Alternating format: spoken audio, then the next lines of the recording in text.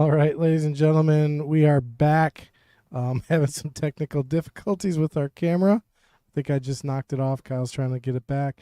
But we got our Jesters match. We got our challenger, Mike Klamorick, facing off our reigning Jester champion, Josh Cady. We are playing 8-ball, race to 7 at the Mad Apple Burgers and Billiard Company located on West College Avenue in Appleton, Wisconsin. I'm Patrick Glenn. Joined in the booth with me is none other than Kyle Drake. What's up, Kyle? How you doing, bud? He's messing with the camera. Oh my god, I think it's down for the count. How did they have it up there? Yeah, I don't know. Hold on, let me see something. Sure. Clicked on. All right. Anyway, how you doing today?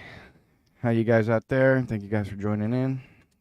I think Josh won the lag. They're gonna be playing 8-ball. Okay, I think I got it.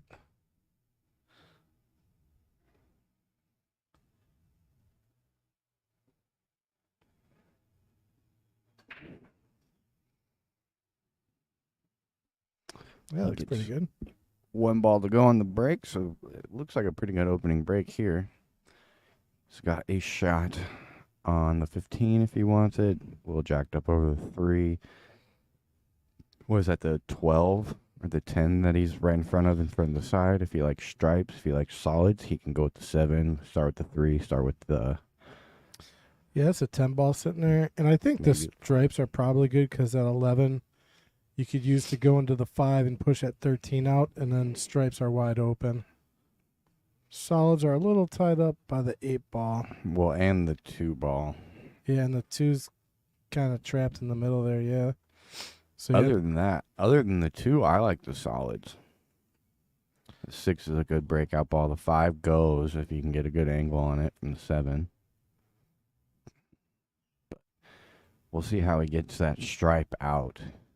How he deals with the 11 there. Or the 13.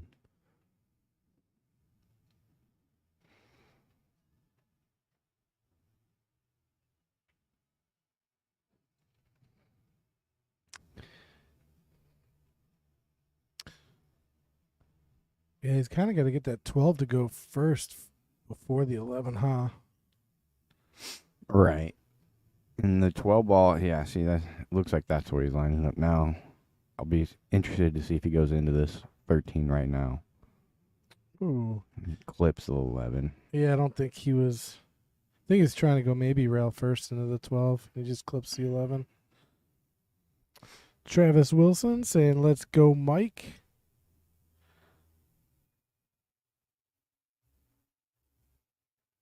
Oh, wow. Round Lake Beach, Illinois. So Mike's coming from a little bit of ways. I don't know how far away that is. I'll have to look that up.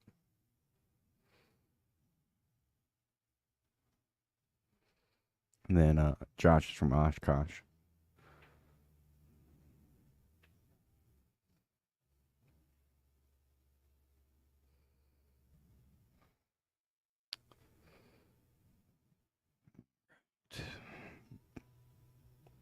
So Mike just missing that 3 ball there.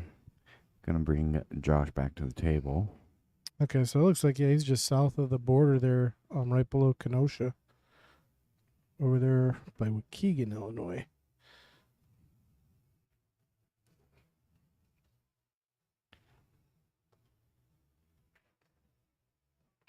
Yeah, he's going to have some work to do here. I don't really see a good way out for stripes now. Maybe solids was the suit. Well, when he moved that 11 into the pack and kind of pushed the 13 out, he broke out all the solids as well. Oh, yeah, he clipped the 11. That's right. So now the 5 ball is the only real problem for solids, and it might go in the bottom left if you can get under it with the 4. Other than that, solids are looking a lot better. But not a fun shot to take here on the 9. This is a little tricky. It's right there, right off the point. Wow, that's a great shot. Take another look at that. It actually looked like, I mean, A lot of times that's a scratch shot. Whoa, what's going on here? Well, that's interesting.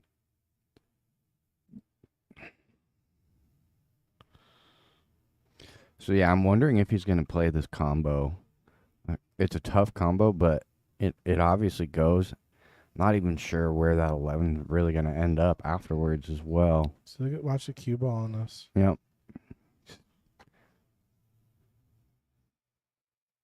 He pushed the cue ball through that rail after contact with the point. He hit that really good, actually. It's really tough to do. A lot of times I'll end up in the drink. Is he going for the combo here, huh? Yep. Tricky shot here. Wow, he hit it so good though. And did he have a shot on the 11 too? I think Possibly. I think he can cut it. Yeah, it's thin. And it also looks like he'll have to go into that 8 ball unless he wants to play it short side as well, where it lies up on the 6.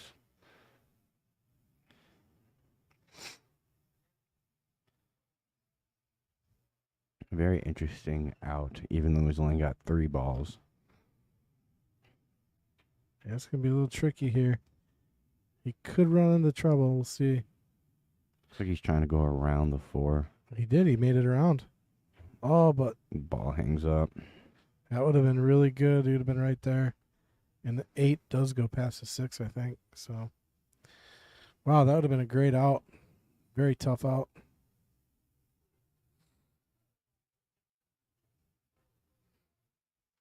Well, we had a packed house here yesterday for a Steve Metoxen benefit. Man, was that awesome. Pool community coming together, showing their support for Steve. A lot of players here, a lot of fun.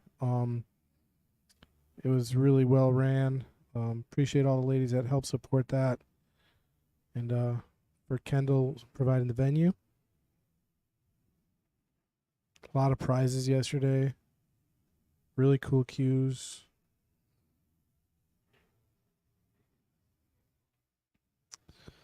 All right, interesting to see what he'll do here.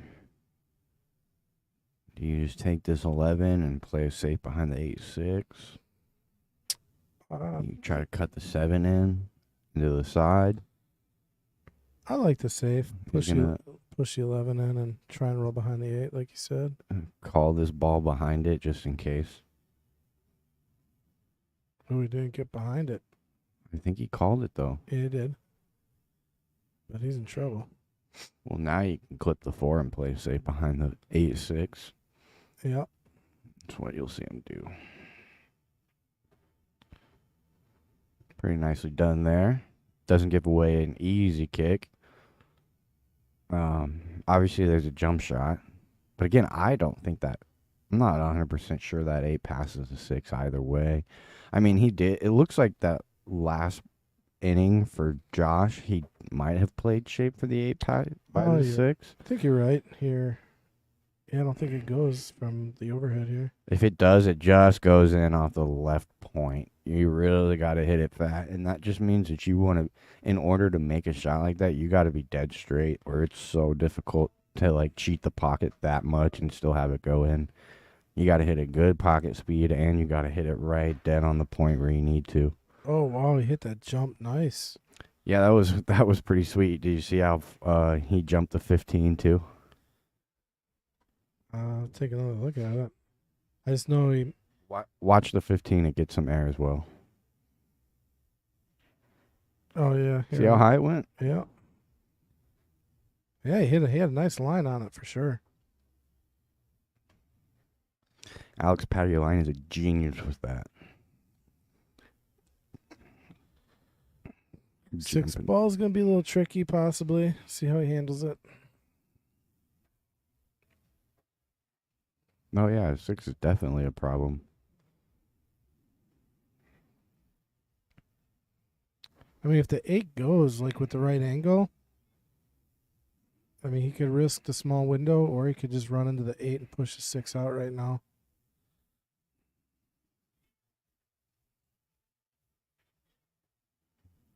Okay, he's saying it goes with the right angle. Yeah, this is nice. He won't even touch the 8 here. This is a really nice angle. And really, he can just kind of stun this ball a couple inches if he can get low enough on the cue ball. I'll tell you what, So, if this cue ball gets on the rail, very, very similar to an 8 ball I missed yesterday. I couldn't believe it. okay, so see, he just played it maybe 2 rails. It ends up on the rail anyway.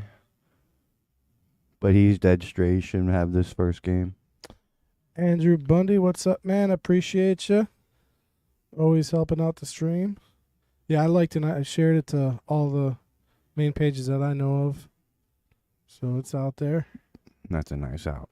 But if you guys can just like and share and put on your personal page, it greatly appreciated here. So is that Mike, our challenger, taking down the first game? Yes, sir. Racing to 7.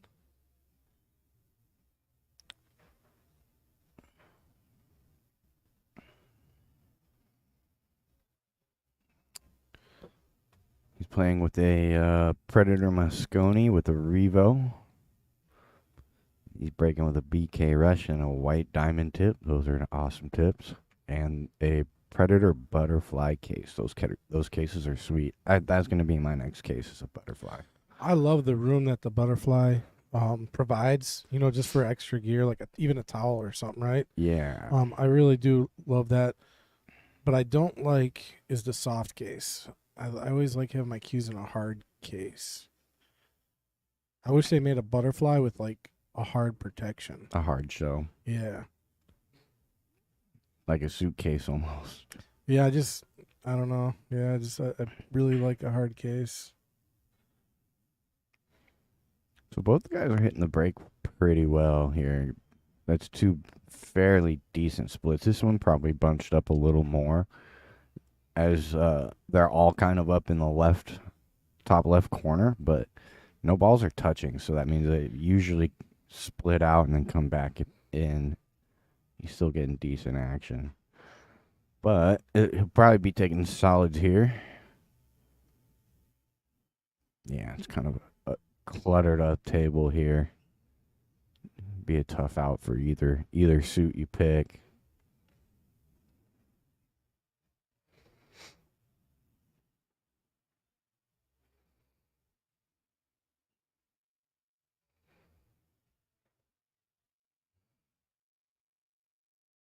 Okay, so he can take the 1 or the 5 here. I think you can take the 5 and kind of try to mess with the 4-6 if you wanted to. I mean, the 4 goes, right? 4 goes by the 14, but you got to do something with that 6 or the 14 itself. If you move the 14, the 6 will go after the 5. So I like trying to do something with that problem right now. Yeah, 6 balls. I don't even know if that 6 goes past the 11.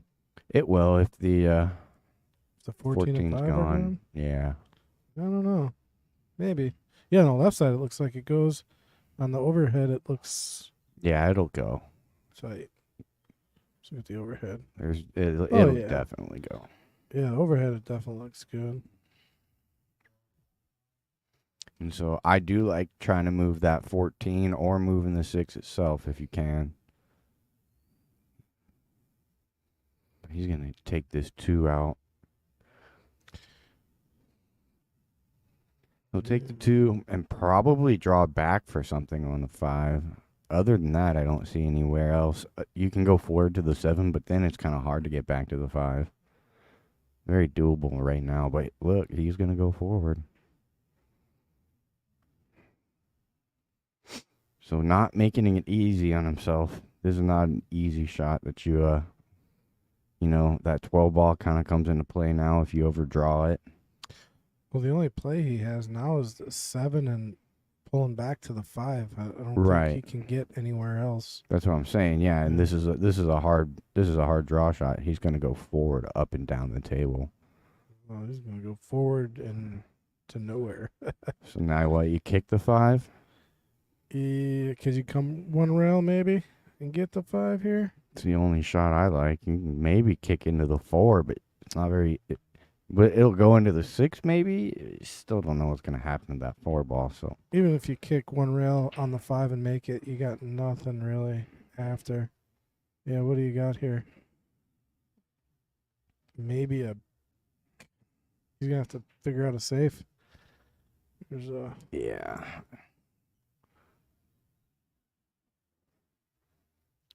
Nick, what's going on? How you doing? Hope you had a good tournament yesterday. He played with MH yesterday.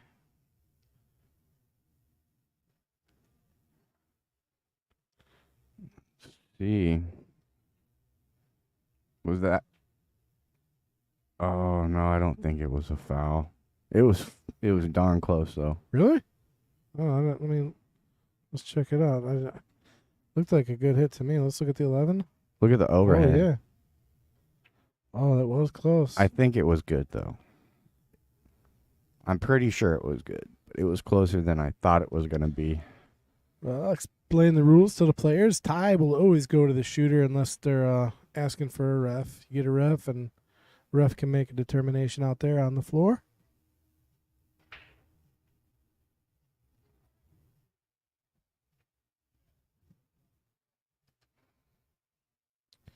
All right, see, toughest ball here on the table is probably going to be the 13, but it does go into the side, I believe.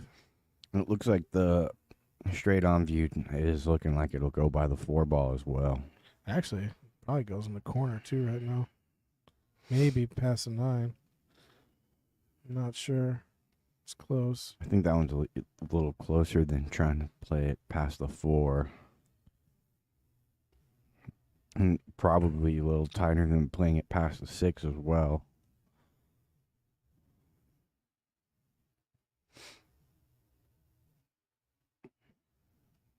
I like this. He's taking his time double checking all of his angles. That 13 is just, man, it is really haired by almost every ball on the table right now. It's like the 4's in the way a little bit, the 9's in the way a little bit, the 6 is in the way a little bit. I mean, just kind of got to. Yeah, but he's dead. He's dead straight on it now. That was a beautiful shot. You're not going to get much straighter than this, so I think he'll take it now.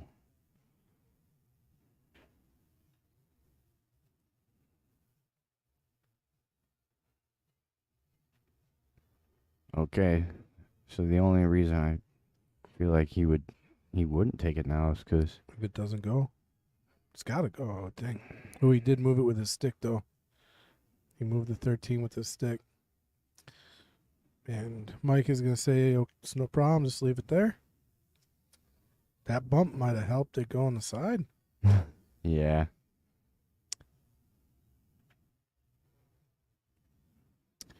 And the 9 definitely goes after, so. He's got to make one tough little. Oh, just, man, he bumped the touched 6. the 6, yeah. Wow, it was that close. I mean, I knew it was close. But, yeah, we'll take another look at it. I mean, watch the 6 ball. It just rocks. And it didn't even look like it phased the path. No, it didn't. Yeah.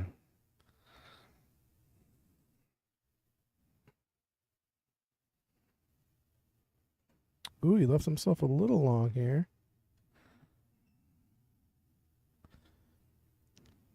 A little bit of a tester. Yeah, not a give me, but definitely makeable here. The problem is if you don't make it, it's a good chance you sell out here. Unless he comes this way, yeah. This way, leaving the cue ball on the left side of the table, he can play kind of a two-way. If he got under the 6, I mean. I think he drew. I thought if he drew it or followed and got underneath the 6, he wouldn't have left a really good shot. Now it's a sellout. Yeah, that's a tough miss. Because he hit it good. He hit it good, too. I feel like he was probably a little bit worried about the scratch. So he definitely wanted to put enough low to not have to think about that. Yeah. And that probably just what caused that ball to rattle in the end. You play that one a little center ball with a little less speed, it's gonna bobble like that and go in, or catch the point and go in instead of bobble. But that's gonna give number 2 to Mr. Mike. He'll be breaking in the third. Let's see how he hits this next break.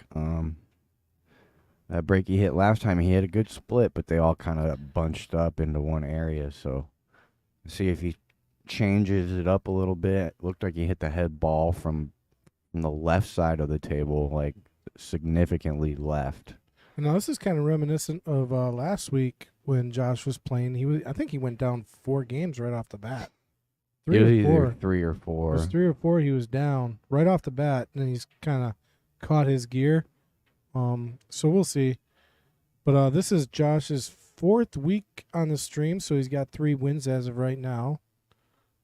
He's trying to keep it going. Mike trying to throw a gear into that wrench or that engine.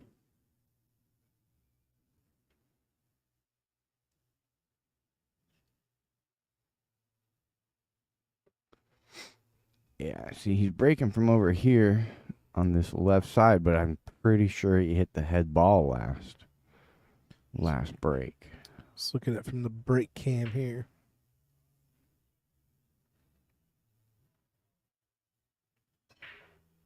There it is. He hits the head, and they all kind of see how they get. That's interesting. They all kind of bunch up there on the side that he's breaking from. Because he hit some square, that cue ball squatted. And that one came up dry. Let's see. If the 2 passes the 8, I like the solids. I'm not sure it does, though. This overhead over here is telling me it looks like the 8 is blocking the path. Still, I like solids, I think. Michelle says, go Bundy. Talk about Andrew Bundy?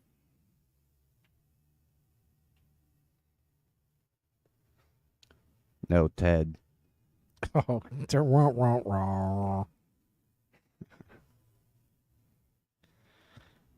Yeah, he's taking solids as well. So that means that he's gonna have to get short side on that 2 ball and play it up. You can use the 5 to do that, or the 1. The 1 is a pretty tight window to get short side for the 2, because obviously all those stripes are over there, kind of taking away where you would like to be with position. So, I wonder if that 1 plays off of the 10. I was looking at that earlier. It's kind of one of those where you're clipping off the 10 and then the 14. So it's a very, very complicated shot. I would like to stray away from that if I could. That is an option, but I don't see it as a very high percentage option, and I don't think it's something that he should necessarily play for. But if the run leads you to that shot, it's definitely possible. It's just something you don't really like to hit, So Mike Gaines is in the house, says new graphics look good. So yeah, they're a lot easier to read now. We got a lot of people been complaining about the white font, and it just doesn't show up because of that white line. So the black looks a lot sharper and crisper, I think, in there. That's all Kendall. He does all the artwork here. Yeah, I think the black is easier to read.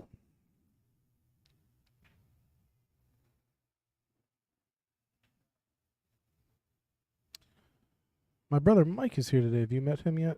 No, I don't think so. Okay, yeah. He's here shooting.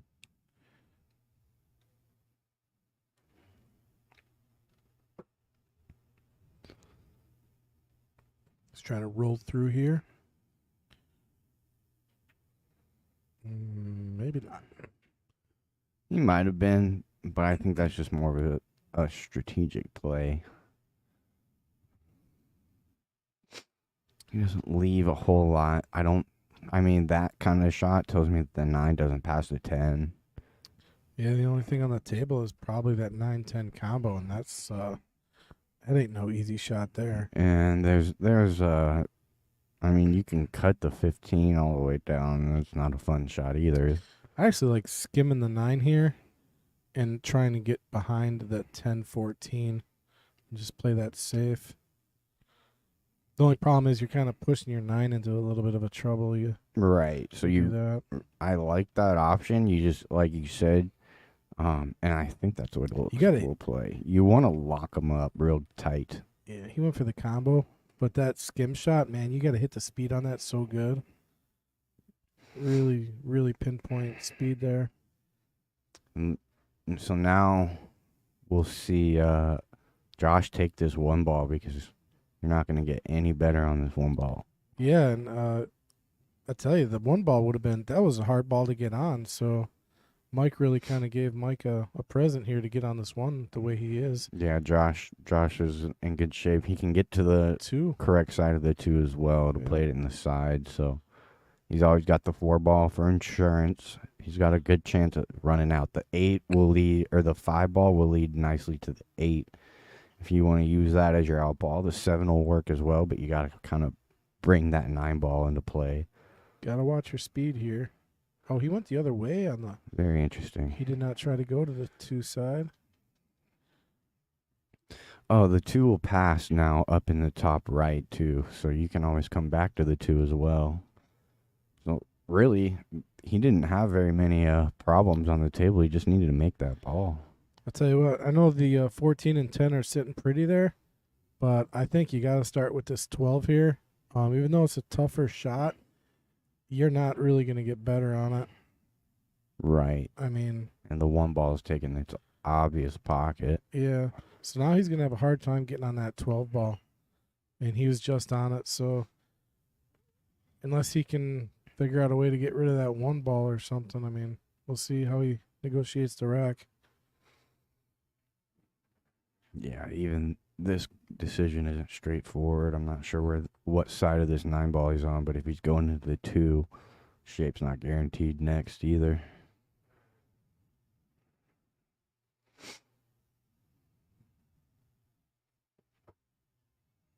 I'll tell you what, he didn't leave anything. Left a tough bank shot. Two banks, almost like it's almost set, not dead, but it's makeable. He can also kick the 1. Yeah, got to kick it with some speed though. Yeah, I was just gonna say that if he is gonna kick the 1, you want to kick it with some speed to get the cue ball out.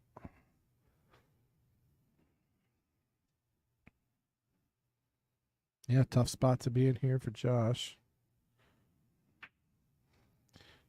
Not really a good safe play here. So I do see one decent safe, and that's soft kicking at the 4 ball. You soft kick at the 4 ball, leave the cue ball just about where the 4 ball is now, and have the 4 ball come off a rail, then you don't leave a whole lot there. He's going to play this bank. He called the 2. Taking it back. Let's look at it from this angle. This is a good angle to watch this from. Might be on the double kiss line if he doesn't hit this with enough pop.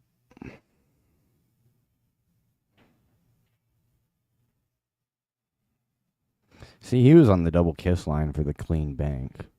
You have to draw that bank to miss the double kiss.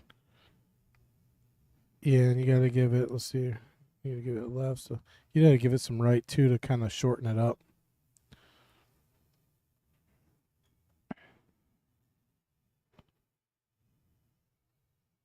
Or, I'm sorry. No, you're right. Yeah, right spin.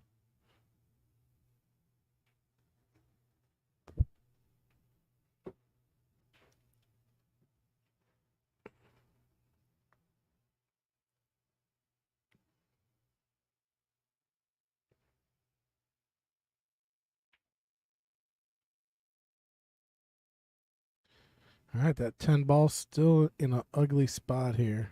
Or I'm sorry, 12 ball.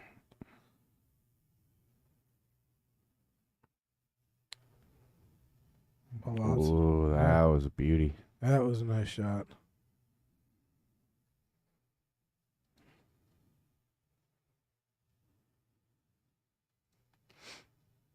He rolled that right past the 4. That clean. Yeah, it didn't touch a rail on the way in. That was beautiful. But this is a tough shot as well. He's going to hold for the 14 next to cut on the 14. Got that one to go too. And now he's shooting over a ball, and Yeah, this just got no fun. yeah, there's just nowhere to go. I mean, I guess you could probably bang this ball and just kind of hope to go up and down. And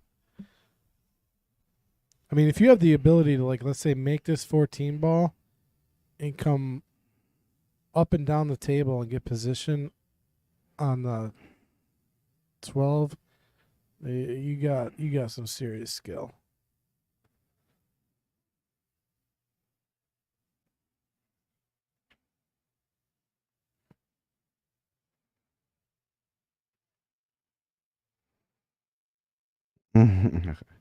He hit that real good, actually. But now he's probably just going to take this one ball. I mean, I guess if you were feeling real frisky, you could try to cross bank the 11. Yeah, it's tough. But that's just too risky. Key ball's going into the 8 at that point. And just like too much going on. Probably just try to take this pocket back, I guess. Yeah, that's what he'll do. And he does not get it.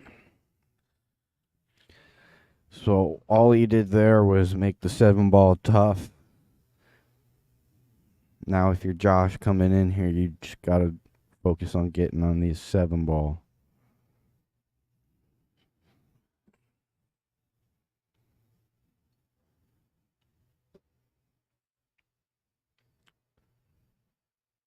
And I think you got to go now if you're Josh.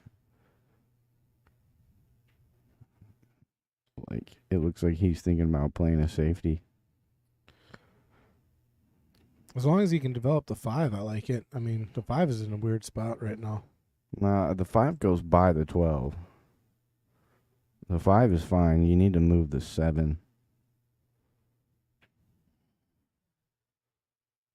Uh-oh. No, it's okay. Ooh. Flirted with it.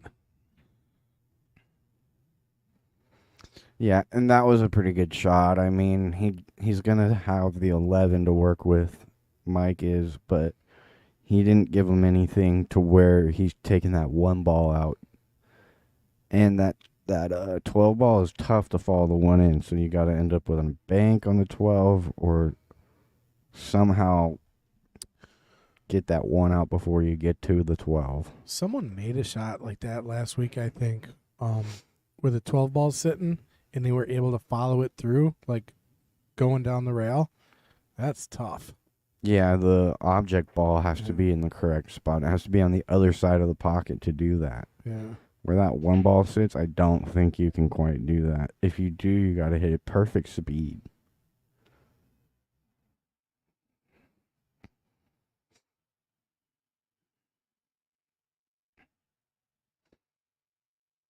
Okay.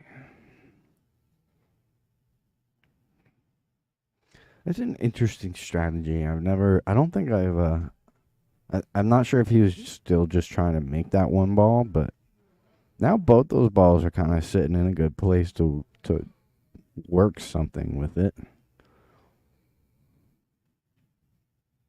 He's actually in a pretty good spot right now, Mike, with that last shot.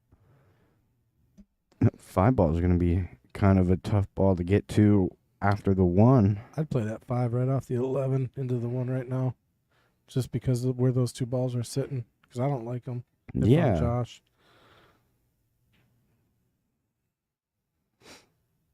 He can even play the 5 straight into the 1. Yeah, I mean.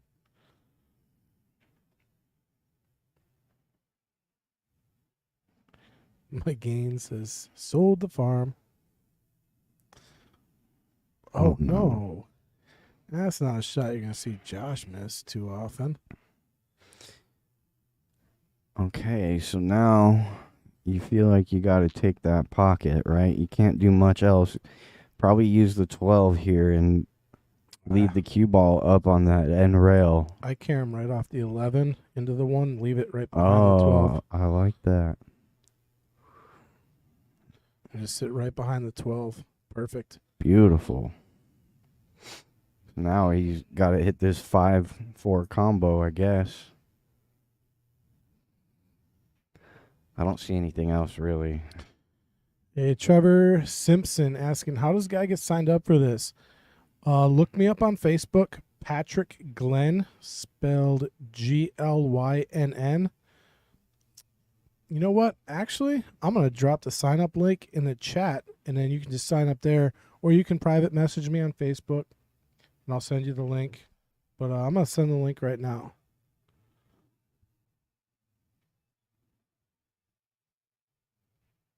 Okay, so this is a shot. You got it. He hit it beautiful. Yeah, Mike was saying take that 5-1 combo earlier. But I the think he's cue ball probably- makes him pay. I think he's right. He's behind the 11. He can't make this. I don't even know if he can see the 5. He's in a very unfortunate spot here. Wow. I'm not sure he can see it. He's really giving it a good look, too. This is a tough kick with where that 8 lays, too. Like, it kind of takes your 1 rail away from the 5.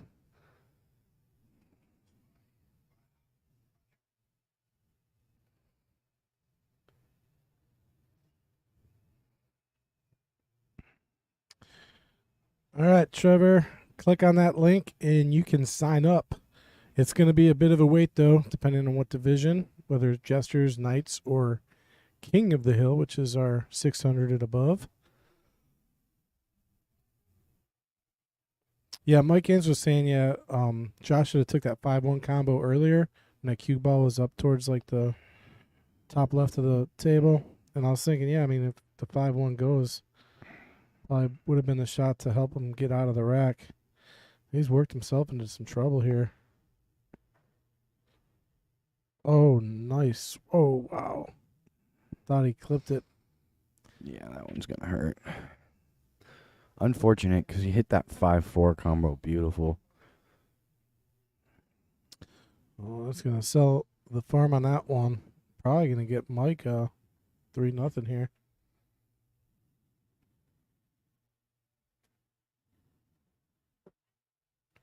And also, folks, if you do sign up and you want to play on one of the Jesters, the Knights, the Queens, the Kings, if you sign up, you should hear back with me generally within a week. Sometimes I take 2 weeks depending on how busy I am, but you'll generally hear back from me right away, so you know that you are on the list. I'll send you a message via Facebook or a text message.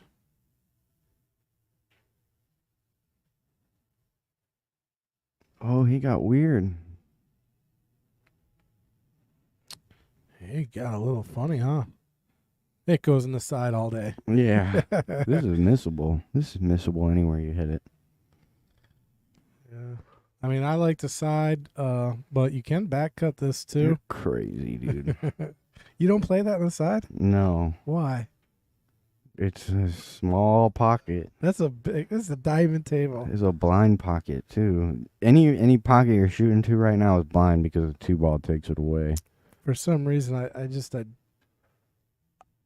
don't know why I like that shot. I don't even have to think about it. But then, like, that shot I missed yesterday, like, how do I miss that shot? Yeah. And, like, I would put $100 on it. I'd make that in the side, like, 9 out of 10 times. No problem. I think you'll see him take it to the bottom right. I think you're right. Play this with some. You play this as a double shot and leave your cue ball weird too. You got it. Go in the hole. Nope. Nope. He hit it a little thick. So this is a bit of an ugly rack for both players. Just getting weird on balls here. So Well, it was an unfortunate roll, if you ask me, for Josh. I mean, obviously, he could have done something different with the cue ball, but he played the 5-4 great in my mind. Just got a little unlucky that he got on the 11 how he did. So really, this is a good opportunity for him to recover because he's down 2-0. Could have been 3-0 off of kind of a bad roll. And that starts hurting your confidence, when you're hitting good shots like that and you don't necessarily get rewarded for it. So I think this is good for Josh to get back here and run the rest of the table. He'll get right back into this match. Ends up very favorable bump there. Shouldn't be able to put this 8 away. Mike Gannon saying, the right corner, biggest pocket. Yeah, and that shot, corner pocket was definitely the bigger of the pocket. Yeah. I agree 100% with that.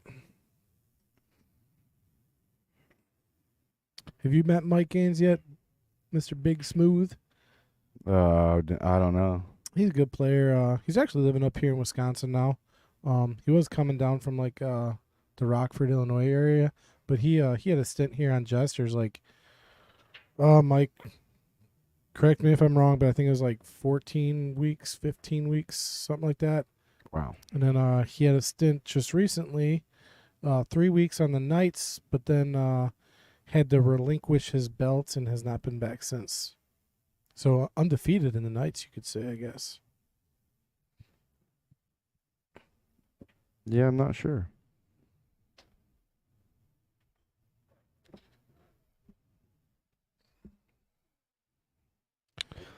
Okay, Josh is off the board. Let's see how he hits his break. I know he hit his first break really well.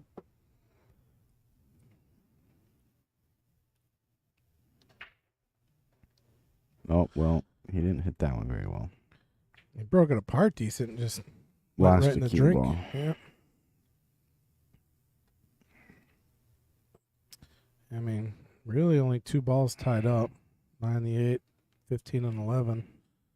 So, think you're probably taking solids. I like stripes. I like solids. You know what? I think you're right. I like solids. The only thing is you gotta Bump the kind of 8. figure out something with the 8. I'm not sure if it goes in the side. Yeah, I think you start with the 6 right now, and you could give that 8 a little nudge if you want. Or you could start with the 1 ball and draw into it. I mean, there's a couple of different ways you could nudge that 8 right now, but I think you definitely start with solids and you take care of that 8 ball right now. And he's going to start with stripes. Which means he has 13, because I think it doesn't pass the 3. So he's got to deal with 13. That's kind of why I don't like stripes. Well, yeah, you'll only have the 13 tied up after this. So stripes ain't bad. It's just, what are you using to bust out that 8 right now? You got the 9, maybe the 10. But it's just that 13 is so isolated up against the 8. Really, I like playing the 5 ball off the 10, starting with solids, and that's going to open up the pocket for the 8, because the 8 looks like it'll go past the 9. So that's where I like starting. 5 into the 10, push the 10 out. And then you're always gonna have a shot on a solid after that. And you open up your 8 ball, and the rest of the table looks real nice after that, Yeah, that's pretty creative. I like it. As long as you get the right angle on the 8 to play that past the 9. Right. So I would probably also play the 5 down to the 6. But he is taking solids. He changed his mind. Yeah, I agree. I like this decision. He's probably trying to go off the rail into the 8 right now. He didn't hit it hard enough. I don't think he's too worried about the 8. I'd be worried about it. I would be worried about it too, but I think he's going to leave it until a little further down the rack. I am interested to see, but if he'll play the 5 off of the 10. Because that solves it. That definitely solves it.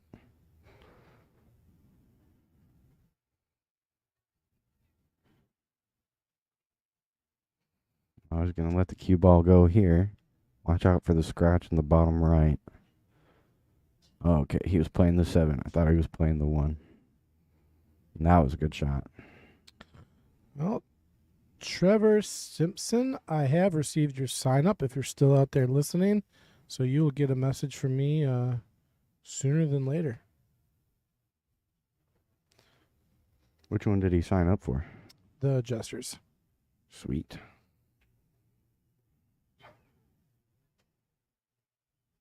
Okay, now he's getting a little funny. He can't go to the 5 next. He's got to go to the 6, I think.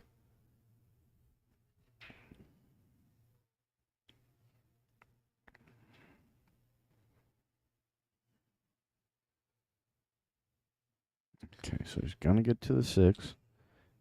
How straight is he? I mean, I wonder if he's thinking that this 8 just goes somewhere. In the side? Yeah. If that 13 is not touching the 8, it might. It's got a good chance, you know. See what I'm saying? If they're not touching, it's got a decent chance of going. Maybe. But if they're touching, it doesn't go. I don't know. And the 5 is kind It's of almost laying on an angle where it'll go off the 13 into the side, you know? It's almost dead.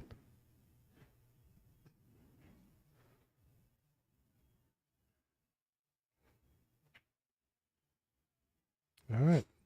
Nice stroke to get himself a shot on the 5. Yeah, and this is a nice angle to come 2 rails for the 8 past the 10. See if he does that. This is beautiful. This is perfect for that.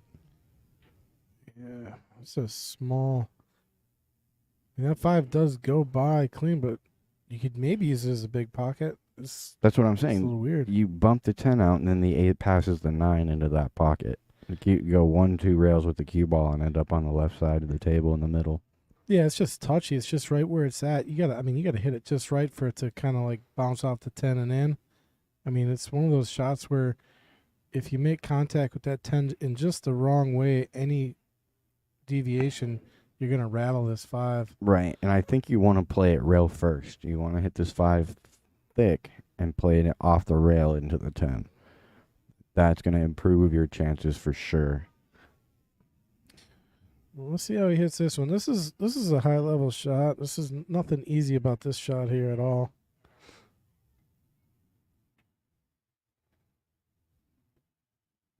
Just like that. Go in. Oh, wow. he hit it sweet.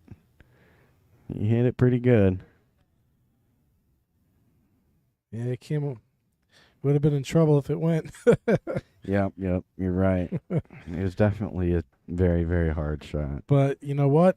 He's blocking a pocket that Josh needs in a big way here. So Josh is going to, I like this. He's going to play this bank combo, drop the 5, and hide the cue ball. I don't even think he'll make the 5. Well, he could.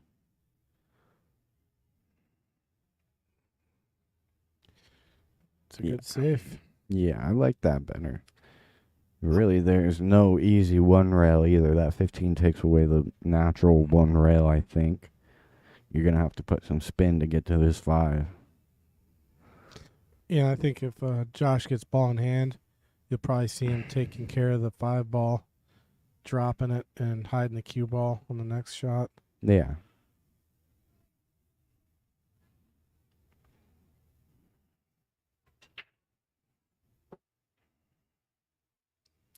So what happened to all our good weather, man? We had 2 weeks where it was like 75, perfect, almost 80 degrees, and now we're back in the 30s and rainy and just crap. Yeah, I don't know. It doesn't bother me too much. Today's not too bad. I don't think it's too chilly today. But I think that last rain, that last snow rainstorm we had a couple days ago, 3 or 4 days ago, is going to be the last one. Yeah, it's going to be a foul.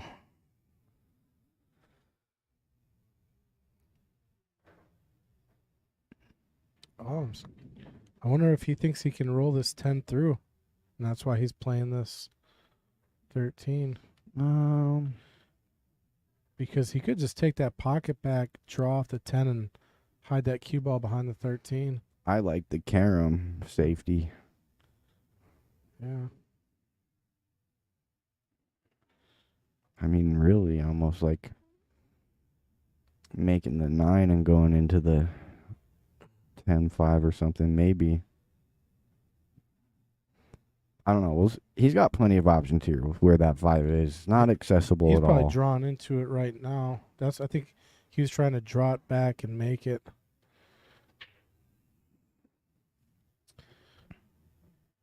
Yeah, Dad did not like leaving the 5 there, but see what he can do with it. He's still in good shape though, because that 5 is not. It's like almost not hittable.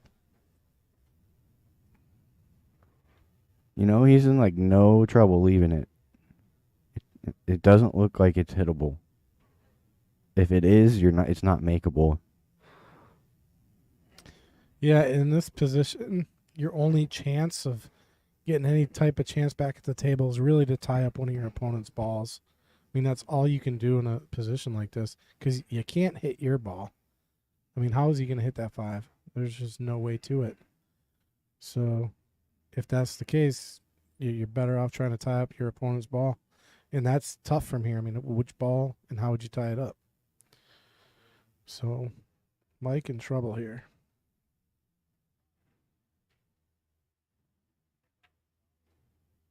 Just get the 9 out.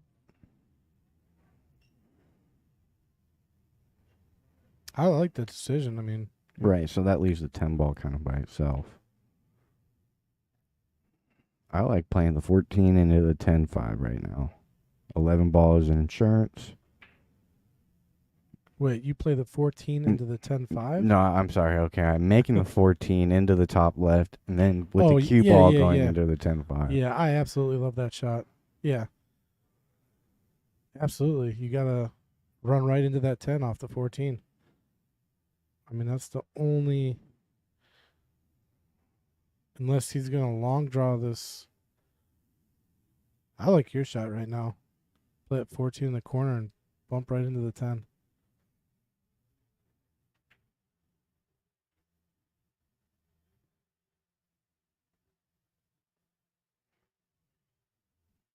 Yeah. See, I'm not sure why you're playing a combo.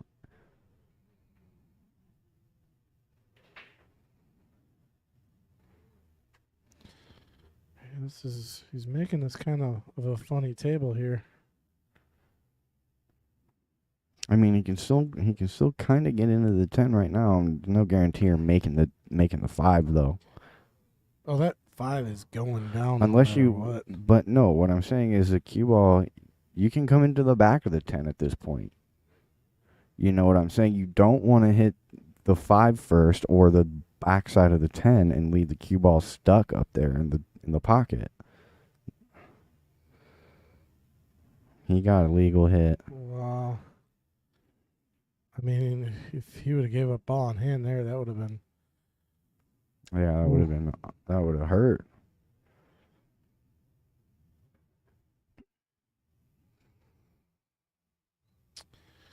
Yep, right now, if I'm Mike, I'm just taking a soldier off the table or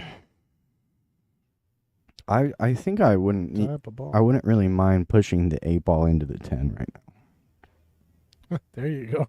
Make it really weird. I mean, why not?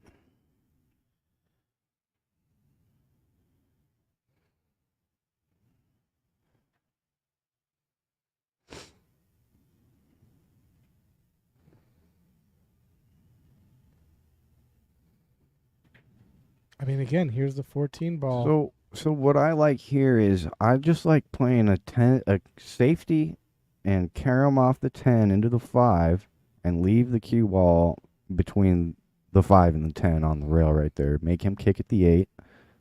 Maybe not at this moment, but because the 8 is fairly kickable, you can make that 8 if you kick it from behind, like between the 10 and the pocket right there, you know? But if I were Josh, I would probably be trying to make that 5 ball, leave the cue ball behind the 10. You know, just skim it. Because now I don't know what his plan is. But he's got to stop making balls. I know that much.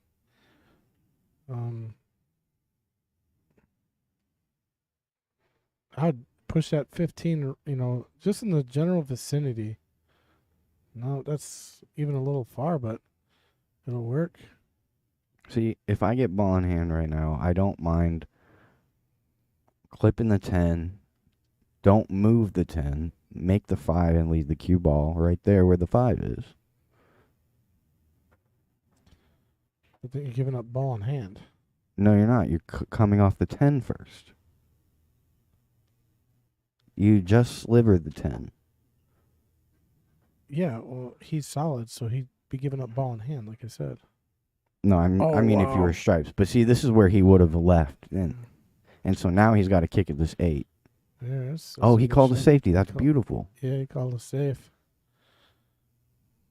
Wow. I'll just see a ticky shot, I think. I wonder if those are touching.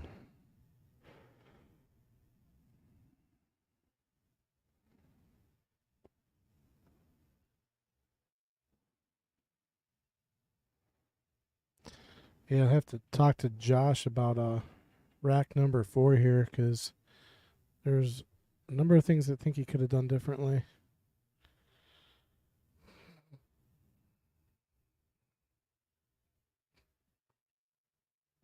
Is he going to call the 10? No.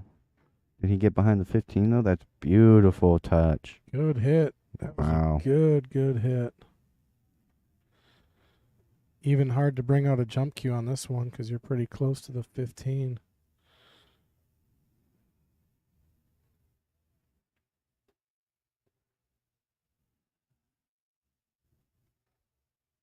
Yeah, that was a beautiful touch.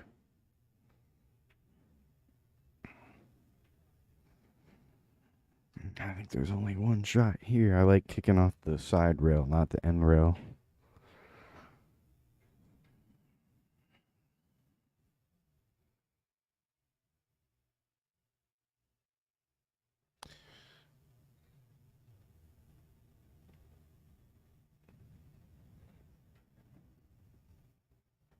I think they're actually both pretty equally, they're both equal moves. He got about the same percentage of getting lucky and getting safe lucky on both ways, whether you go off the end rail or the side rail. I tell you, if I'm shooting right now, I'm giving up ball in hand about 99% of the time. Really? Probably. I mean, I would probably kick and scratch or something, I don't know. This is not an easy kick shot here. Just the balls, the way they're set up here.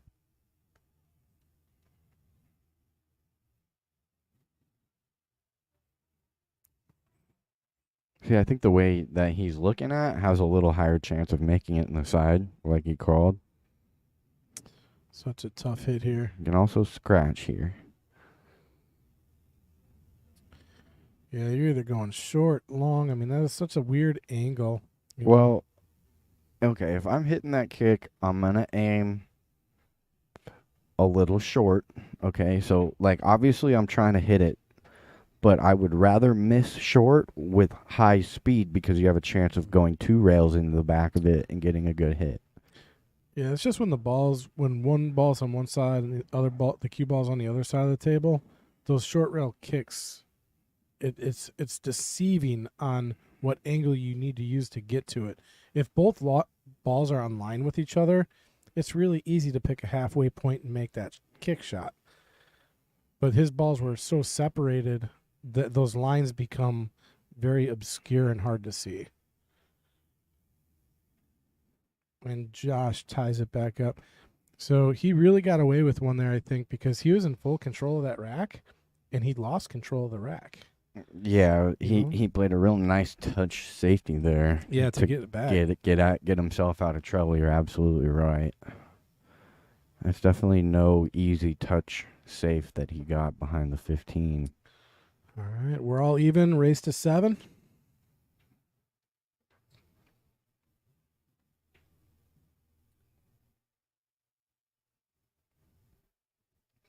All right, and Josh hit the break real well last time, but he lost the cue ball straight in the side pocket.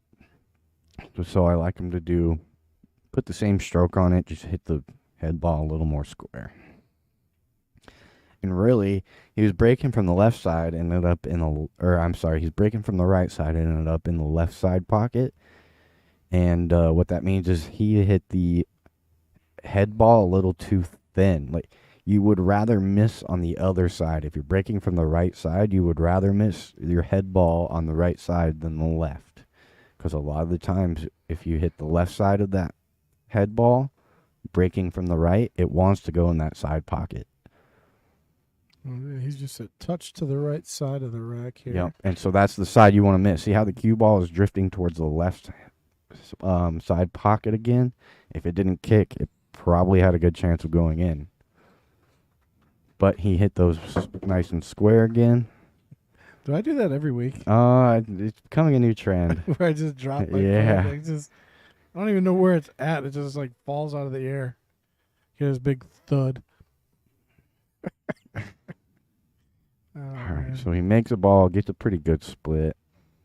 Got a starter on the solids, which leaves a 2-ball as a problem. I like the solids though, really. The 15 is kind of a problem for stripes. You can play the 12 off of the 6. Oh no, you know what? Where that 6-ball lays, that 12 will not go in because that 6-ball's touching. You'll get a double kiss on that 6 before the 12 goes in. It'll double kiss the 12 out. Unless you just smash it. Yeah, that 12 ball is not saying good. So I really like solids here. And I feel like I'm playing the 7. And so watch this. I think he is going to try to take this 12 off the 6. I'm interested to see if we get the double kiss. Nope, it was laying good. I thought that 6 was on the point a little more. It was a little off, a little further out in the draws. So, and he got nice on the 11 here to get himself back up table to start working the rest of the rack. But the 15-9's in kind of a weird spot, so work to be done. The 9 will go, right? You have a little bit of a window where you can land and real thin cut that 9 in. Ooh. You got that one to go.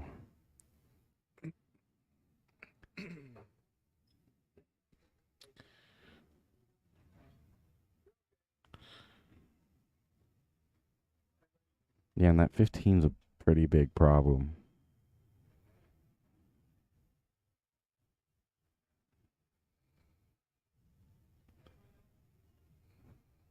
Probably roll forward a little here for the 13 next. It's tough to hold this line and maybe run into the 3-ball for a weird cut on the 9.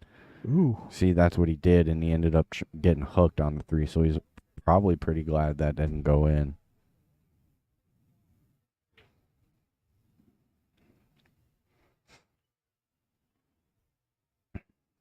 But that's going to bring Mike to the table with a chance. And you can tell a little frustration in Josh there on that last shot. Kind of smacking the table a little bit. See if Mike can pick up on that and take advantage.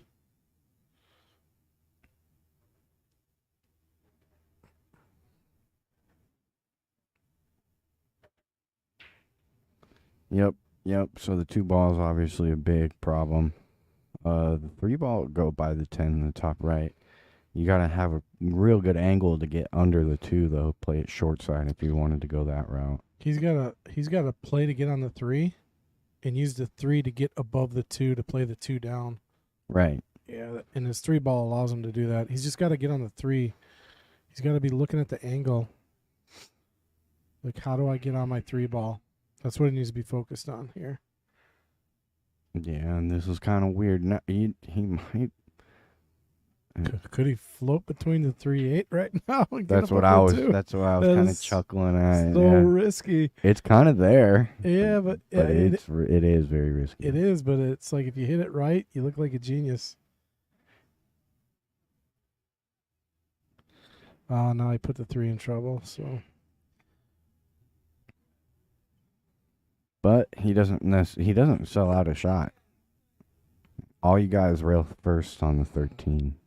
And that's going to be a tough out from there because your 9-15's tied up. So we're going to see some chess here, I think.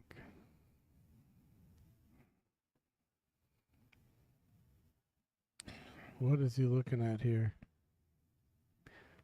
Maybe just popping the 9 out. Oh, he's probably trying to play safe. Yeah, Coming he off called a safe. Yeah. Get that cue ball kind of in between the 2 and the 13 there. I would call the 13 just because in this situation. Yep, I think he's going to be okay there. That was a pretty good shot. Yeah, so the key thing with a shot like that is he developed his balls to a makeable position. Both of them as well, yeah. Both he of didn't them. leave the 15 tied up, but he still left it in a pretty good spot to block the obvious pocket. Now the 3 ball has to go in the side, and the 2 ball's kind of in a funny spot still. So that was a really good safety. Even though you're giving away a shot, right? You don't feel like you ever like doing that, but it's not 9 ball safeties. You don't have to do that. Yeah, you can give up a shot, right? The key thing is you don't want to give up an outable table. And right now for solids, this is not a very good runnable table for solids. Right. And if your opponent can run this table, well, hats off to him. Right. Yeah, Like, you're playing those congratulations. percentages all day, you know. Yeah. You might get out once, but if you keep doing that, playing with that strategy, it's tough to be beat. You're really forcing your opponent to really beat you, and you kind of trap them into playing real aggressive the whole match and make your outs nice and easy,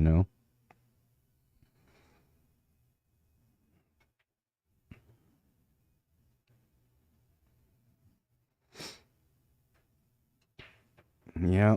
See, he's kind of stuck. You don't really know what to do, even though you have 2 open shots. You're kind of stuck.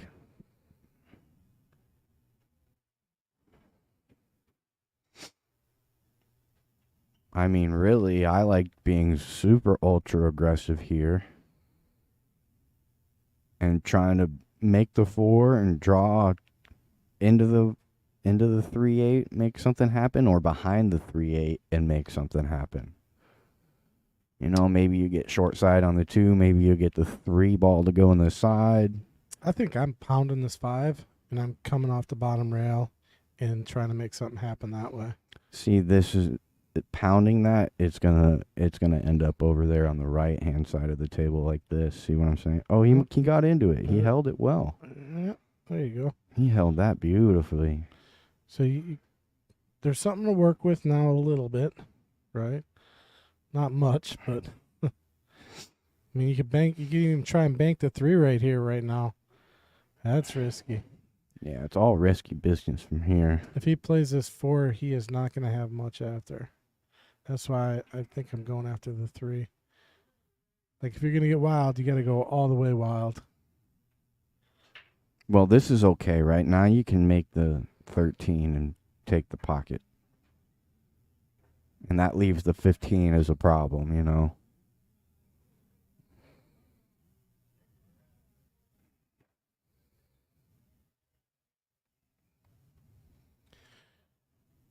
Oh, he missed that 4 ball. Yep, 4's hanging. I did not. I thought that went in. That thing is sitting right there in the dark. I thought it went in for sure. I didn't even see it. I didn't even watch it all the way to the pocket. I thought he hit it sweet. But this is not the end of the world either. Calling safety.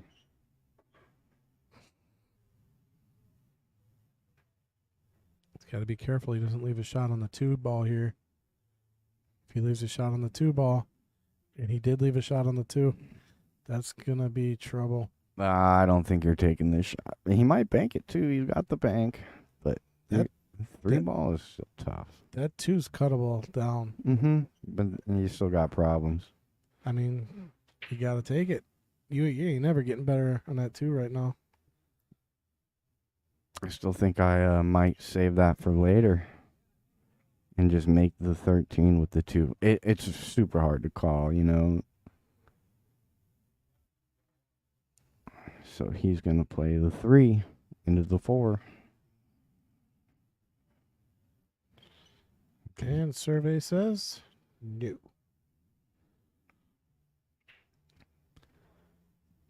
All right, so I don't think Josh can see enough of the 15 to play the combo. We might see him play another 60, or he might start the run here and take the 13.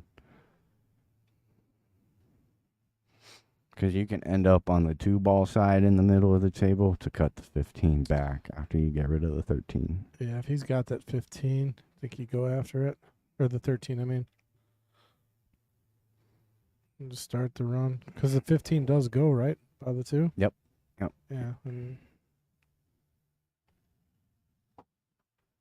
Yeah, it looks like he's got the line from here. It looks like he's got it.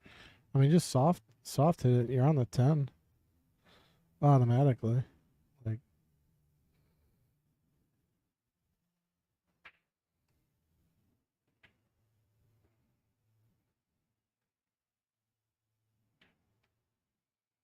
he doesn't like something. Something is putting him off here. You play the 15 into the 2, into the 13 at Mach 10, and you're out.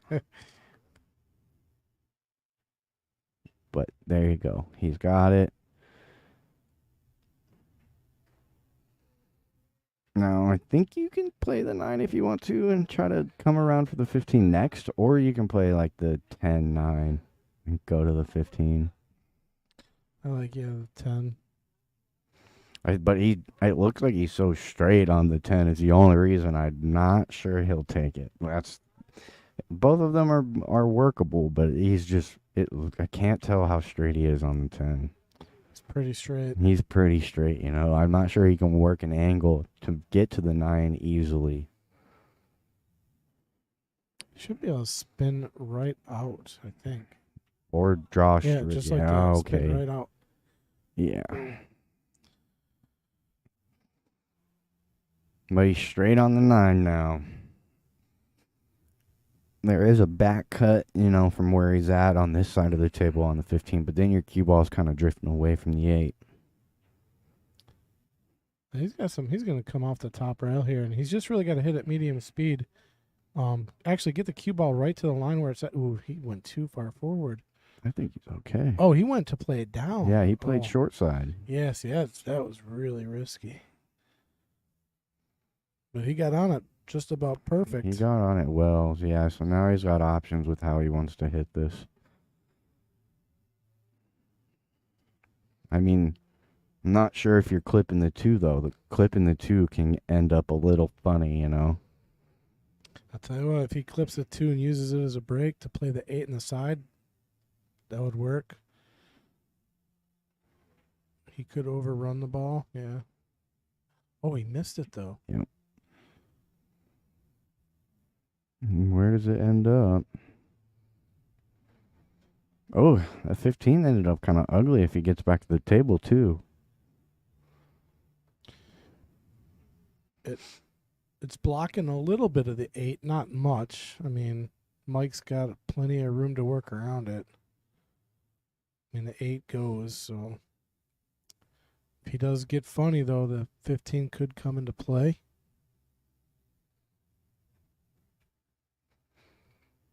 Yeah, I don't know. I don't know if I would be patient here or try to go, because I think the 8 will pass the 15 to the top right. Oh, now this is kind of funny. Yeah, I mean, I told you that 15 might come into play because natural shape here is, you know, he's going to be hooked on the 15, but if he hits it with some speed, he could come back and forth. He could hit it light and try to hold. It's in a weird spot. I think you can also go into him with a little bit of top inside. Yeah. You know, there's no one clear route to get out from here. So it's all player preference and really what you're feeling when you get over the ball and when you're seeing these angles. There's just a lot that can be done with this shot. Very touchy, a lot can go wrong, you know.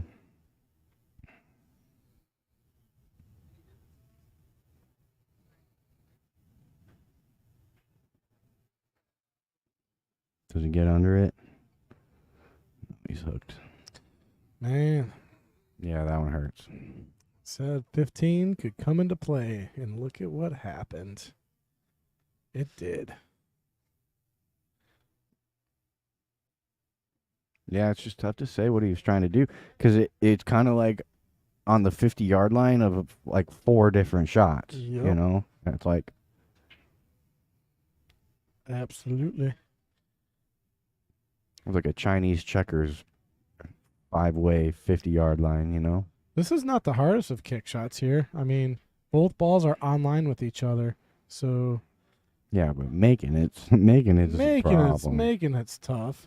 You know? Getting the hit is easy, But but he can- selling out the rack is the problem. If he leaves the cue ball He dead, gave it a shot. yeah. He gave it a shot.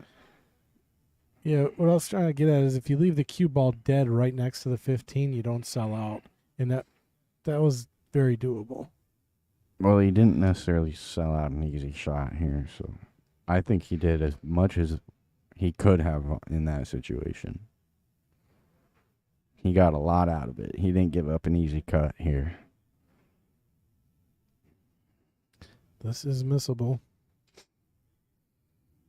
Flirting with the scratch too a little bit, not much. Yeah, I think as long as you don't pound it, you're Yeah. okay. Oh no.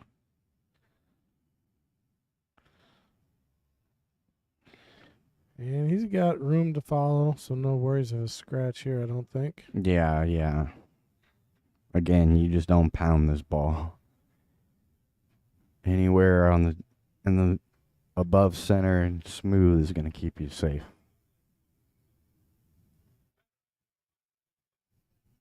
Just got to hold your nerve to get one back after giving 2 in a row to get back and to a level score, and there you go.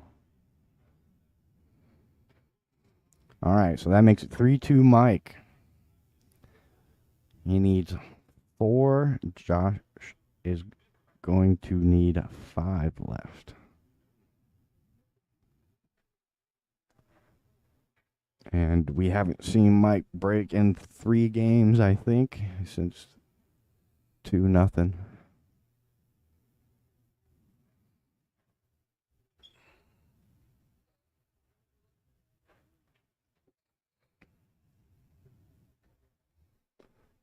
See how he hits them. They are bunching up for Mike a little bit in the top left by the rack.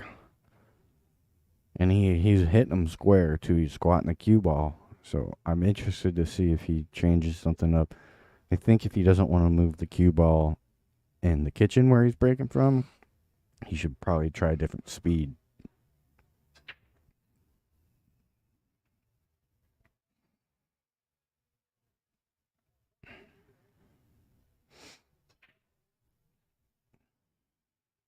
Well, they didn't go anywhere that time. Yeah, clumped up. I'll tell you what, he got one to go. I don't like hitting the head ball from the side. Me neither. I go at it straight on. Well, a little bit of angle, not much. Right. Like a half a cue ball. And that helps with a square hit, right? Yep. That's like how Josh hits them. You can kind of tell where you're hitting square and where you're not. It's easier to tell because that cue ball drifts off a little bit. If you're dead on, the cue ball almost drifts off no matter what, and you actually drifts off pretty high speed unless you hit it real square, you know. So I like breaking from like an inch off center. I feel like you get the best spread that way if you hit the balls with good speed and a nice full contact. So I'm interested to see if he changes his break strategy a little bit, just because they're not opening it up like how he would like. And he's taking the stripes. That 9 ball might go off the 4 next, but he doesn't have a whole lot after this 15 goes in the side. I think you'll see him play it.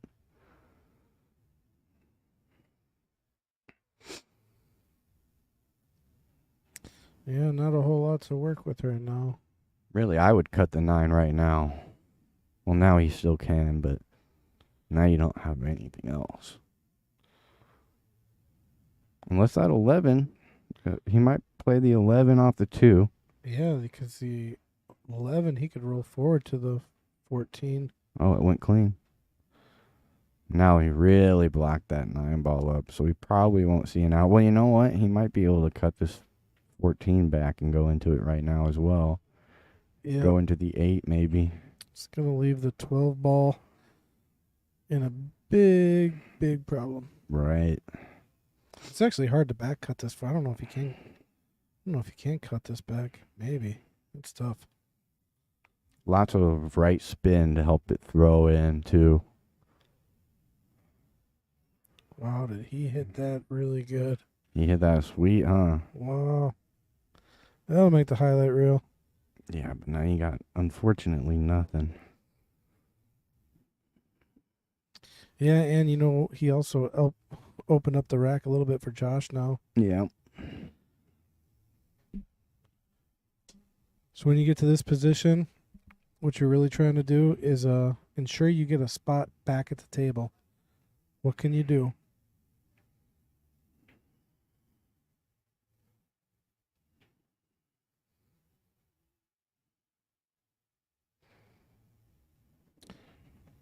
I'm pretty sure that 2 is makeable after the 7 or the 6, whatever he decides to take here.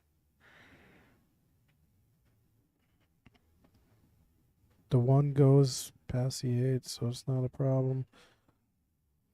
3 ball is probably going to be his toughest ball right now.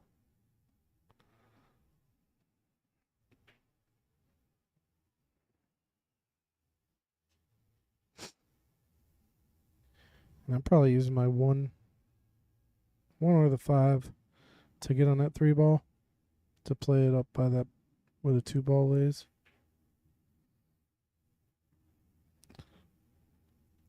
Well, he's got the 5. Yeah, now can he hold it for the 3 here? Should be able to. If he can hold for the 3 here, I think that's what you do. He might not be able to hold depending on the angle.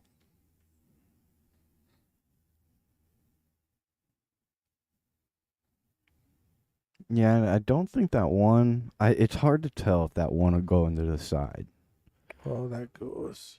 Goes by the 8. Yeah, I mean, there's like 2 inches, not 2 inches, but there's a good amount of separation there. Yeah. Pretty sure that goes.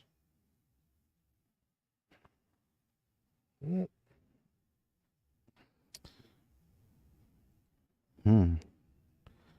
Kind of like, Dead straight on the 6. So 6 to the 2 here.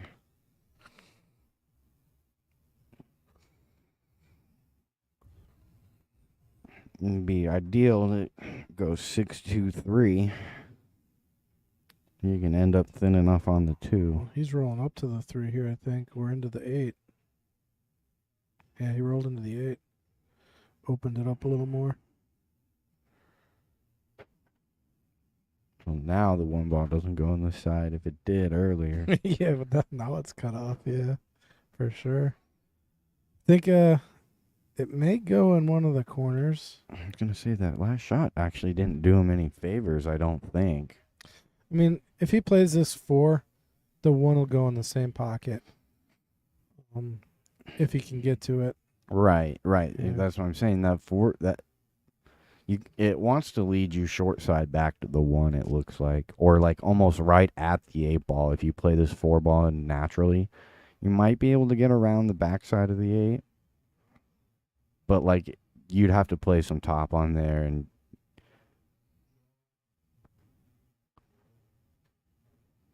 see he's aiming real thick on this ball too. Playing it off the 2. That's what he was doing. He's playing it off the 2. He got fortunate that he's still blocking that pocket from the 12. The 12 will back bank into the bottom left. If you want to take the 9 and hit that bank. No guarantee on the 8 after that, though. But if you wanted to get out here, that would be, I think, the best route. I like that back bank. I mean, looking at the overhead, it looks crazy. But if you look at the left screen, it looks doable. It's very doable. Very doable. And it's off the rail enough so you don't have to worry about the double kiss. Mm-hmm. The only thing is, the only reason I don't like playing is because you're not guaranteeing any kind of shape.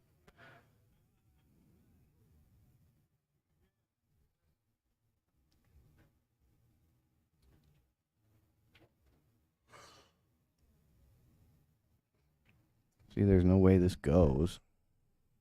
But he did take the pocket. So pretty effective shot. Pretty effective shot. Now, what do you do if you ever, Now I don't know how you solve that, though. Other than allowing your opponent to do something to it. Well, there's a risky save here to get control of the table, and that's play the 2 into the 12 and get behind the 8 ball. But you're probably selling the farm if you don't get there. So that's a tough shot to contemplate. Maybe taking the pocket back with the 4-12 if you can get. I don't think that drops though. The 4-12. Right, the 12 doesn't go in. Yeah, so you're not getting the pocket back. But so. you don't necessarily need the pocket back, right? Because yeah, exactly. Yeah, you could probably do it again on the next shot. So. Right, so I'm starting to try to move that 12 ball where I might be able to clear it, in an inning or two. Yeah, so take this 4 right now and just hide behind nudge it. Yeah, and just keep the cue ball right on it. Right, and then if the 12 goes in, he can't really. Hopefully, he can't see the 9. But if it doesn't go in, hopefully they end up in a better position where you might be able to clear it out your next turn to the table. Yeah.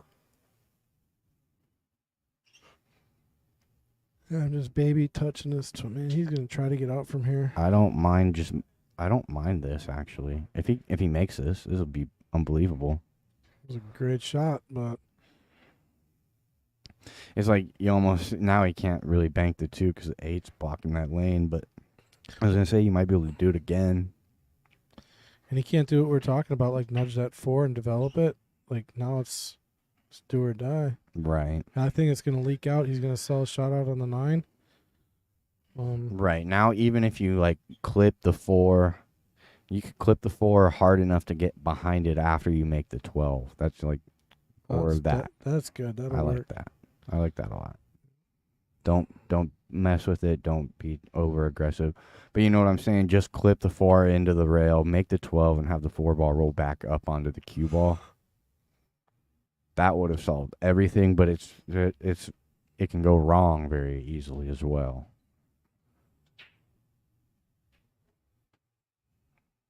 So I like his decision. This puts a lot of pressure on Mike. I think he's just going to try to make this 12 and leave the cue ball on the 4 ball. Well, he hit it good. He hit it sweet, and he left it good too. But now this leaves another return safety,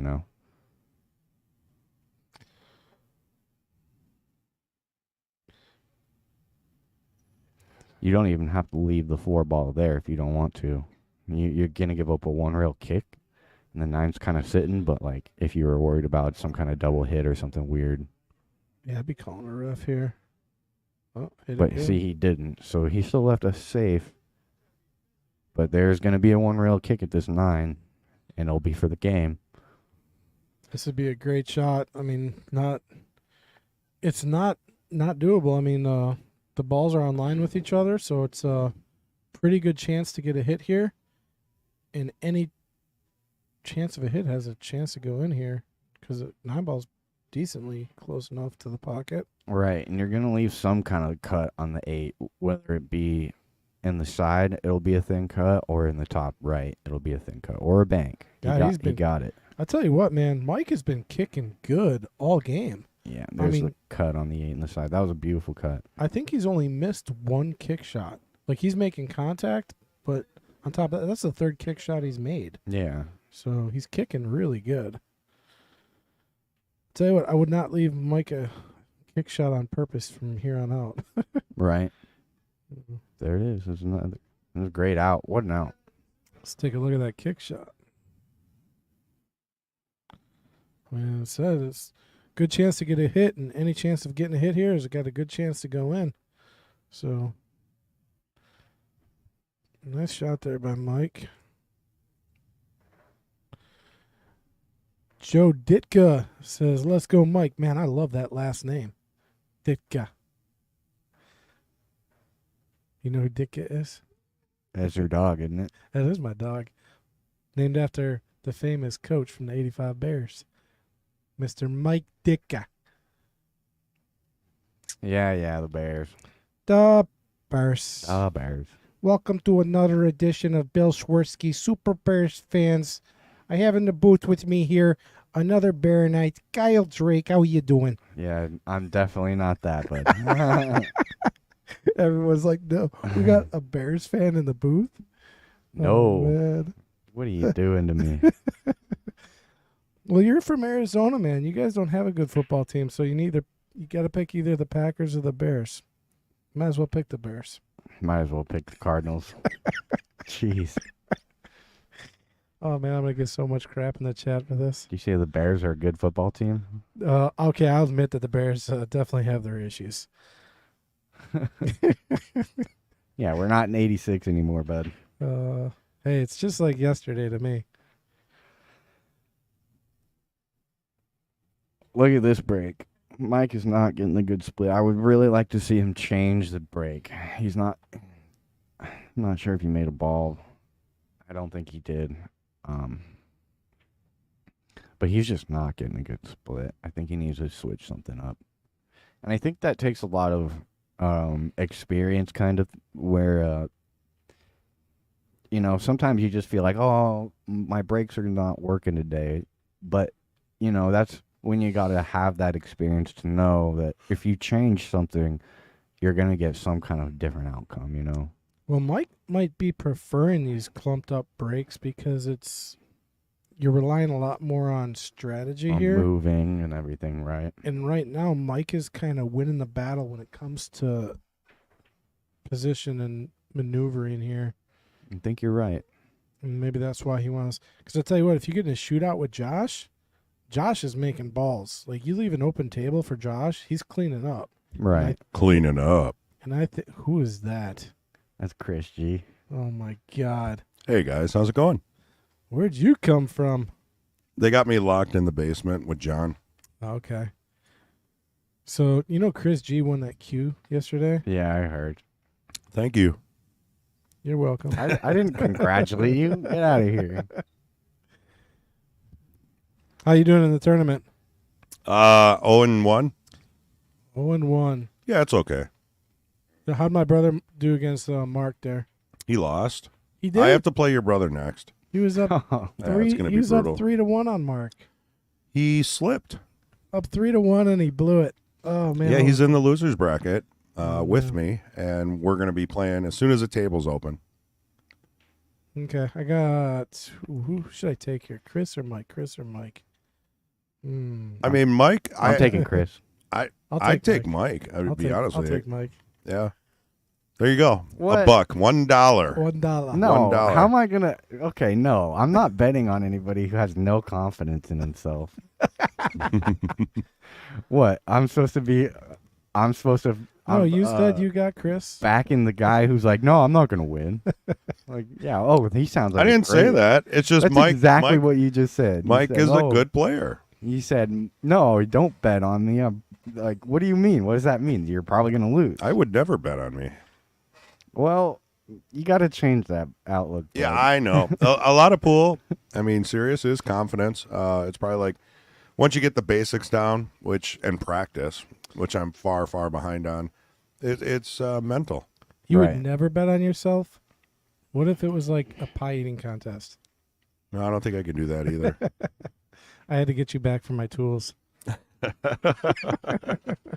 Next time, I'm gonna take like hidden pictures of the room Don't you dare. and set it up. So it's like, all right, Oh, might want to man. get this guy, put on the do not fly list. Well, that Okay. was a good hit. Yeah, so he developed his 2 and put Josh in a bit of hurt here. Yeah, but this is safe city. He's got every safe in the world. Now you want to be patient and develop a couple balls. Yeah, and that's what we haven't really seen Josh do. He tries to get out with problems on the table. Yeah, I think you're right. I think if we see Josh slow down and be a little less aggressive, a little more patient, I mean, here he's got a great chance to win this game just because Mike's kind of got nothing on the table. Well, have fun, guys. I'm gonna go play. All right, hey, stop in. Let us know how you do against my brother. Yeah, we'll settle that dollar bet. All right, so you got $1 on you. I got $1 on Mike. Oh, I mean, All right. if Kyle's not taking me, I'll take me. Kyle, you're gonna take Chris. It should be a commentary bet. I'll take Chris. You take my brother. No, I'll take Chris. I'll take. No. Take Chris. All right. Hey, don't fight over me now. All right, see you guys. All right.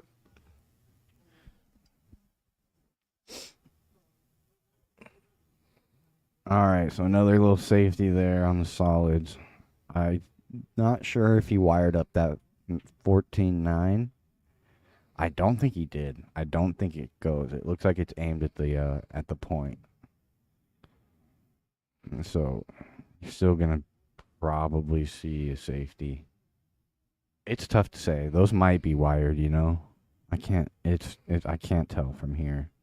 If the 914 is wired Right, or if it's pointed at the point. to go to, oh yeah, I don't think it's wired to go in the corner, but there is some separation. So you, it's got to get to the rail. Did not get to the rail. I think that's ball in hand. Yeah. Yep. But he did open up his balls. I mean, he opened everything up, but you give up ball in hand, and this is an audible table. Yeah, the 8-ball, tough though. Yeah, where are you gonna play the 8? Because if he's shooting a 4, you got to use the 2 to get on the 8. And play the 8 in the bottom left. Try to get around the 9 somehow. Yeah, I think the play, if you're gonna start with the 4, is you play to get straight on the 2 and just draw back to the rail and play the 8 down like you said. Yeah, maybe a little bit of angle so you can go like 2 rails around the 9. Yeah, or you could play the 4 and then play the 2 and use the 12 as a break. And you could play the 8 all the way up where you're playing the 4. Yeah.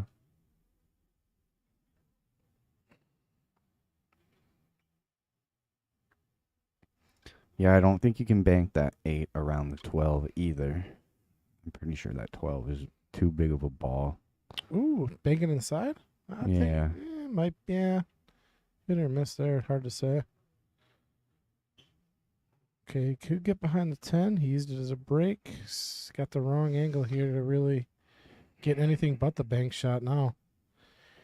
Unless he wants to slam into this 14, pushing the 8. That's probably what he has to do here. Yeah, this is no guarantee at all.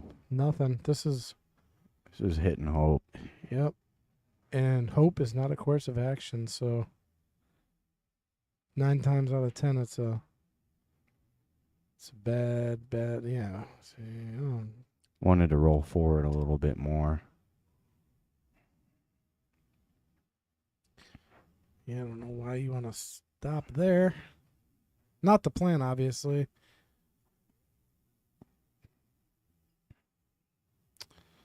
All right, let's see how good his kick game is now. He'd really have to spin off this rail. Yeah, I'm not even sure he has a window. That 14 might be cutting off that, Yeah, you know? cutting off all of it just about. Right, where he can't even get to that rail, which is no good. Because then you got to kick off the top rail between the 914, and that's so hard to reach. Oh, I forgot to ask Chris about this mouse thing. This is really weird. Okay, so he does have some kind of a window. He got a good hit. All right. Ooh, It's going to get the rail.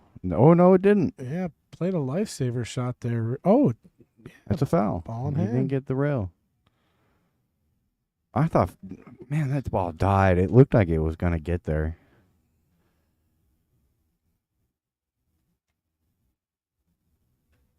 I'm very surprised that ball didn't make it. Yeah. See, give Josh a wide open table. I'm gonna tell you he's out. All right, well, let's see. I feel like this is probably his best opportunity to settle into his stroke, This is duck soup. allow himself to get back into this match. Stop on the 13 here. Roll just a little bit forward. Get back into the match. Start to Wow. feel your stroke out. See, this is what I'm talking about. I think he's got to play his 13 to get on that. What is that? The 10 or the 12 up there? 10. Because now he could get a little weird here. No. Oh, No, this I'm talking is about when it's so wide open, right? You got to take that 15 sooner than later. I agree with you, but well, what I'm saying is that stop shot he could have played on the 13 to get on the 10. He was in prime position to do it, and if he he doesn't, missed that one. yeah, I don't know. I think his patterns are a little off. I think that 13 to the 10 was just that everything was just there's no room for cut shots or getting weird on balls. I mean, he ran into a cut shot, and with the opportunity, like even if he made that 9, he's just still a little weird here. I think he was okay. It's, when the balls are that open, you just got to make your shots. There Oh, it he goes. missed. Oh, it He looked got like it. looked like it was going into the point. Yeah, he just got the right side of that point. Let's take another look at it.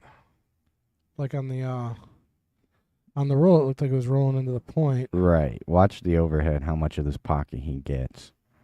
Wow. Yeah, see, God. that overhead really tells you how Yeah. much of that point he got there, but he got it to go. Well, yeah, just by looking the hit, I was like, oh, he's off the line. I mean, Right, it's yeah. just, I think it twerked right into the line a little bit, and we call that using all of the pocket, all of it. Yep. But he got it in. And that's going to give him a 3-game lead. That was a big game for Josh to give away with open table. So he's got some work to do to climb back into this.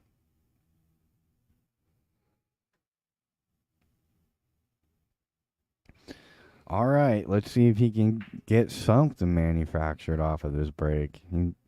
I still feel like he needs to change it up. This isn't working for him yet. Oh, he hit the second ball that time. Yeah, hit the 13 ball. So he might. I mean, that's gonna clutter up. But I like that he's changing a little bit on the strategy finally. So we'll see if that works for him in the rest of the match. I mean, really, he's only gonna break one more time. All right, if Josh wants to keep coming back, he's gonna have to put together a few here. Definitely does not want Mike getting on the hill right now. Not while he's sitting at 2.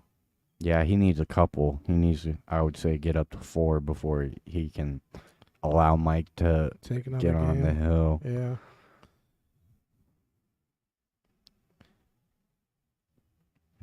Not a very inviting starter here either. You got the stripes is probably the best looking starter on the table just because you're jacked up so much over the 8. In the middle of the table, tough shot to reach, tough shot to make.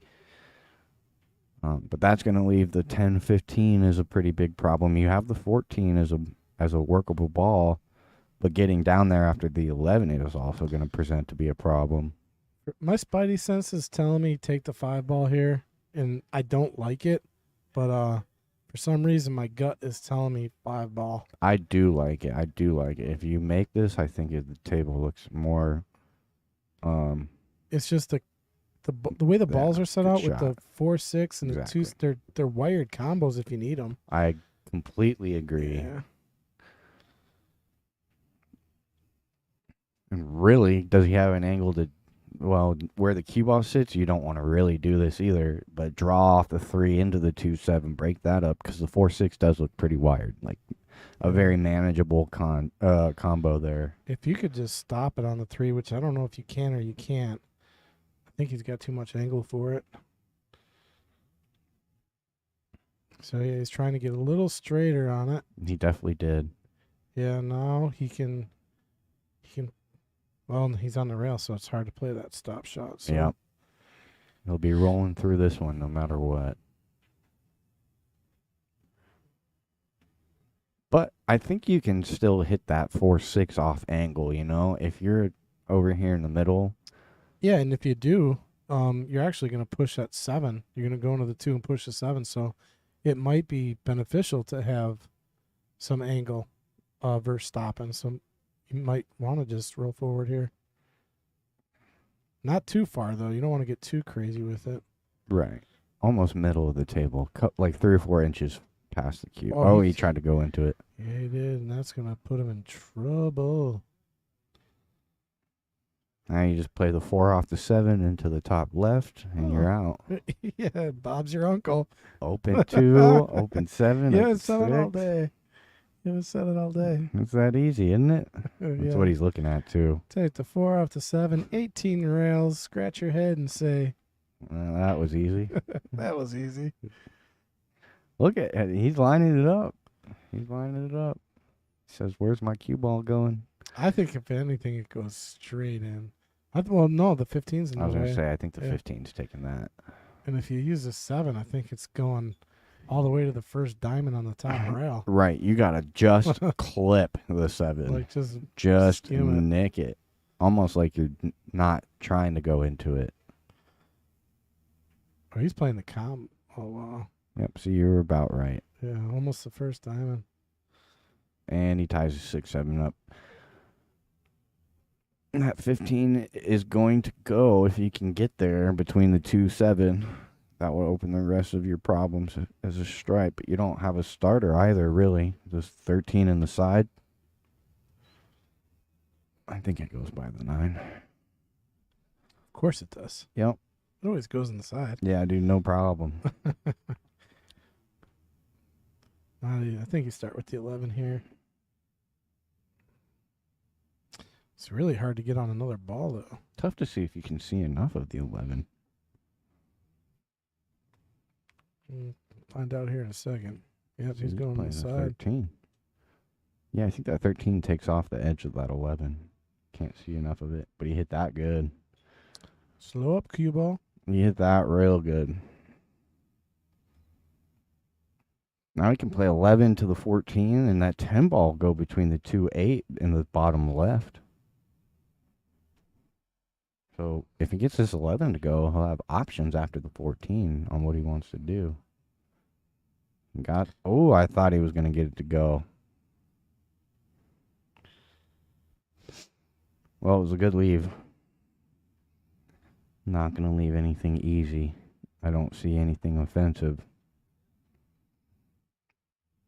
And with that 11 hanging, there's really no safety either, you know?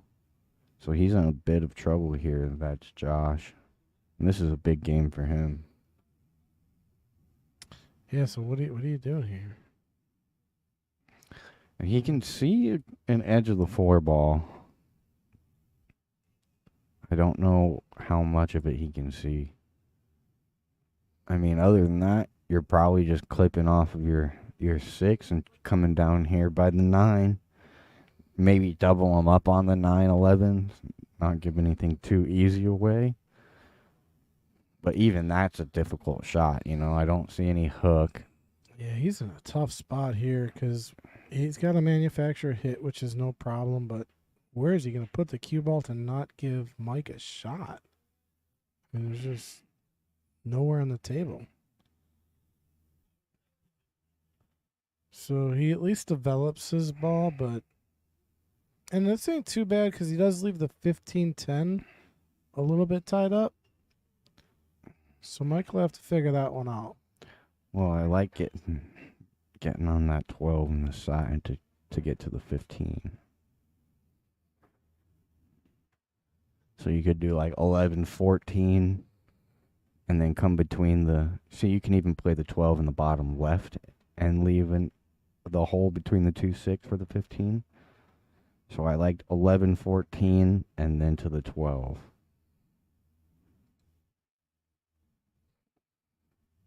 Now I think he's got an angle. Give me to an overhead. I think he's got an angle to go into those stripes now. Oh, no. Okay, see, he's nice and straight on that 14. Does that 15 go down past the 6? I don't think so. No. The 10 will. Oh, there you go. Then just roll forward to the 10. Yeah, the 10 should go. I think you rolled a little. No, I like this. There you go. He's a little off angle, right? So he's going to have to hit this one good in the bottom left and come off the rail for the 15. And that will, any angle on the 15 will open up that 10. You'll either go into the 6 and have a shot on the 10, or you'll go into the 10 pushing it towards the pocket. But you got to hit this one good. Unless he's going in the side. Yeah, see, he tried to cheat the pocket to stay off of the rail. Well, he was trying to hold it for the 15. Correct, yeah, that's what I'm saying. Yeah. If he hits it clean, you got to smash it, though, to come off that rail. And that's what I'm saying. So he was trying to hold an angle there and cheat the pocket, but... I'm starting with the 6. I like the 6 here. Oh, yeah, I definitely agree. The rest of the balls are nice and open. Yep. You start with the 4. You got to move the cue ball more. Mm-hmm. If you're using the 6, you don't have to use the... Whenever you can limit your cue ball movement, that's the way you go. See, he barely had to move the cue ball. Dead perfect on the 7. Yep. Does the 2 go by the 4? Well, he's a little off angle on the 7 where he's kind of floating towards that 2. So you got to be careful. You don't necessarily want to run into it. I think he's just going to follow here to the rail, come off, Yeah. and play the 4. As long as you can miss the 2. Oh, he ain't going to go near that 2. You're right. Okay. Much straighter than I was led to believe. Yeah, he was a lot of more straight.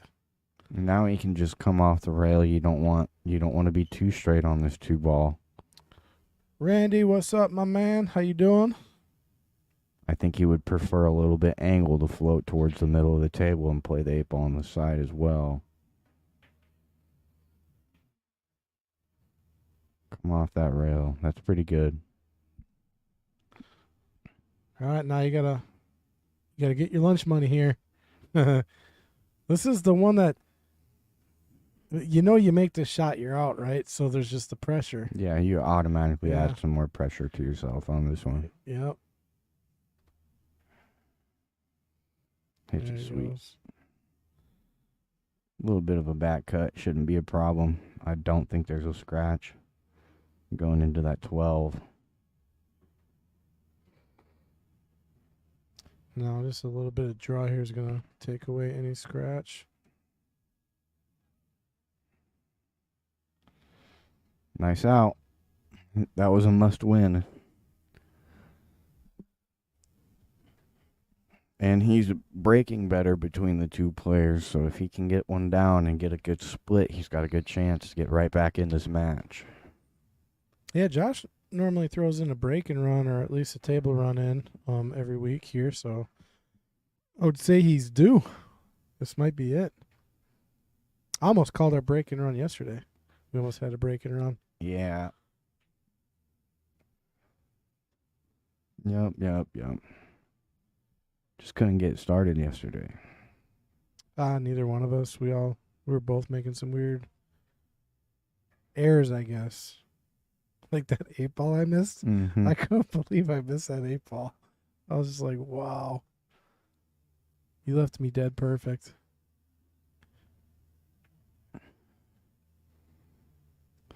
All right, let's see what he does here. He's coming off that left side of the 3. Ooh, oh, I thought the 7. I don't think he gets one to go. And that's another really good split. So this is a good opportunity and the stripes look pretty straightforward other than that 13. So you see him take stripes, I think. I like the stripes. You got the 5 is a problem for the solids. The 2-6 kind of.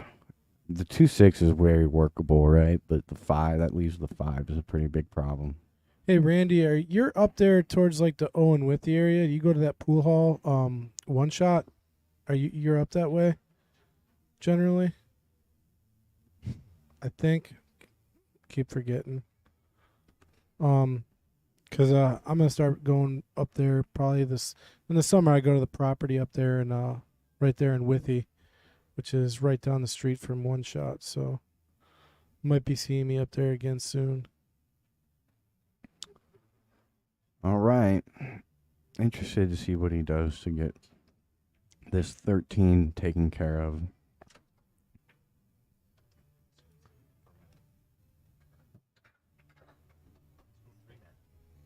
We don't have a third mic in here, bro. Oh, I can go set you up. You want me to go set you up? set you up in the other booth. No, I just want just for a minute. What's going on? We got Ray Salstrip. He's making the booth hot in here. Hold on. There's not enough commentators in this booth. We need more. Where's the fourth? Come on up. There you go. Now they can see your arm. Oh.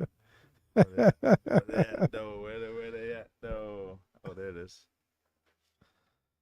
Get out of here. Hold on. No, I'm here. I'll tell you why I'm here.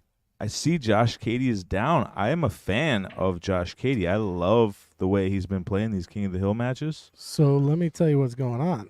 Is Mike is kind of breaking in clumps, and he's not positioned. Like, so Mike is a kind of a tactician player, and Josh he's losing control of the table sometimes here. You know? Well, I'll tell you, that reminds me of Fedor twice. Fedor Gorst, my favorite player right now. He commentated my match out in Vegas. I watched it. Yep. That was cool. I won Hill. He called you a tactician, actually. And he literally called me a tactician. A tactician. Yeah. And a tactician with fruition.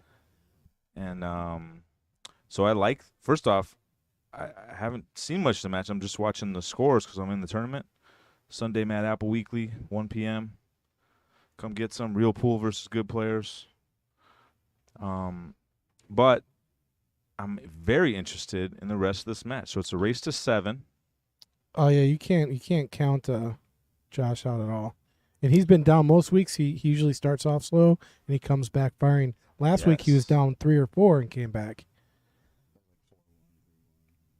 And I'll tell you the other reason this reminds me of Fedor Gorst, my favorite player, is because he's been lighting everybody up for a year now at least. And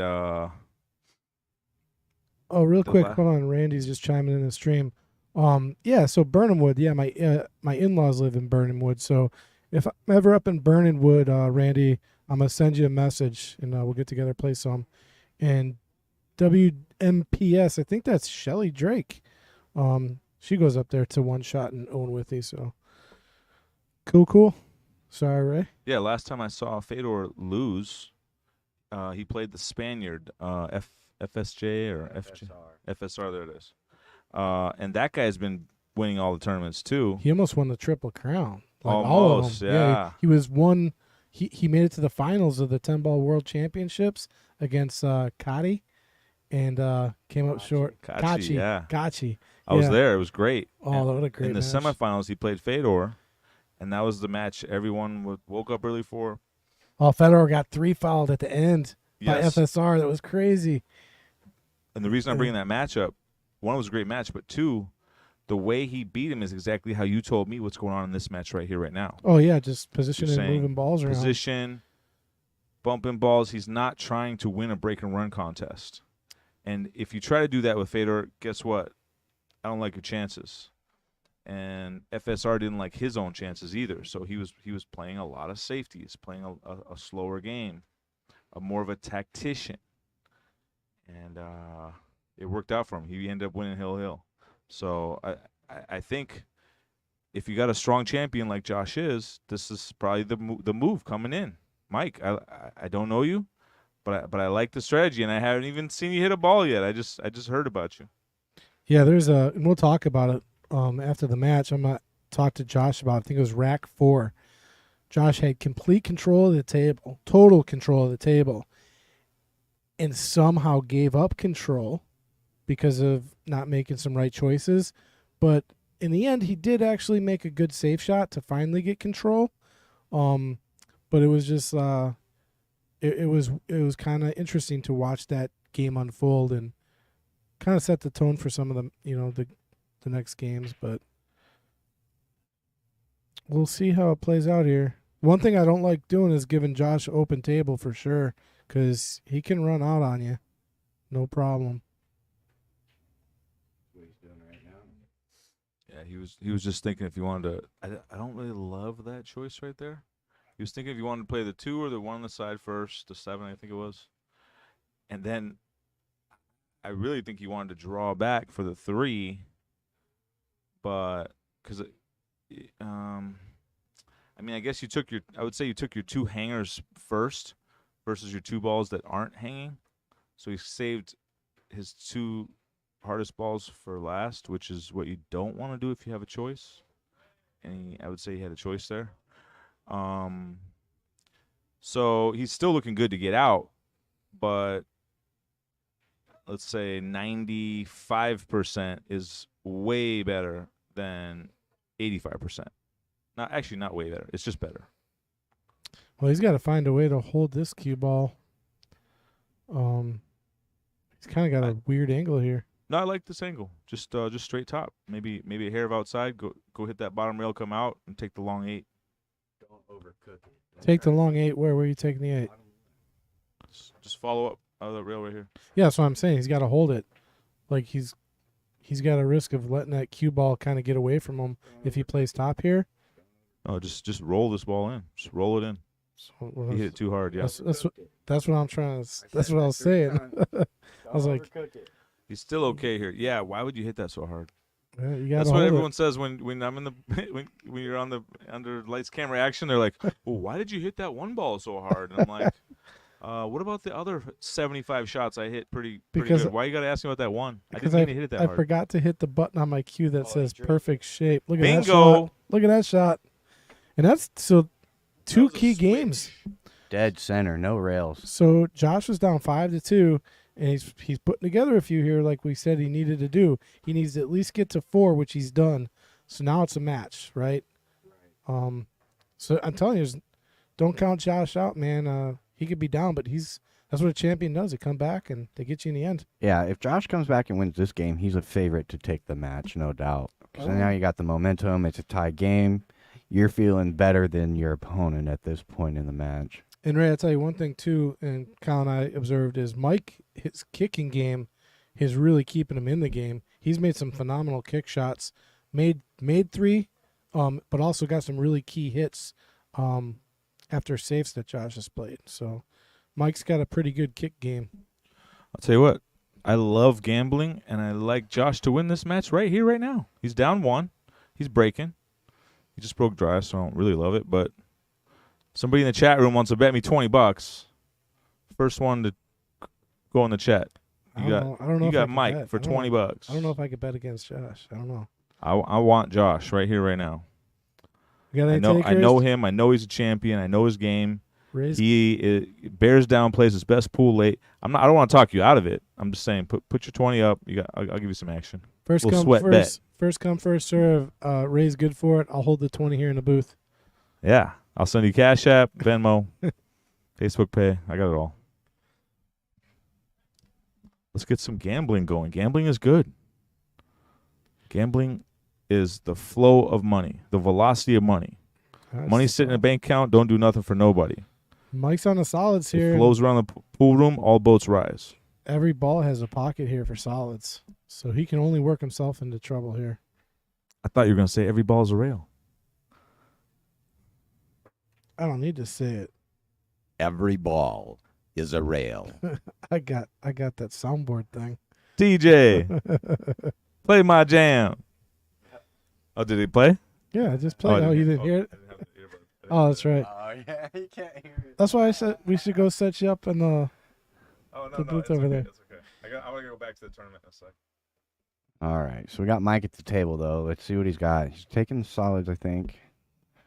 So that's going to leave really no problems on the table other than All right. maybe the 8s. All right, we got a bet. John Wilkett. Ray says, I'm your Huckleberry. Give you a Bet. chance to win your $20 back. It's a bet. Are you down? So I gotta tell John some. Bet. I gotta let John. I'll leave the 20 in the booth or put your Cash App in the chat. I can send it to you if I lose. So it's a famous quote from Dang, you're getting all kinds Tombstone. So this is a famous quote from Tombstone. I'll be your Huckleberry. It's not Barry. It's actual bearer. So a lot of people don't understand that when they used to say, I'll be your Hucklebearer, that's the guy that carried your casket. I'll be your Hucklebearer.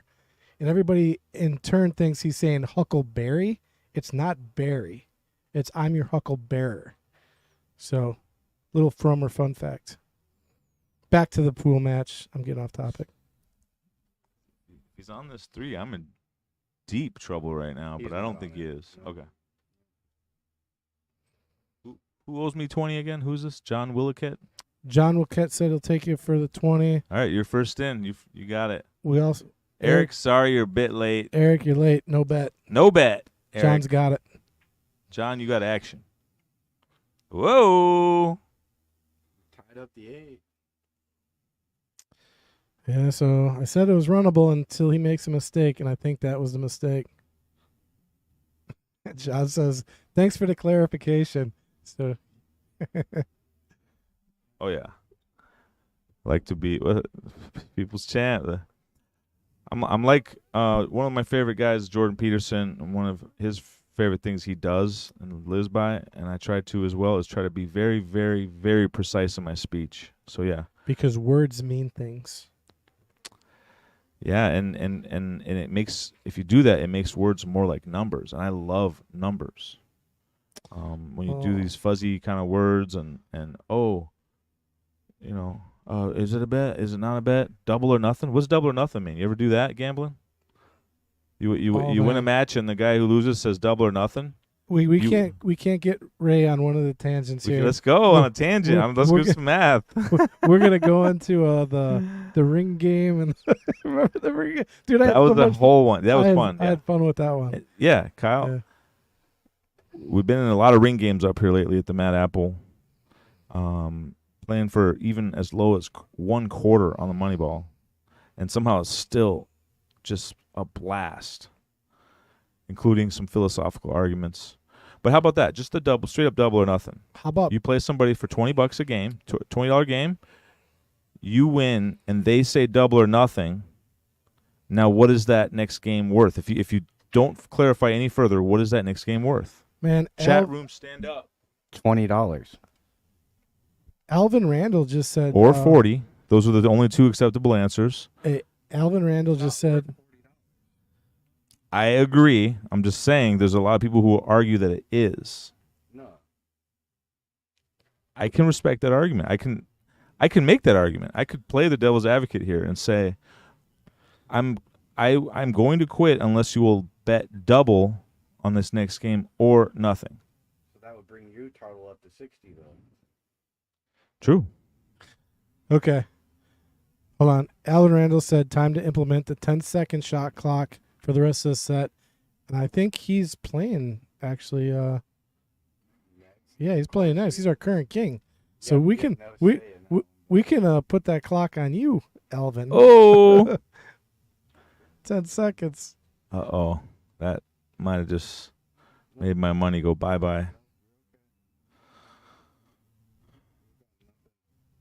So listen to this. This is interesting shot clock talk. So I don't play fast, and I used to play even slower. And I've tried to practice playing fast, all that. Every time I do it, I just miss. Anyways, there's a guy who plays super, super fast. Mitch Ellerman. You probably know him from Arizona. Really good player. Plays as fast as can be. Beautiful game. He's like Tom Cruise in the movie. Like he's basically Tom Cruise from The Color of Money in real life.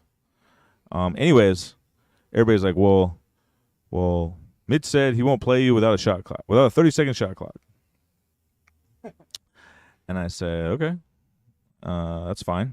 I said, but if he has one stipulation, I have to shoot in under 30 seconds. I have a stipulation for him, and I'll play him even. He has to shoot in over 30 seconds. I like it. All I heard like after it. that was crickets. Ray, you're making the booth hot, man. We gotta kick you out. It's like I believe it. It's like 10 degrees hotter in here right now. I've been sweating in here before. It's got all this wood around. It feels like a sauna, like a little baby sauna, like somebody's pouring water on the hot rocks. Look at this leave. Was that intentional? I missed it. Yeah. Okay. Oh, that's a ridiculously awesome safety. Yeah, but I'm telling you, Mike is going to be favored to make this kick shot here. Ooh. Not make it, but Get a make hit. Okay. contact. He doesn't have a good run rail. He's not. Oh, and actually, yeah, I'll make him a favor to make the 3 right now. That sounds like a bet. $5. I'm not a betting man. Oh. When it comes to kick shots, I don't know. I like him to make the 3. I don't know. If he wasn't jacked up, but jacked up, I don't like Fedor to make this 3. It's not. It is kind of hanging fat near the hole, but that jacked up really throws because and it's kind of out in the middle of the table. You got to reach a little bit. Alvin, we know you were a kid, and I was just messing with you, man. We'll see you here in a little bit, actually. Oh, he went to 6. Let's go, Josh. Man, that's gonna. Come on, champ. I tell you what, Josh is probably gonna be out here, tie things up. I'll hang out to the end of this game, and I'll let you guys cool down when I get out of here. Yeah, because I'm dying. I'm gonna have Kyle push you out. Got this fan going? Got this one going. We got one of the fans up here.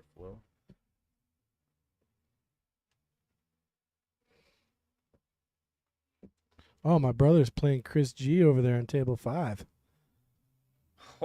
Got Great match. What's the score? looks like 2-0. I don't know who's up though. Come on, Chris. Wait, hold on. I took Chris, didn't I? No, I took Chris. You did take Chris? I did take Chris. Okay, so I got $1 on my brother.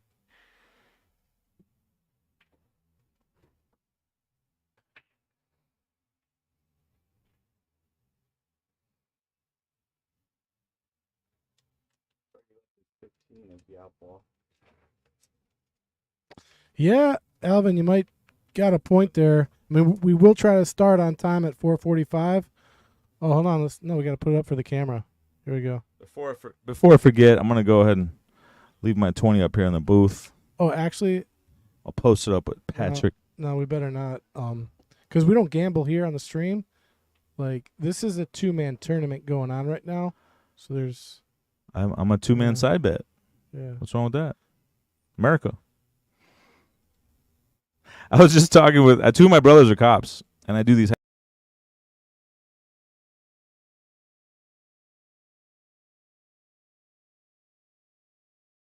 Sorry about that. We just lost the sound for a second. I think Hashtag let Ray speak. I'm dying. Somebody in the chat room just throw a hashtag let Ray speak, please, with a fist up at the end of it.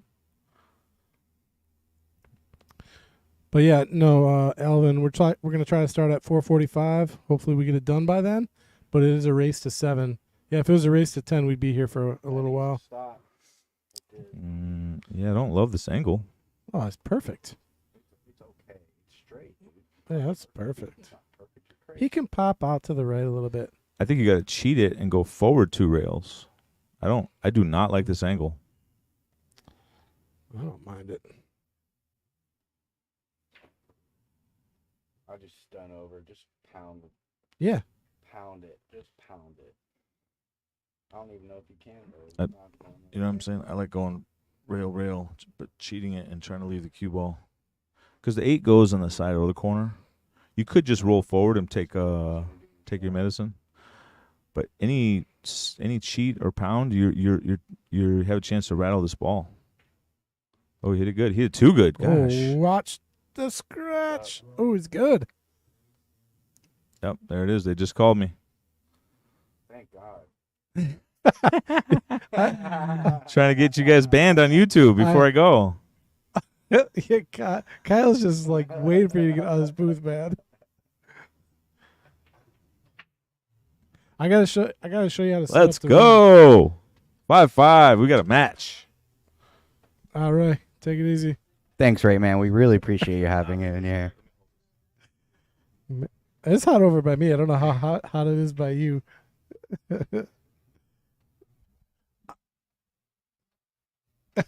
He's fanning like, holy cow, trying to get some breeze in here. All right, so just me and Kyle back in the booth now. Hopefully it cools down a few degrees. So if you guys don't understand, like, I'll try and you can't really see how small this booth is, but it's like I don't know. We got 2 feet by 4 feet. No, And it's like that's a s- probably about 2.5 by 6. Well, just by the room that we got to move around in. Yeah, I can probably lay down if all the chairs are gone. My feet will be just at the door, so it's about 6 foot. Yeah, so with 2 people, it's tolerable. But you get 3 people, it's like body heat is crazy in It here. starts getting a little warm. Yeah.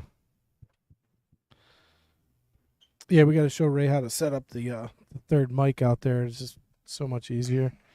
And then that way you still have a mic because Ray like steals your mic. All right. Looks like he gets one to go, and it is a tie ball game, folks. Race to 2. Alvin's like, Ray to table 6. Are you? Well, he obviously must be here. He's got to be here.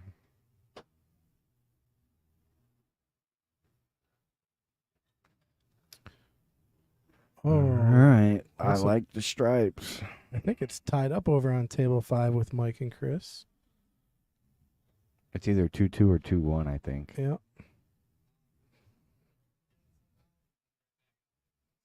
And I think they raced a 3 on the loser side. Yeah, you're right. I've never seen your brother play either, so.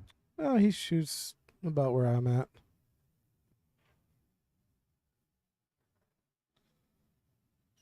All right, Josh trying to take his first lead. Actually, I think he's Yeah. not led all match. This is for the hill, too. Or so- this is the first time he's been tied because it started off 2-0. Yeah, maybe, yeah. No, he got up to 2-2. Oh, it was 2-2. That's Yep. right. You are correct. So good match either way. I mean, this is it's a battle. Right. So, yeah, these guys are kind of winning in streaks. Ooh, if that hangs up, he's good. Yeah, 15 balls, a little problematic. I think you're gonna need to use that 12 ball to bump that 15. He can do that. He can definitely do that. 13 to the 12. and Yeah. Hopefully go into the 5. Because See, hopefully you get some kind of shot on the 15 or the 11 after. This is the key shot right here. This is a big shot. And this is hard to manufacture right here, too. You got to come into that 5 so nicely. well, that's why I was wondering why he didn't follow down to create some angle here to do that. He definitely has enough to cheat the pocket, but he's going to have to put low on it at this point. He did open it up. And Got a shot on the 11, I think. nope. 8's cutting it off. He's got Might a be hit. able to spin it in. He can spin it in and play a little bit of a masse. Yeah, there's that shot. But the 15 doesn't pass the 3, so you'd have to kind of run into the 4 if you wanted to hold the cue ball. Yeah, he's gonna try to spin See, it. I think he can see enough of it. Maybe he can. He's really going to have to spin it, though. Oh, and he got a good. And what Wow. a shot. What a shot. That was beautiful. I'll tell you what, one good hold shot here. Does it go by the 1? The 8, yeah. I think so. It's close. I know it's close. It'd be so unfortunate if it doesn't. I mean, then you got to manufacture a shot here to get on the 8. Because there's a simple stop shot here to get on the 8, but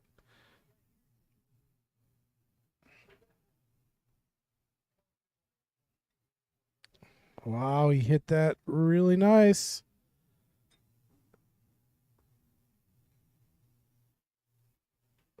So this is for a break and run. And I tell you, Josh is usually due for one about every There week. you go. What a time to come. No better way to get on the hill than the BNR. Yeah, and like I was saying, if Josh ties the match at 5-5, I like him to win it. So he's definitely got the momentum. Mike's going to have to stop the bleeding somehow and fast. Well, I think you were right. You said when Mike got to 5, you're like, if Mike wins this next one, he's a favorite. And I think that was when he got to 5, or was that 4? Josh? Josh, yeah. What did I? When it was 4-5, right? Because Yeah. we were saying that's when he's back in the match. At 4-5, you're pretty much even at that point after winning 2.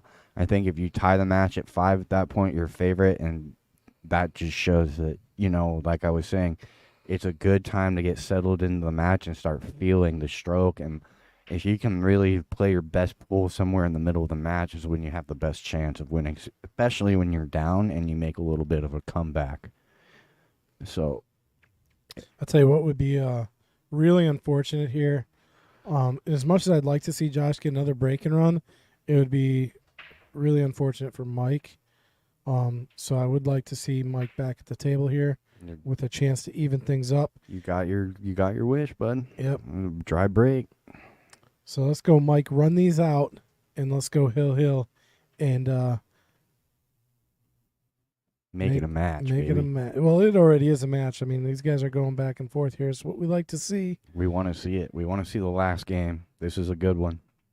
Like to thank everybody for tuning in. Thank you. Much appreciated. If you haven't, please like and share. We're at the end of the match.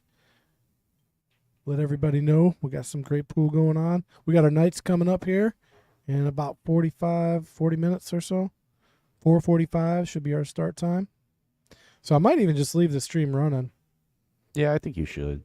Yeah, because we might have used up some of our alerts from last night. So we'll probably just let it run. All right.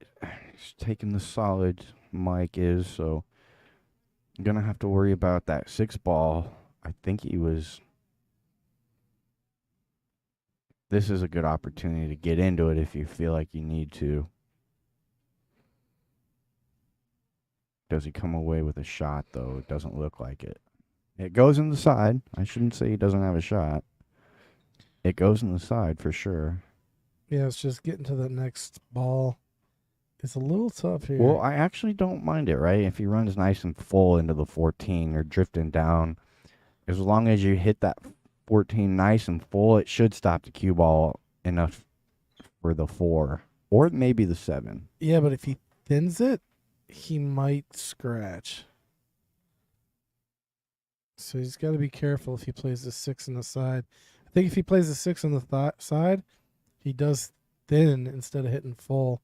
And then On the outside? Yeah. No, yeah, you want to make sure you come to the left side of that 14. Yeah, I think he's going to be going to like the right side. Maybe, I don't know. I think he's going into it full or going into the correct side. Okay, he went in way full. Well, he overcut the ball. Yeah. If you make that 6, you go into the 14 a little more full. But, he didn't leave a whole lot. Got a combo to start. Well, he left the 10 or the 12 in the side as well. So you can start there, but that kind of makes the 15 and 11 a problem later in the rack. Yeah, tough to get to, really. Yeah, you can play short side for the 11, but that doesn't lead to the 15 well. So you really are worried about the 15 in that situation. Now, I don't like playing the combo now because it's not a very high percentage shot, and you might not leave the 15 in a good spot either. So it's decision time for Josh and how he wants to attack this rack.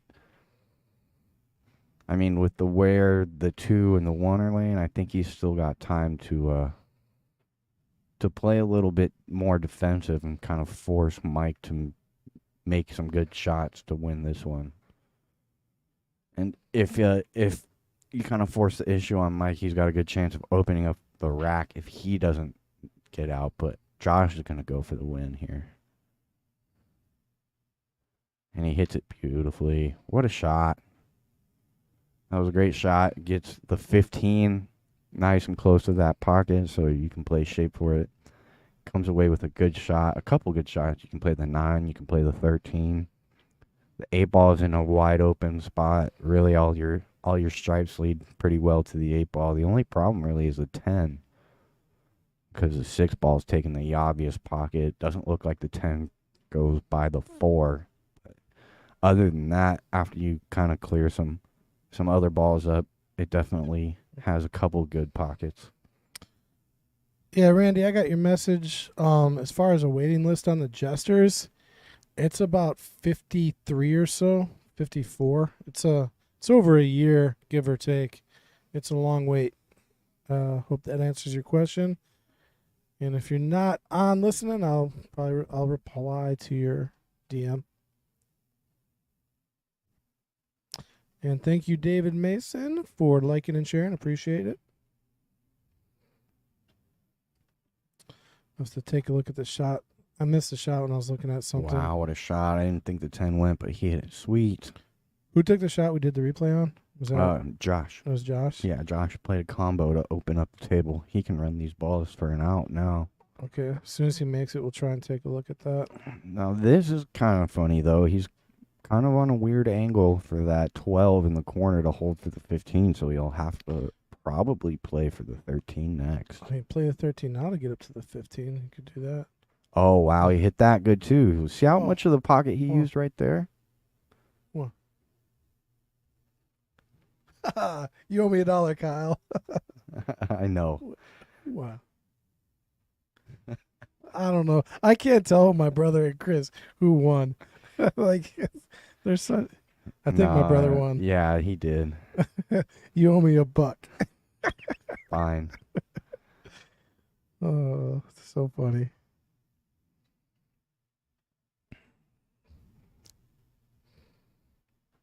Oh, he tried to hold it and missed the ball. Oh man. Let's look at the shot you were talking about that got Watch almost this combo. runs. Yeah, watch the combo. Yeah, almost got the run started here. Yeah, that was sweet. And he pops the 15 out, which is the biggest part of that shot. You know, I was kind of alluding to the point that the 15 can end up funny, but he hit it sweet. Joe, the wait for the Knights is about the same actually. It's 53, 54 weeks. I think the Knights is actually a week longer.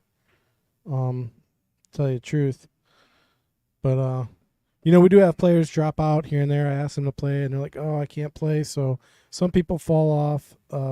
So it can shorten up. But then we have weeks that are off. So it's just it's a long wait. Oh boy. So you won your $1. Your brother, man, every time he missed, he got a lucky safety, and it was so frustrating. I go cross bank, 3 rails, perfect leave, hit the nipple, and then he's pleased as punch and wins the frickin' thing. You know, I destroy my brother all the time, and he's like, "You're so lucky. You're so." I'm like, "Yep. It's all luck." I broke and ran the first rack, so I set a good precedence, and then he broke dry, and I ran down to the 8 like an idiot. Then I was 2-0, and then he came back 3 games. So it is what it is, man. I'm sorry. I'm sorry, Kyle, but your $1 has gone to waste. I'll give him a chance to get it back here somehow. Yeah, we'll find a way. We'll find a way. I'll get you your $1 back. You better, dude. How about Yeah, you I just know. give him that pool cue you won? Look at this. Yeah, that's fair. I like that. That's going to be the match. What a shot. Wow. Beautiful. Wow. That's for the match? That's for the Yep. match. Wow. Yep, I mean- he came back. What a comeback. What is that, 4 or 5 in a row? 5 in a row. He was down 2 to 5. Yeah, 2 5 to 5 in a row. Yeah, that's Josh, man. He just catches a gear. So, well, Unbelievable. I think we're just going to leave the stream run at this point because I don't know if we got another. We got, 20 minutes before we'll be back? Yeah, we're going to try to start a little early, maybe at 4:30. Get the match rolling a little bit early. So, folks, stick around. We're just going to leave it run, and we're going to try to start at 4:30, and we will be back. So, thanks for sticking with us, and congrats to Mike for playing a good match, and Josh for retaining his Jester hood. Thank you, guys. See you soon. Stick with us. Keeping it going.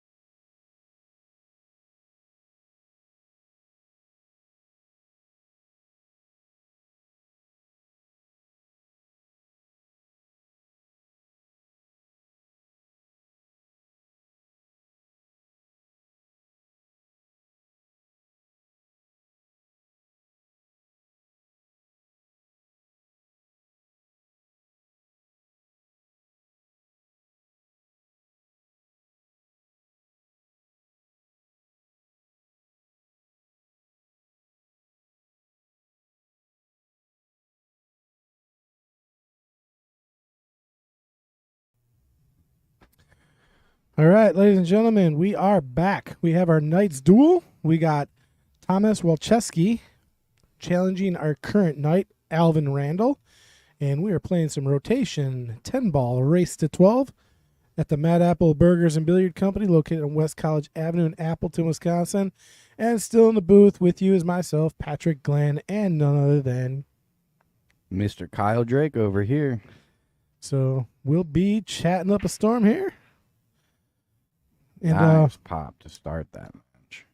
yeah, we missed a lag on the break, but Alvin did win the lag, so he broke.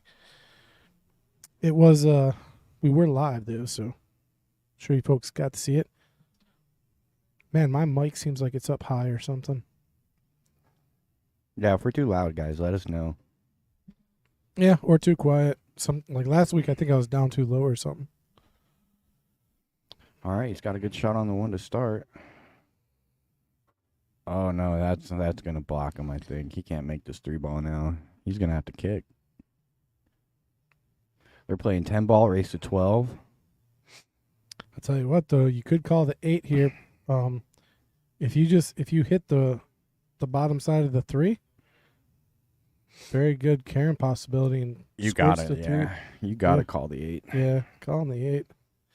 I mean, as long as you hit the 3, there's a good chance the 8 goes. So, and it develops the 3 a little bit. It'll push the 8 up. So Yeah, I think if he makes this, he'll come away with a shot. that's exact Ooh. shot. Just if he hit it a little fuller, maybe. Pretty good attempt there. Yeah, did he leave a 310? No, I don't think. Are so. you sure? Pretty sure. I think the 7 cuts it off. I'm looking down the barrel. It goes. Holy cow, it's dead straight. Wow, that's so weird on the monitor. Look at the overhead. The overhead tells me no way. But yeah, I mean, there's like it's there all day. It's It goes. straight. Yeah, it goes. It's close. The 7 makes it, but definitely difficult. But Yeah, I'm looking right down the barrel, yeah, and there's like an inch separation. There's like no chance the 3 hits the 7. It's like so much room. It's crazy that looking down the barrel here, but the monitor makes it look really close. See how he hits it here. Rattled it. probably overcooked it a little bit. Just trying not to leave a hanger of a 10 if he misses. You always want to put a little bit of speed if you can into those kinds of combos. So yeah, I was just talking with Thomas, Navy veteran. So thank you, Thomas, for your service to this great country. Spent 4 years, worked on the aircraft carrier with F-18s. He's on the John F. Kennedy, so it's a pretty big ship. Holds about 5,000. It's actually the size of a small city. 5,000 people on that ship. Yep. You know.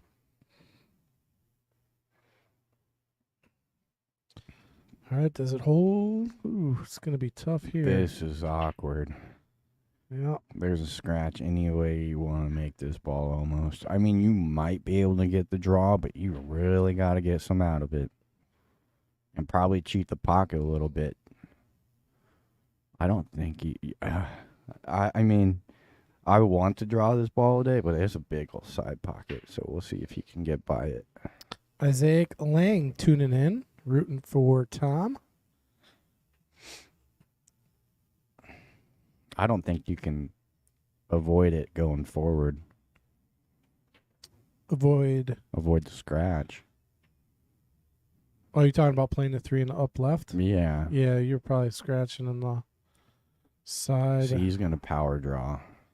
Yeah, with a lot of draw, maybe. This is... Ooh. Right. See, okay, I like the decision.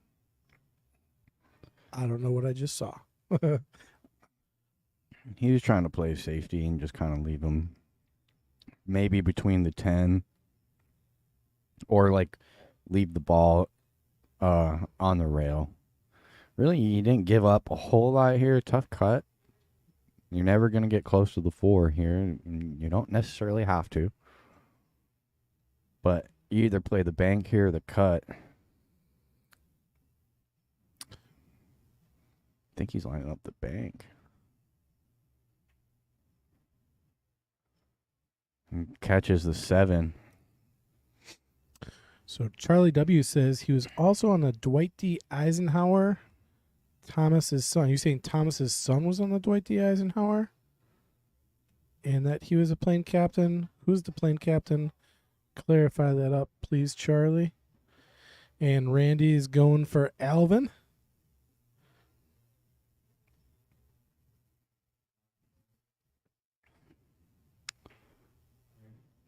That needs to slow up.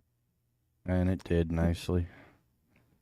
And this looks pretty routine here. Yeah, you can go around the 6. You can hold above the 6. 1 rail. Plenty of options there on that shot. Now, it looks pretty straightforward from here. You just don't want to overhit this 6 ball, really. You don't want to end up in the middle of the table going away from the 9. Okay, so Charlie is Thomas's son and stating that he was an air wing plane captain. Not sure if he has an angle here. He might just have to stop it right there for the 9, which is fine. Pretty straightforward from here. Just take a couple inches. That's fine. Now probably play 1 rail for the 10 in the side. If he wants to put a stroke on it, he'll play for the corner. I don't see too much problem. Really, he can play his 10 ball however he likes. Get a feel for his style. He does like spinning this cue ball and working it. Yeah, we were saying that last week, right? That Yeah. he really dances the cue ball around the table and moves it around. Sometimes unnecessarily. He'll really just let it stroke out, and that's indicative of like a 9-foot player. Yeah. Like plays on 9-foot tables. They're just used to like letting that out, and that's just the way it's gonna go. So we should have asked him that actually. It's on his questionnaire if he likes playing the 9-footer or the 8-footer. Says he's a bar box player. Interesting. Yep. And so really this rotation game is going to favor his style a lot more because you can get away with a lot more as far as moving the cue ball around. Table's a little less clustered, so you're going to see less problems to run into. And so I really think that Alvin has a little bit of an advantage off the bat just because he's the returning, and 10 ball suits his game pretty well. So we'll see how Thomas plays. Yeah, Fargos are pretty similar, so not too far apart on either one's rating. Yeah, I really like Alvin's cue action, how he delivers his stroke. It Oh, look at that break. looks so pretty. He popped that break. The cue ball would have sat nice if that 8 didn't just come out of nowhere. The 8 just came back and gave the cue a really big hit. Yeah, he was never on the 1. You're never getting on that 1 anyway. But he does have an opportunity for safety. He can also push out. We're playing rotation, so after the break, no matter what, the player after the break has a push out. You can push the cue ball anywhere on the table without any restrictions, but your incoming player will have the option to either play it or give it back to you. So that's just an interesting aspect of rotation pool. Kind of helps you out if you're stuck off the break. He's trying to send this 1 in between the 5 and the 8. Getting it up table, and he gets it up there and gets behind the 5. So really nice shot there. Real nice shot, yeah. He takes away the middle of the table too. He'll be kicking skinny past the right side of this 5. Might have to go 2 rails behind it.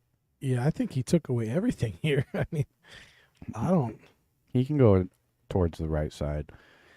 And really, I think I really like that 2 rail kick. There's a good chance, as long as you play it with some speed, to get safe.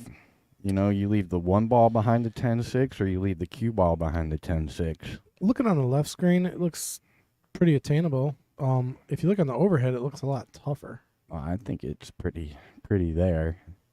Especially the 2 rails. I like 2 rails here. He was just looking at where he wants to hit off that second rail. You almost got to hit right before the point.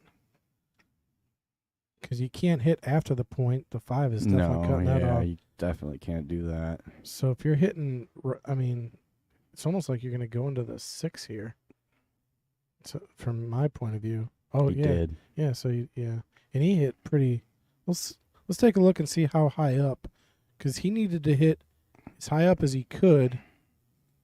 To come around the back of it. Yeah, I think he tried to go 1 rail into it, maybe. Yeah, so he needed to hit right before the point. Oh, yeah, he hit mid. Yeah, he had a lot of room to work with, so it was definitely there. Right. Yeah, he hit almost like in between the second and third diamond. He needed to hit above that third diamond. So good shape here for Alvin well, he's got ball in hand, so. Yeah, the key to this rack now is 5 to the 6. Now it doesn't matter. That was a really, really smart, heady shot there. Well done. Now he opens up the 6 nice and easy. Every ball has a pretty obvious pocket. Yeah, he's going to have to put a little bit of a stroke on it to get to the 5. He's got to. No, he's got the 4 at the bottom. 2 to the 4. Oh, okay. I thought he was going to the 5. There's the 4 ball. Yep. He's sitting pretty. Yeah, good angle here to get right above it. He's a little thin, so we'll see him use some touch here. He might even go around the backside of the 5 to. No, okay, that was a little risky. Yeah, I don't like in between the 5 and the rail. That's asking for trouble. Yeah, you never know though. He's that kind of that player who just Yeah. likes to spin the ball. Ooh, slow down. No, that's Jeez. perfect. That's beautiful. I like it. Now he can play the 7 in the top left. Yep. Key here is just miss the 10 ball. Do not run into the 10, because that could kill his action. I think as long as he doesn't hit the top side of the 10, you're not rolling forward, and I think he'll be all right. I don't even think he might not even get to the rail. Yeah, he did. He was holding. I thought he was coming out to play it in the same pocket, maybe. No, yeah, I like the 7 in the top left where he played it, and now I'm not sure how straight he is. He might not be able to get any closer to the 8, so he might have to take a little bit of an angle or roll forward a little bit closer to the 9 to cut that angle off a little more. Yeah, just like that. So now he'll play this 8 in the bottom right and come 1 rail. So he'll play this a stun outside, little baby draw. Stun draw, probably hit right about the middle point of the side rail here. Oh, he went forward. This is very surprising to me. I feel like a player that likes to spin the ball really draw that ball a lot most of the time. All right, should come 2 rails onto the 9 here, as long as he hits it with good speed.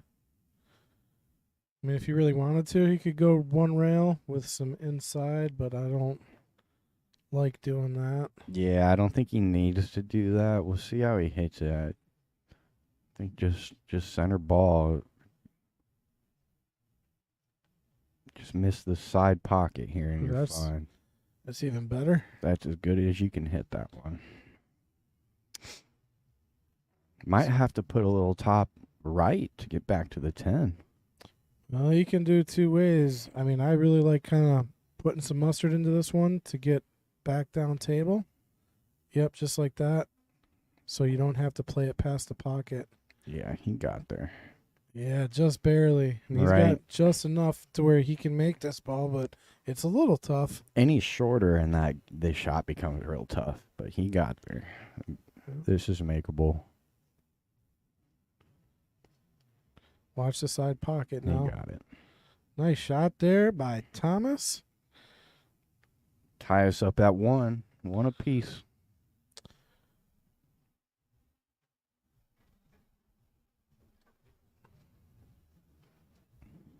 So Thomas dropping the anchor. There you go. Little Navy reference there. Interesting to see how Alvin responds to that miss, because I don't think we'll see him miss too many more like that. Yeah, I'm really surprised that he didn't put kind of like a power draw, a stun draw, and just go one rail. This is his first crack at the break. See how he splits them up here. I tell you, I like Alvin's break. He's got a solid break. Yeah, he hit the last rack good. We'll see how Thomas can respond.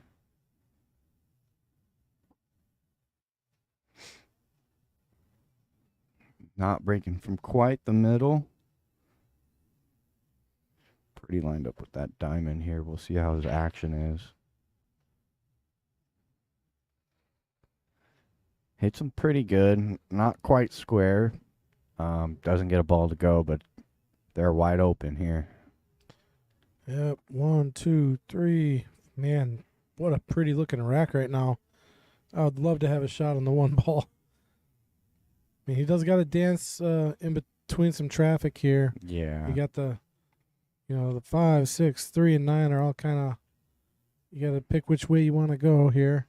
I think he'll go towards the 9 ball. He went right at the 3.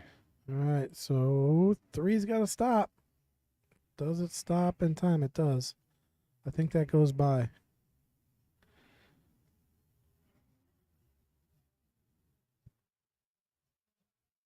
Yeah, he's got half a pocket. The 4 does cut off a piece of it, but it'll go.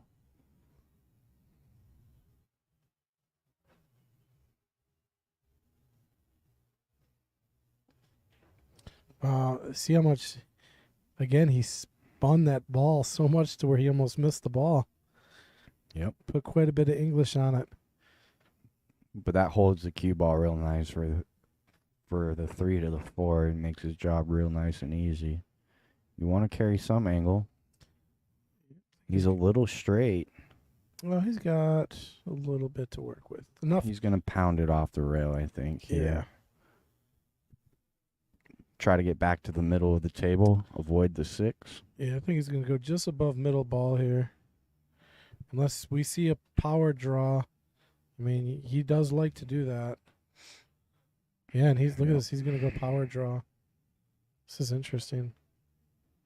Oh, Wow. He just pounded it. That's too much. Yep. I got a lot out of that one. So I think we'll see him stay aggressive and hit the bank. But the 6 doesn't pass the 10. I'm not sure if it passes a 7. Looks like it does. The bank's open right now. Sunday. It's Sunday, so we'll see.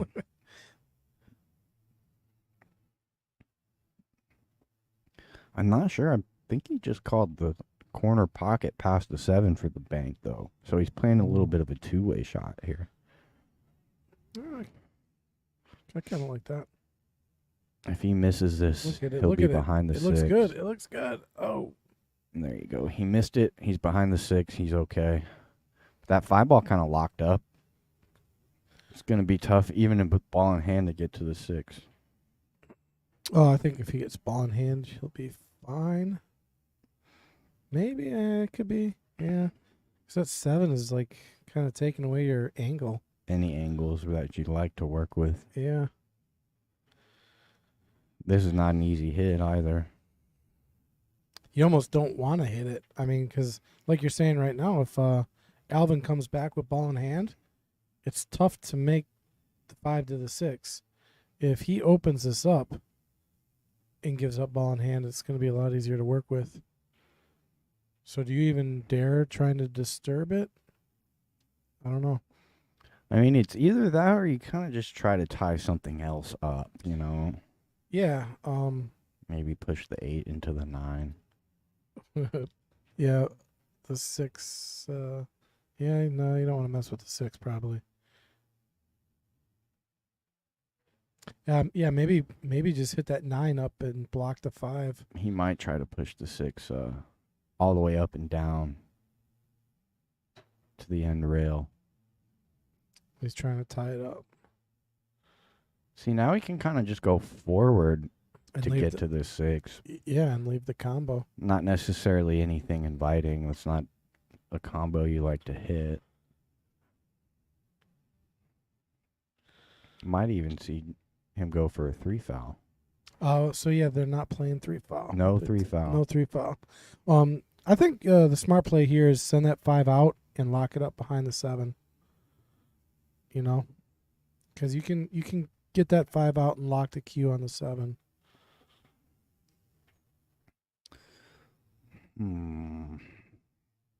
I don't mind this.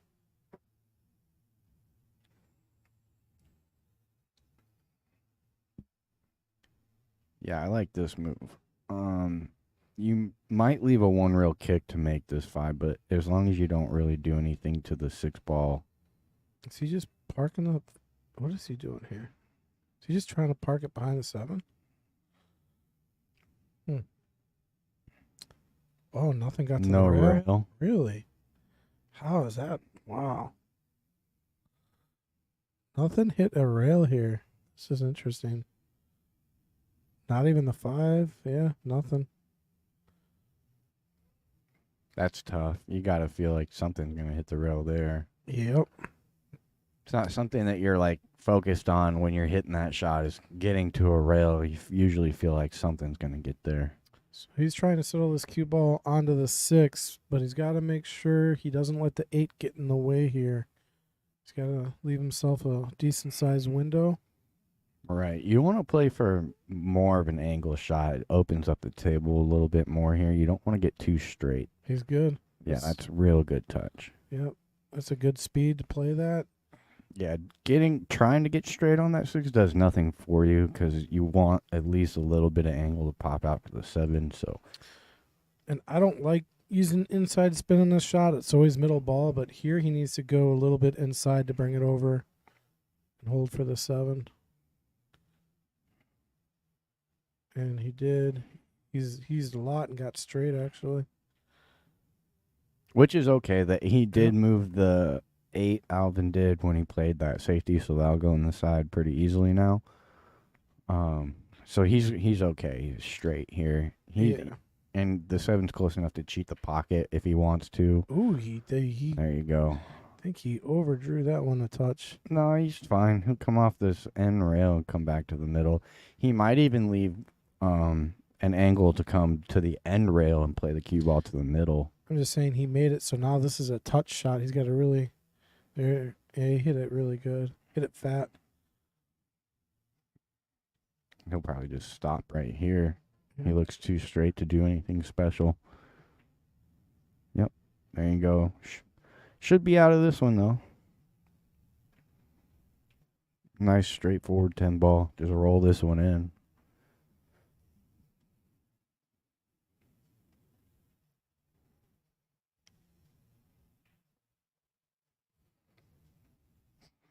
Nice out. That's going to be 2-1 Thomas.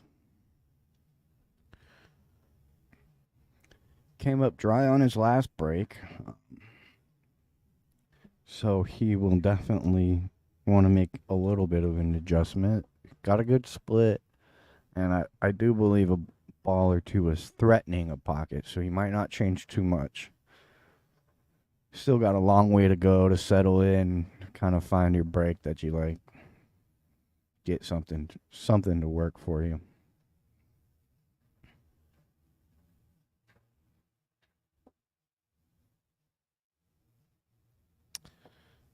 Go over some of our sponsors as they come up. We got Papa Lock. For all your, every time you lose your car key needs.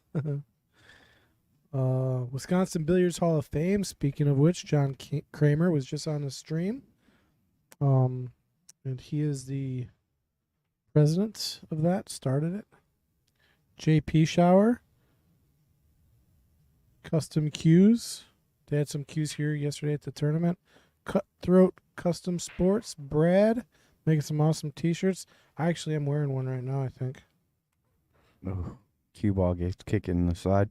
He did change his breakup. He moved the ball to the middle. See if we get on the camera there. I can't really see the logo, but it's got a cool logo on there.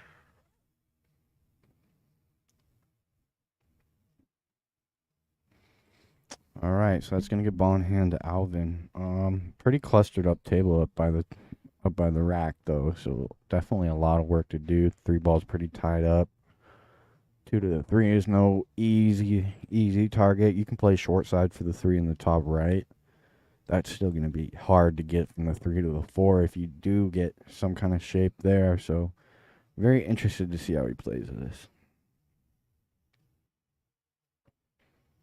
You can't really play see, I feel like you have to go kind of forward here because 7 ball is blocking from running into the 10 or maybe the 5 to get a shot. Got to go forward. And it looks like this 3 will go in the bottom left too. So if he wants to attack here, he can. Tough shot, but yep, think you're right. Does go.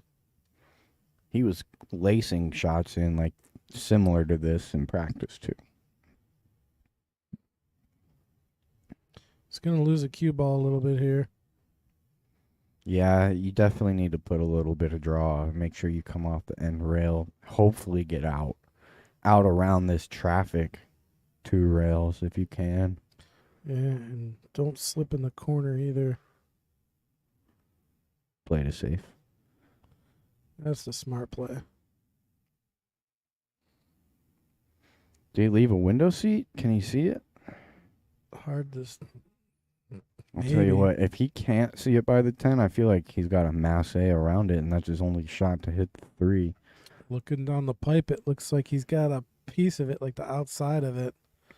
Small. Which is all you need, because that leads to another good safety around the table.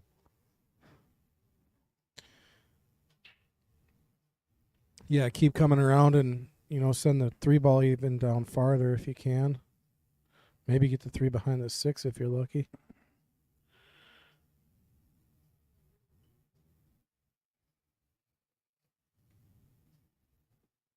All right, so he is playing this hole.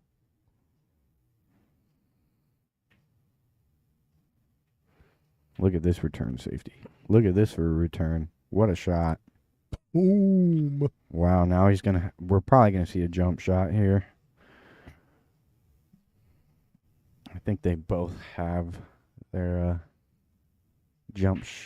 I know Alvin has a Predator air jump he'll be hitting to get over this 5 ball. So he did pull out the short stick. We'll see a jump shot.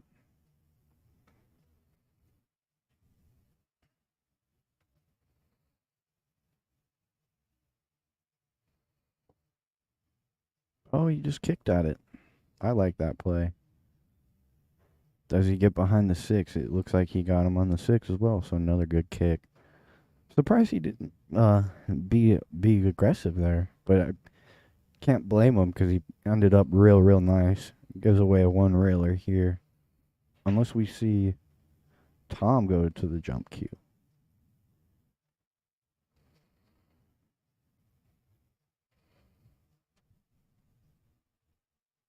Yeah, okay. I think Tom is going to go to the jump cue. He pulled his short stick out. So he'll be calling this one.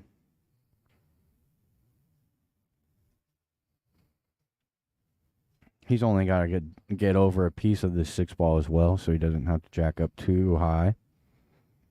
Kind of helps with the accuracy. See if he can bury this one. If he makes this, he should get some kind of look at the 4. Because he's pretty straight as long as he doesn't fall the cue ball in. We got a good hit, and he's going to get away with it as well. Yeah. Oh, he almost made the 7, which would have been no good. Well, so if that happens, you want to explain what happens in that scenario? Yeah. If you accidentally make a ball, because they were playing 10 ball, right? It's a little different than 9 ball. Yep. It's call shot, so you have to call the ball that you're shooting into the pocket that you're intending, and if you accidentally make a ball other than that, then it is going to be your opponent's option, kind of like the push out, where your opponent has the option to hit it where it lies or have you hit it. All right, so he's going to leave a shot here for Thomas. Yeah, this is a nice starter. 5 ball's a little bit of a problem. 10 ball blocks the pocket. He would like to hit it in. There's no 5-7 combo. 9 ball blocks that. So would be seeing him play some kind of short side shape for the 5 more than likely.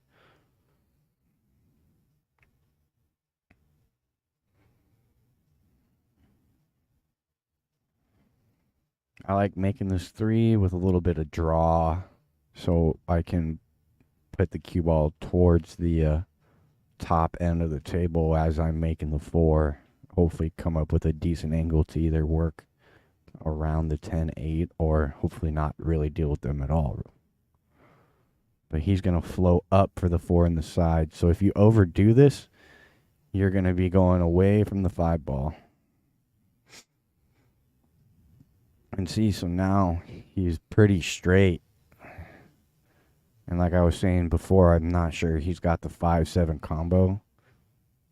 So this isn't very ideal. It's going to be tough to deal with this 5. You can power draw. You can power draw for the 5, maybe in the same side pocket that the 4 goes. Tough to get there. Yeah. All right, so we'll see. We'll see if this 5-7 does go. He might have to play a little bit of a rail first. Man, that's tough. And even if he gets this one to go, you got to hit it decent speed with the control the cue ball and not end up behind the 9. So this is a big shot. Yeah, a lot to control on that shot. Yeah, he tried to play the triple. So he kind of got away with it, though. Definitely got away with it. I think I like kicking towards the right side, trying to play the 5-7.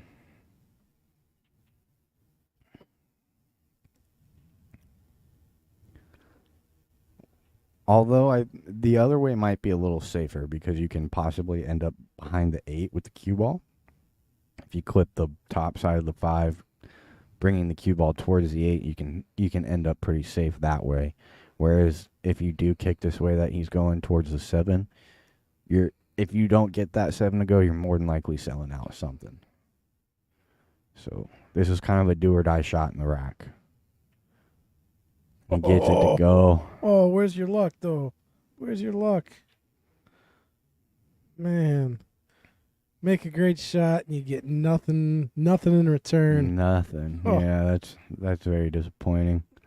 Tell you, he's got a safe that he could possibly play. It's really touchy. He can draw off this 5 and try to get over there behind the 8. But it's going to be touchy, and I think that's what he's doing. So he's going to draw here. Speed is critical. Yeah, it was really tough. No, that's okay. He didn't give up too much. He gave up the full 5. No, it's a tough shot. It's a tough shot. It was always going to be a tough shot, yeah. I think that's probably a big element to that shot is where you're trying to get the 5 ball to go. On that one, you probably just want to focus on your 5 ball, trying to get it as close to that end rail as possible. Wherever the cue ball ends up at that point, you're going to get safe. And that's the thing when you're playing safeties, you definitely don't want to just try to control the speed of the cue ball and the speed of the object ball. When you're trying to do that, it gets real touchy and you end up usually leaving some kind of leak, you know. Yeah, if you can, you definitely always want to just control and focus on either the cue ball or your object ball. When you're trying to do both, the variables just they get out of control. Yeah, and so a shot like that, when you're choosing which ball to control, you really want to think about which one ends up safer if I don't accomplish exactly what I'm trying, right? Yeah, and I think the cue ball was the tough shot was to get the cue ball behind the 8. The Mhm. easy shot was probably to get the 5 down at the bottom rail Correct. where you're talking about. So yeah, maybe focus on obviously the object ball. And then in if that your cue scenario. ball ends up good, then you get lucky, you know. Yeah, I think if he sent that 5 to the bottom like you said, I mean the cue ball is moving more. He probably would have pushed that 8, and that cue ball would have rolled maybe even behind the 10. So Tough to pull the trigger on this shot. It's kind of a scratch shot if you're playing into the bottom so left. I think it's a safe opportunity. He can just bank this 5 off the bottom rail, leave the cue on the bottom rail, send that 5 up above the 6. Well, I think he just called a bank. It's tough. I think he called the bank in the top left. So if he misses it, hopefully the 9. Oh, see, he played a real simple safety here. Well, see, that's one of those safe shots. That's not. I mean, that's giving your opponent a really good opportunity to play a pretty lock-up safe. Back, right. So if he Yeah. doesn't want to cut this, he can just really glance off the left side, send the cue ball to the other side of the table. Yeah, and Alvin is actually really capable. Now, this is tempting. This is a really makeable bank shot. You know, Oh, I'm cutting So- this ball all day. I'm probably banking maybe, but that's what Tom is trying to get Alvin to do. He's trying to coerce him into taking a shot. But I think Alvin's playing the safe shot here. This is the right play. It's got to keep going That's up. perfect. There he goes. Oh, nope, it leaked out. But you still didn't necessarily leave anything easy. That 5 ball still might be cuttable from where it's at, really. But Yeah. nothing easy here. You know, you're still forcing your opponent to take a lower percentage shot than you are, which is really key in the rotation pool. See what he does here. Looks like he's playing a safety back. I think he went for it. And he's going to sell that one out. I don't know. He might have him on the 6.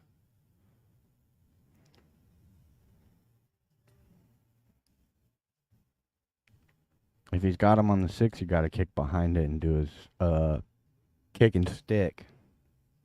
Kick and stick is one of my favorite shots to play.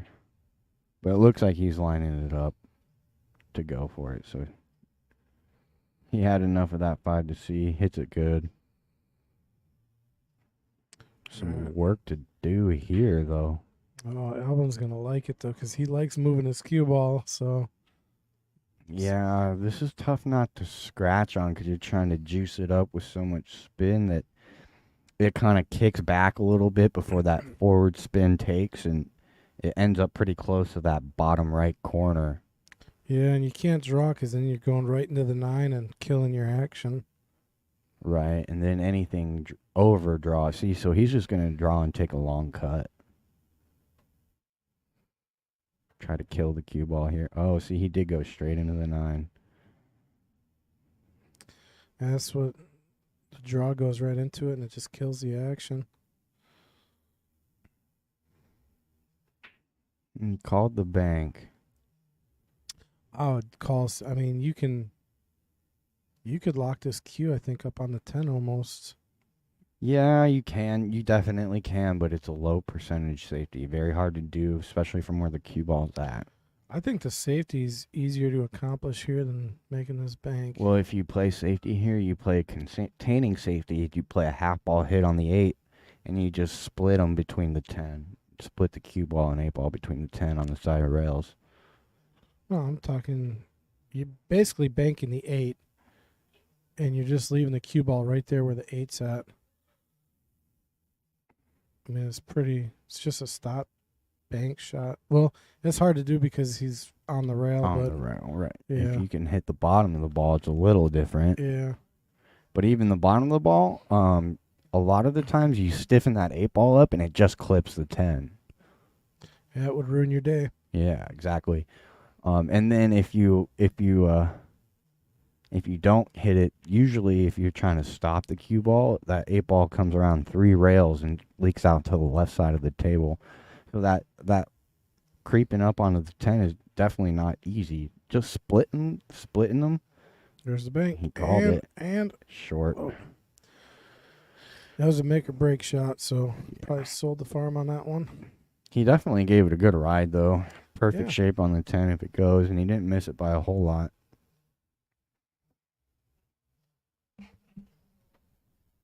Thomas can get out here. He'll get out to a 2-game lead.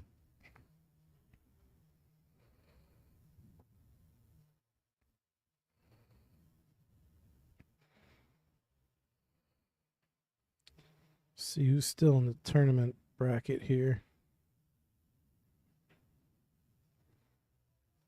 Nice stroke there. He's nice and straight on the 10. Straight enough. Shouldn't have a problem with this. Should see a 3-1 lead.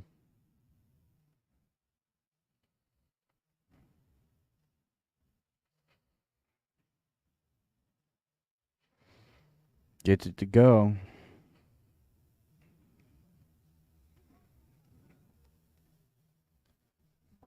We'll see how he hits this other break. The first break he hit was from like the left-hand diamond. The second one was much closer to the middle of the table. The first one he got a better split than the second one though. So very interested to see. And then the second one he also unfortunately got kicked into the side. It wasn't anything of his doing, but he definitely did get a better split with the cue ball further out. So we'll see what he goes with this time.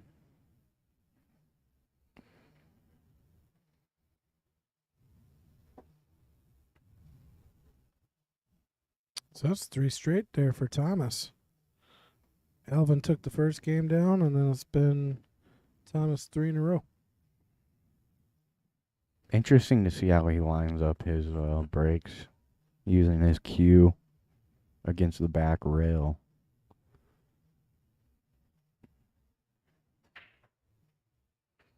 Ooh, cue ball was in trouble, but he got saved. Got trapped. Yeah, he can't see it. We'll probably see a push shot here. The only question is, where do you push?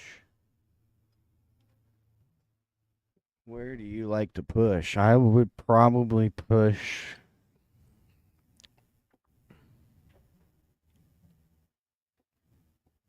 It's a tough push because you're gonna leave a pretty good option on the 1 no matter where you push. If you can see it, you can always push to a jump shot.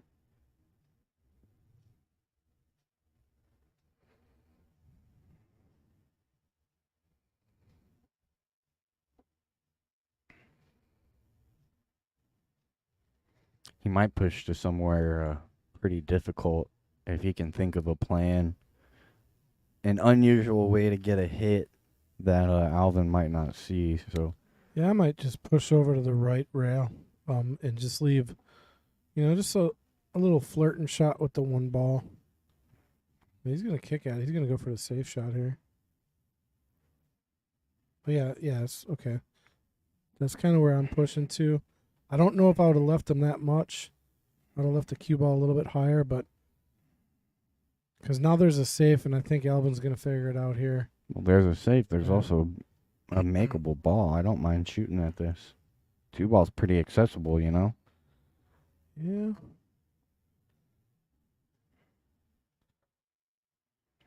And yeah, there is a really easy safety if you don't like it.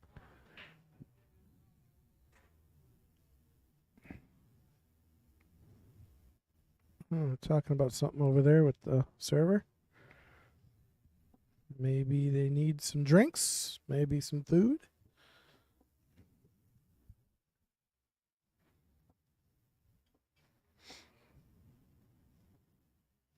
I'm gonna line up a safety here. You try to lock him on the 6. 2 rails behind the 6. Oh, he went for it. Oh, and he got hooked. See, It paid off for Thomas. He's in big trouble now. There's no easy kick here either. yeah, shooting over the 3. That ain't fun. Is he going 3 rails? You can go 3 rails without necessarily shooting at the 3, right next to the 5.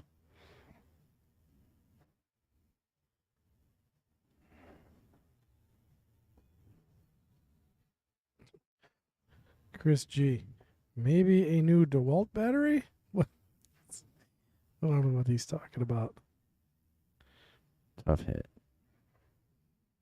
Looks good. Looks good. Oh, we gave it a good ride. Oh. And he sold out. 6 is in a. What? No, 6 goes, huh? Yeah, I'll go on the side. Is that off the nipple there? Yep. Yep, there's definitely room for it to go. All right. Well, what other problems are there? None. Maybe the 3 to the 4 could be tricky. Who knows?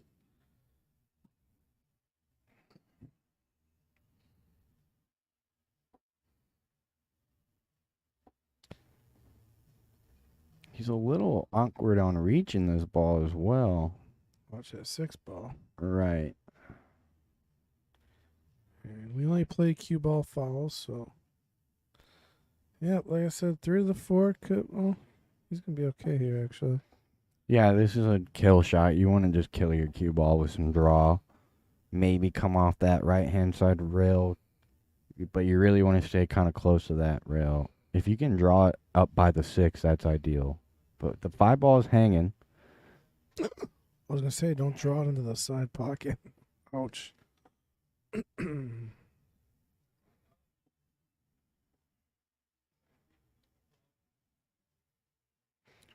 Okay, I was going to give Alvin a good chance to get back in this match.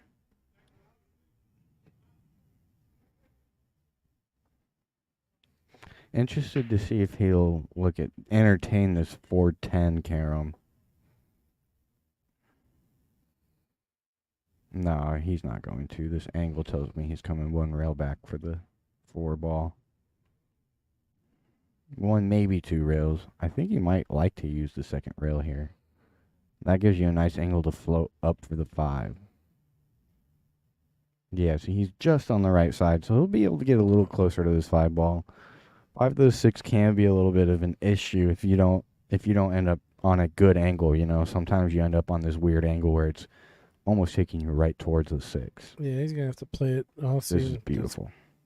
3 rails around to get above the 6.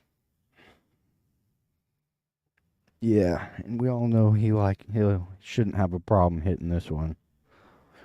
Top, or a little bit of top, heavy inside spin. Yeah, depending on where he hits with tops, you got to be careful because that could kill the cue ball. Well, he definitely Overcooked it. let it go there. Now he's in trouble. Yes, sir.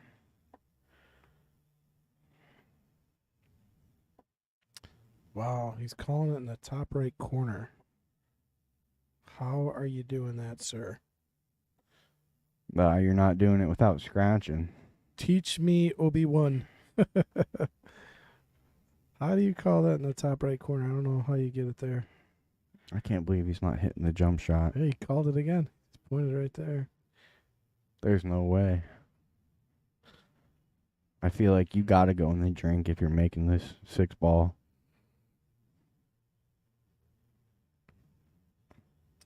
Unless he feels like he can somehow get 2 rails at it. Oh, my God. That was a beautiful attempt. And it Yeah. didn't scratch. I think that's as close as you can get to making it without scratching. Yeah. I think you're right. I mean, if he makes that, it scratches pretty much all day. Yeah. And we'll see Thomas just roll forward here for the 7. You want to stay above the 7 here. You don't want to get under it and have to run the cue ball or try to hold the cue ball. Yeah, I think he's good. That's fine. Yeah, he didn't overdo it too much. He'll just come off this left side rail. He can do that with straight top if he wants to.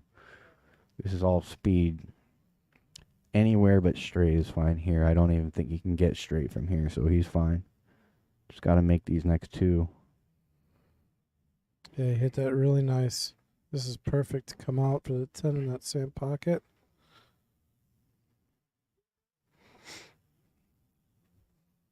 This is like a shooter's decision. Sometimes you can play 2 rails if you want to let your stroke out a little bit, or just 1 rail if you don't want to overcomplicate anything. 2 rails. And what that does, it gives you a little more margin of error for speed. You can hit that one a little harder and still get away with it and end up real nice on the 10 like you did. Whereas if you're coming one rail, you're kind of coming Yeah, good speed straight or up. in trouble. Nicely done. So that's going to be 4-1, Thomas. He's starting to get away a little bit. Yeah, you don't want. I mean, 4-1 is about as far as you can let the match go. I think once it gets to 5-1, then it's starting to get tough to get back in it. 5-1 is when you're down 5-1. It's when you start thinking about multiple games at a time. Saying I need to win 2 in a row or the next 2 out of 3, you know, the next 3 out of 4. And then you reassess where you're at after that, you know. You're going to see Alvin probably be a little more aggressive trying to climb back into this.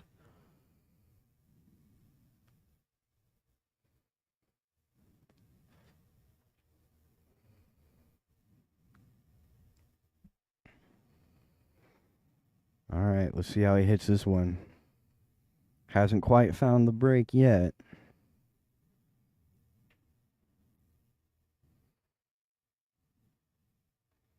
So he's moving more towards the middle, which I like. He moved even more towards the middle. This is where I break from. I like this break. If you hit at good speed, the wing balls go in the side. The second ball, that 4 ball and the 9 ball, were both headed exactly where they needed to go. Might have a breaking run here. Looks Yeah, pretty good. This is his best looking rack. 2 to the 3 is a problem. But if you can get it from the 2 to the 3, the rest of the rack looks decent because you can, if you end up on the left side of the 7, you can go around the 10 for the 5 up in the same pocket as the 3. If you end up on the left side, you might be able to go into the 5. Yeah, it's just a bunch of small windows for the For the 2 3 to 3. Yeah. And you got to pick your window, your angle. And really, it's going to be tough to get somewhere close to the 2 wall to negotiate that.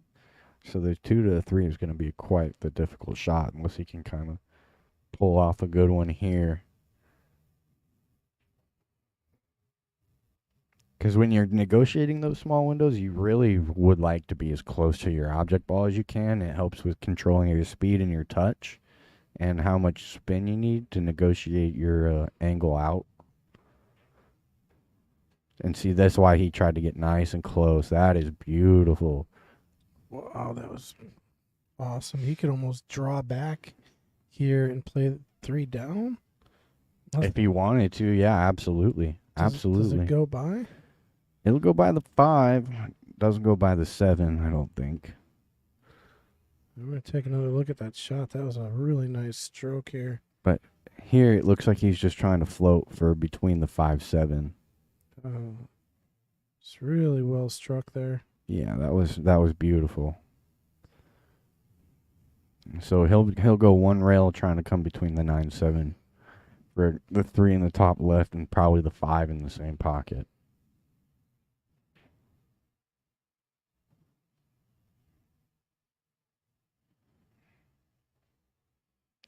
Where's the Gotta speed? go. Where's the speed? It's good. Nope.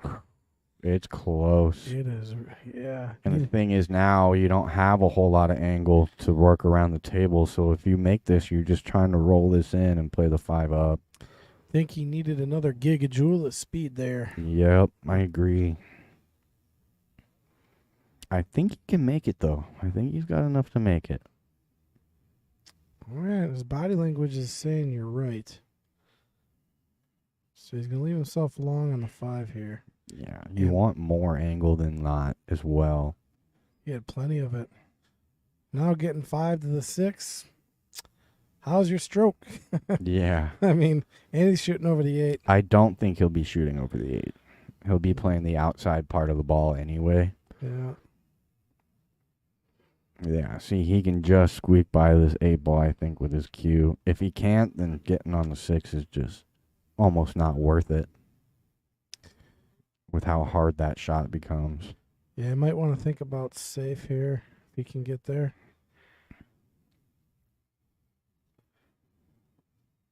I really don't see any safeties that are overly easy as well.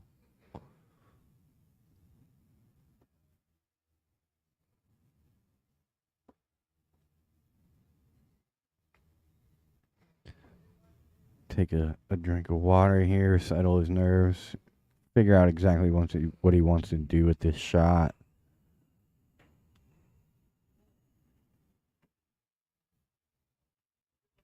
Yeah, he's not over the 8, so he'll attack.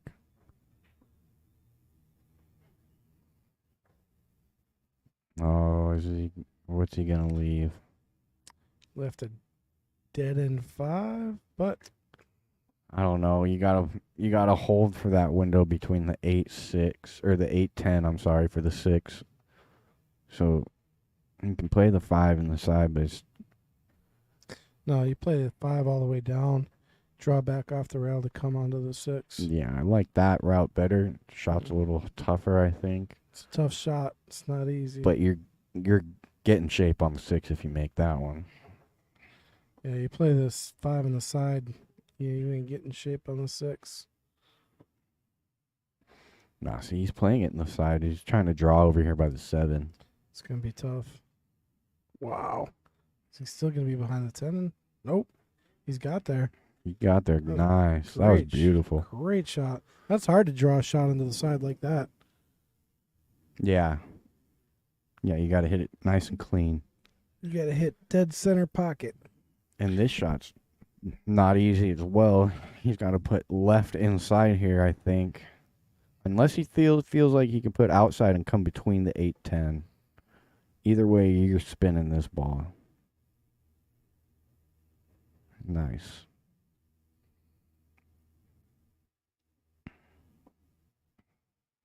All right, so now he's got plenty of options. He can play the short side for the 8 in the top right. He can hold the cue ball in the middle of the table for the 8 in the obvious pocket top left.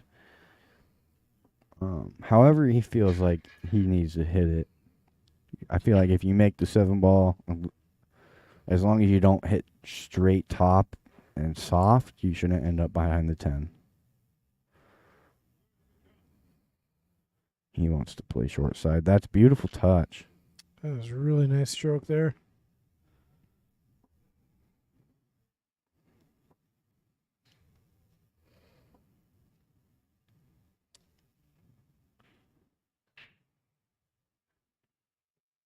A little bit of outside to pull that cue ball back to the middle.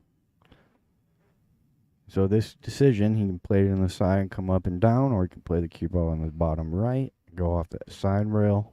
Yeah, I think you see bottom right. No, he's gonna. Side. He's going in the side. I like that. I think you got a little bit bigger of a window to land in. All right, Alvin about to get a game back. Yeah, that was a big one that he needed. All right, so he keeps it attainable here. Yeah, absolutely. He's still right in it, really. It's a long race, so as long as you don't get too far out, you can find giving yourself time to find your stroke and your rhythm and stay in it, don't let it get away from you to where it's too hard to come back. So that was a big one. So either one of these guys can go on a run here. So if you're down, that's when you feel like just don't let it get away from you. Stay in it. And hopefully you can get some kind of rhythm going where you start pulling ahead yourself. But I think we'll see a pretty close match here. I concur with you. And Alvin hit the break really well the last time he did break the balls. Yeah, he smashes them and he pops the cue ball up really good. We watch it pop on the cue. Actually, we'll go to our right cam for that. Last 2 breaks he had, he really popped that cue. The one It went up there.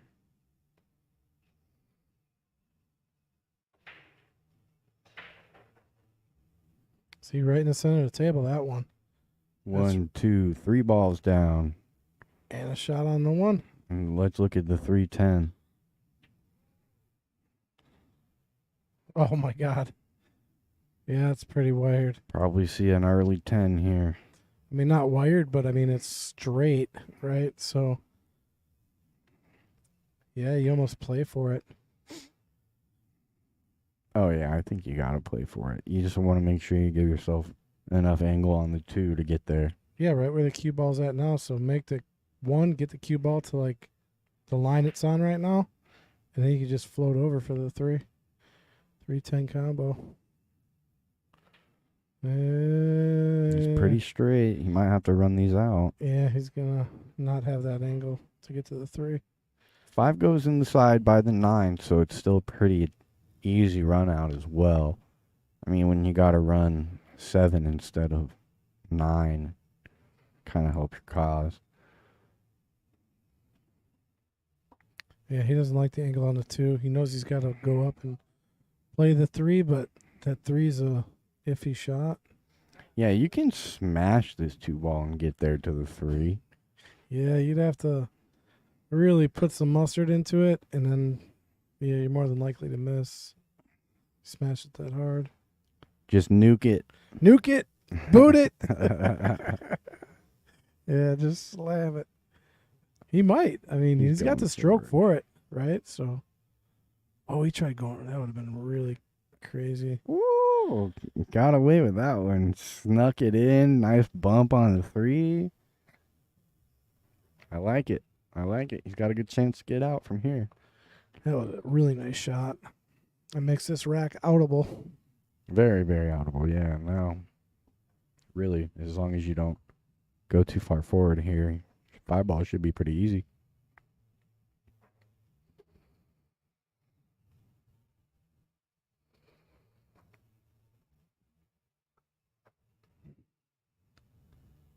Can't tell if he's going into the 10 ball with this shot. It looks like the cue ball wants to go that way, which makes position to the 5 a little more difficult. You would like it to go the other way. But any kind of draw here is going to work. He's just playing safe there. Very nicely done as well. Oh, man, he's in jail. Yep. Do not pass go. Do not collect $200 for passing go. Jeez, there's no 1 rail. You can go 2 rails around the 10, maybe 3 rails, like short side, but that shot's so difficult. Oh, he's looking at the 1 railer here. Can he get between there? If he can get between there, he's really fortunate. It's just so tight. I don't think he can do it. I think he's too close to that 9 ball. And the 5 ball takes off like really hitting a lot of spin. There's a 2 rail available, which is off the top, off the left rail. But that's just spinning tough. It's so difficult. That's a tough 2-railer. Well, and the spin, because you need to put spin on it, it's just going to kill the speed of the cue ball. It looks like he can fit. Wow, incredible hit there. Not a good roll. That's a good job, just not to give ball in hand. Yeah, I mean, that was a... I mean, he didn't have a win. He used what he had. Right. And It was was able to almost get- like it was lined up for him, you know. Yeah. Obviously, he had to put outside spin there, but it was fortunate that he had that little window. I thought he was too close to the 9. So he did well. I mean, really, Alvin earned that one, if you ask me. He deserved to at least come away with a shot after that safety. He played it pretty well. Yeah, Roy letting out a little emotion there. Ray's dad. That's funny.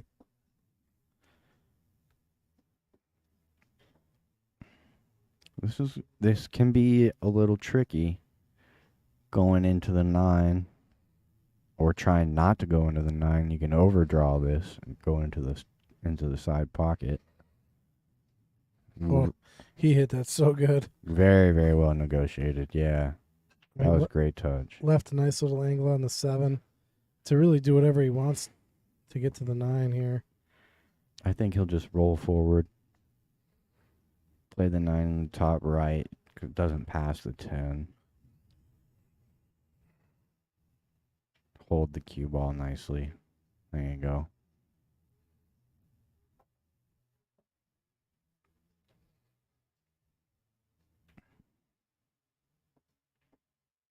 Yeah, straight enough to not even have to worry about the 10, and he should be out, making it 3-4. And it's a match again. Absolutely, right back in it. That was a really well played safety there. It was a good time to play it. He locked him up good. Didn't have any options. So smart play from Alvin. I feel like last week he was probably a little more aggressive than he's playing this week, which is surprising to me. Being rotation, I'm not sure. Let's see what game Alvin prefers. Saying 8-ball, which is his stroke really fits with the rotation game, but he's a 8-ball player as well. And it looks like Mike is a 10-ball player, or not Mike, Tom. I'm sorry, Tom prefers the 10-ball. Well, he did get to pick the game today, being the challenger, and that's what he chose. Yep, forcing the rotation onto Alvin, but handling it well. We got a close match.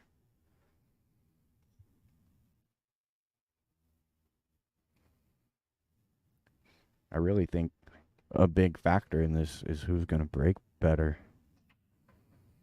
I really like Alvin's break, man. Yeah, you see how that 2-ball goes into the side? That's how you know he's hitting them square. He's hitting them good speed. Unfortunate not to get a shot on the 1. Yeah, that 8 is cutting it off. But what, he made 2 balls right there? 2, 4, 6, 8. Yeah, he made 2 balls on that break too. I'm wondering if that second ball, because when you break from the middle in 10-ball, the 2 balls right behind the 1 ball, if you hit them square and at the correct speed, those 2 balls want to go in the side pocket every time. And the corner balls, usually on the 9-foot it works out a little better, but the very corner wing balls will go 4 rails into the pockets that they're aimed at to begin with. So that's kind of a gauge on how you judge whether or not you're hitting the 10-ball break well.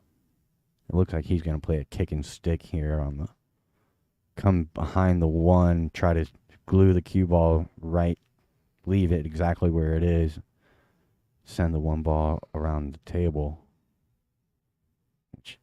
He's going to play a push. Trying to tie up the 4-5. He didn't quite get there. But doesn't give anything offensive to Thomas, so we'll probably see Tom come in and play a safety himself. Unless he feels like he can't execute a safe. I do not give this shot back. You got to take it and play safe. There's a few options here. All of them involve speed control. He is giving it back. I don't like giving this shot back. Well, the reason why is because this 1 ball can leak out behind the 8 pretty easily. Like, it's tough to get a hook here.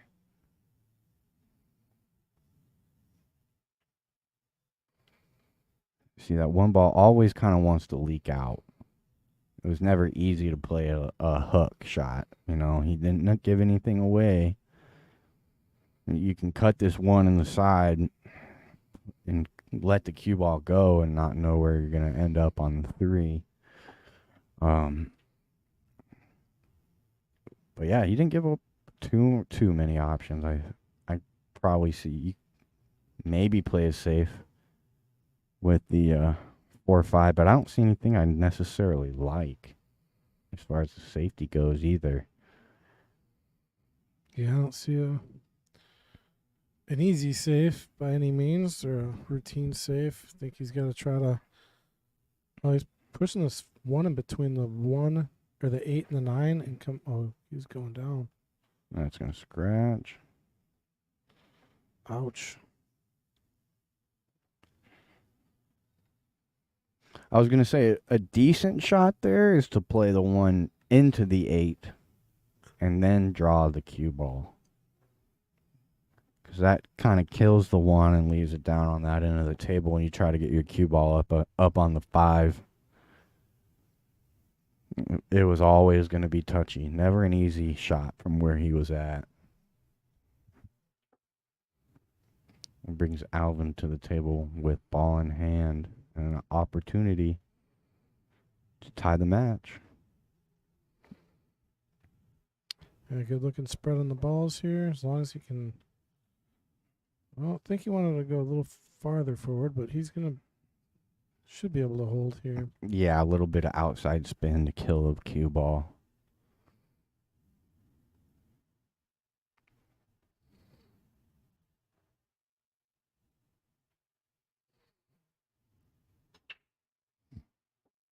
A little bit of top left here, I think.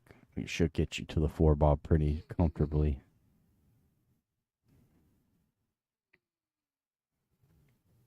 And I mean, even if you have an angle where you're kind of running into the 5 after you make the 4, it shouldn't be too much of an issue. It looks like you're pushing that 5 pretty close to the side pocket. Well, he's going into it. And overcut the ball. And that opens up the rack very nicely for Thomas. He should be able to come in and clean these up. I don't see any problems. All the balls kind of lead to each other pretty well here. So this is just controlling your back arm, not letting it get away from you. Trying to avoid any unwanted situations here. Doesn't look too tricky.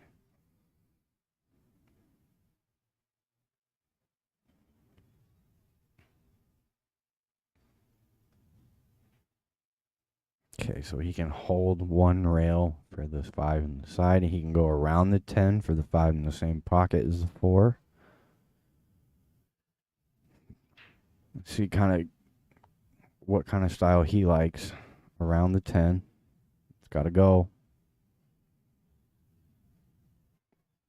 All right, so this is the shot, really, if you ask me. You got to watch your cross side scratch in the left side pocket here. Yeah, I don't think he's going to hit it hard enough for that. I think he's going to come off this rail just a little bit. I don't like slow rolling this ball, though. It's hard to make. It's a hard ball to make when you slow roll. So he just held it with inside very nicely. Just a touch of it inside. Not enough to affect the throw of the cue ball, so he probably still hits that pretty clean. Just a touch.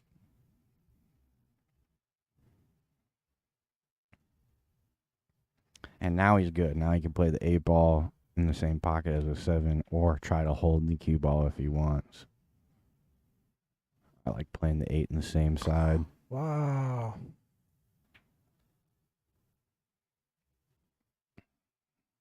And sort of got away with that miss a little bit. I think we'll see good old Alvin play the dance floor shot here. Oh, I think I love this shot. Spin around the 7 here, maybe. You go around the 10 ball here. He'll play the 8 in the bottom left. Go around the 10 ball. Correct. 3 rails. Just missed the side pocket up here on the right side. I'll go see where he's pointing at. Where that cue's pointing at. He'll put a little bit of draw here and go miss the side pocket and go around the 10 ball. I think if you go before the 10 ball, you're running into it off the 3rd rail. This is a rotation shot. Watch. 3 rails. Play short side, 8 ball on the bottom left. 1, 2. He gets the 10. But see what I'm saying? That's a pretty standard rotation shot there. Well, yeah, so what I was not looking at was I didn't think the 7 went by the 8. Oh. So I'm like, what are you talking about? 3 rails with the 7. You were talking about the cue ball. I'm like, I'm putting together 2 different things here, but yeah. No, so yeah. 7 goes by the 8. Okay, the cue ball going around, I get that, but I'm like, what is he talking about? 7, 3 rails, like. No, yeah. I'm like- always talking. The 7 always went in my head, and I thought that Okay. was pretty obvious. Yeah, no, it didn't look like it went to me, and I mean, I took one, small glance. I just thought he was in trouble, and you're like 3. I'm like, what is he talking about? I was trying to pick up what you were putting. Okay, You had to That- be lost. that people is what we call total miscommunication in the booth. Oh man, that's funny. Yeah, unfortunate to run into that 10, but that was always the problem.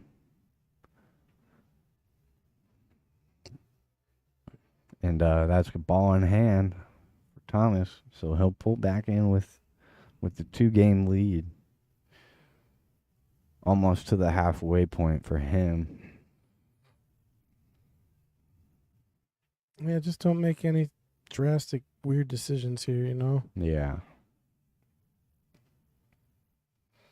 I mean, I even like just pushing it to the rail and out here. He will. That's where he'll go. Yep, just like that. Leave yourself a nice angle. Play the 10 in the same pocket. Or you could play it in the corner as well. I think he'll play it in the corner. He's a little straight. Yeah, if he's straight, then just stop it, pull it back an inch. If he's got the angle, float up to the right. For me, I don't like playing short side if I don't have to, right?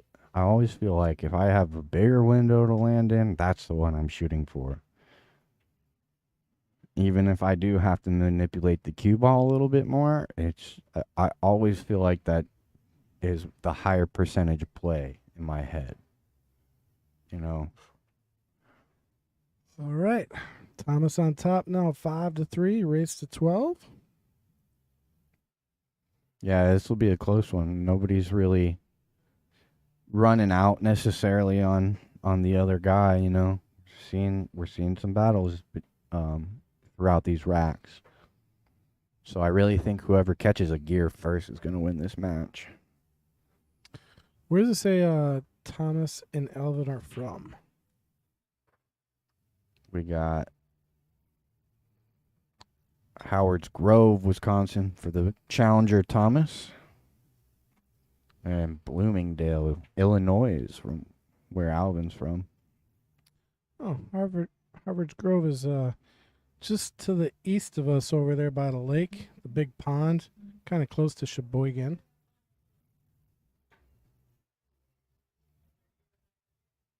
And then where is Alvin from?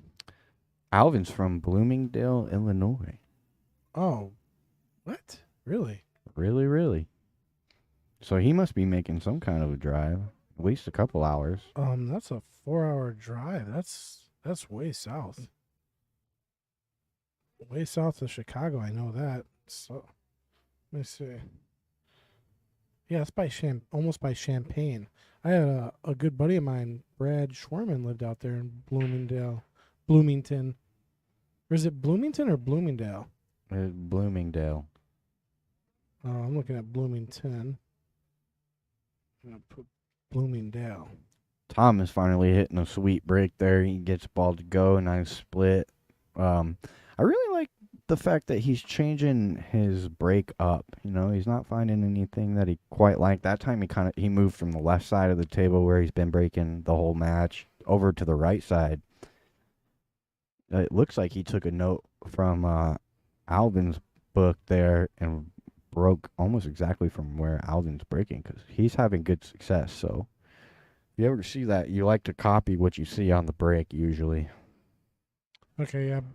Bloomingdale's a little bit closer. It's just a little to the west of Chicago, west and north, so that's not too far. It's probably about 3 hours away.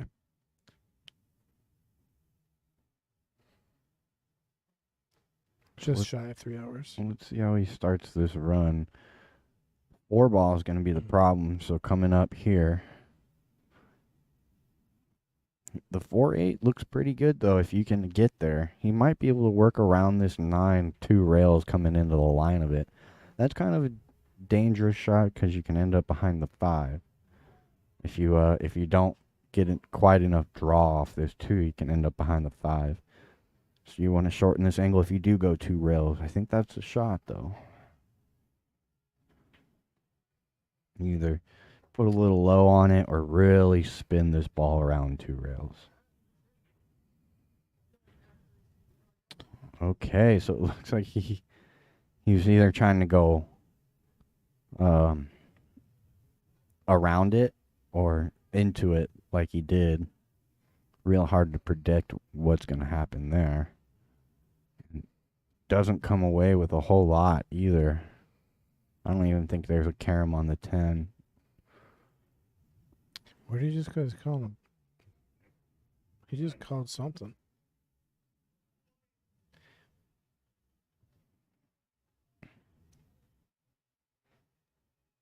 I think he's lining up the carom. I'm not sure, though.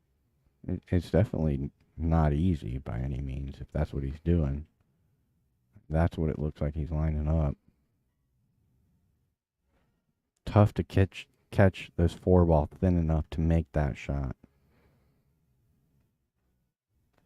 Well, yeah, I don't think you can do it then. I mean, you got to hit it Paper. full with speed. Otherwise, if he's thinning this ball, he's not even going to touch this 10. Full with speed is dangerous too because you get a double kiss almost. Yeah, I don't think the carom shot's there at all. Well, he was able to hit part of it, And he didn't give away the side pocket. and he was safe. So Well, this 4-ball might be makeable down in the bottom right. I don't think so, though. It's close. I don't think he has enough.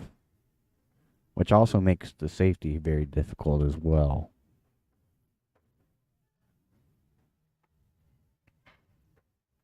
If you can see enough of this 4-ball to make it, you gotta go. Because there's no safety here. it might be coming off one rail. Nope. Yeah, he'll still come off one rail, I think. Wow, man, did he hit that good? Smooth, but it rattles. Yeah, he caught it a little too thick. Did not think he was able to get it past the 5 like that, but Yep, plenty of room. yeah. Now the real question is whether or not that 7 goes by the 8. Because if it doesn't, that's a big problem. You can play a carom shot, but tough to control the 7-ball afterwards. So still some work to do in this rack if that 7 doesn't go by. Yeah, it does not go by. I'm looking at it right here. Here's the edge of the 7. I mean, It's just tough to see how much room he has to play with between the 7 and the rail. If the 7's not touching the rail, he might be able to play a little bit of a rail first. and cheated a little bit. Maybe. Right. So it's close. It's definitely close. He can achieve an angle to run into the 8. If you can run into the 8 with the cue ball from the middle of the table to the 6, that would work out pretty well. But no, I think how he's playing it, the 7's got to go. You might even be able to take the 6 off the 8 if you're getting brave. Not right now. He's on it right now. Well, I know, but I'm just saying, I don't think that 7 goes. It's either he's playing the 7 by the 8 or the 7-8 carom. Don't end up on the 10. Now the carom shot's out of the way. You got to play a rail first on the 7. So I think there's no way the 7-ball's going. If he gets his 7 by the 8, it's an unbelievable shot. He's tough just to get a hit here. So that angle is so weird you can't look at it on the screen. Well, and if the 7-ball is not touching the rail, there's a good kick shot where you just clip the 7. You won't give up anything. It's off the rail a little bit, not much. He got it. What a shot. Wow. Highlight reel. I would like to see that one in slow-mo just to see exactly how he got that to work. It's just nothing but top here. So he played the 7 into the rail off the 8 because the 8 moved before the cue ball got to it. Nice shot there by Thomas. Yeah, he's still got some work to do. He's got to come with the stroke here.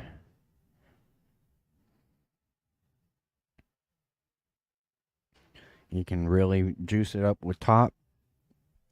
Yeah, see, this is that weird straight angle that if you draw this, you're drawn to the short side of the 9. And if you go top, it's just not going to work out well. Well, you can also just pound this ball and leave a cut on the 9, which I don't mind either.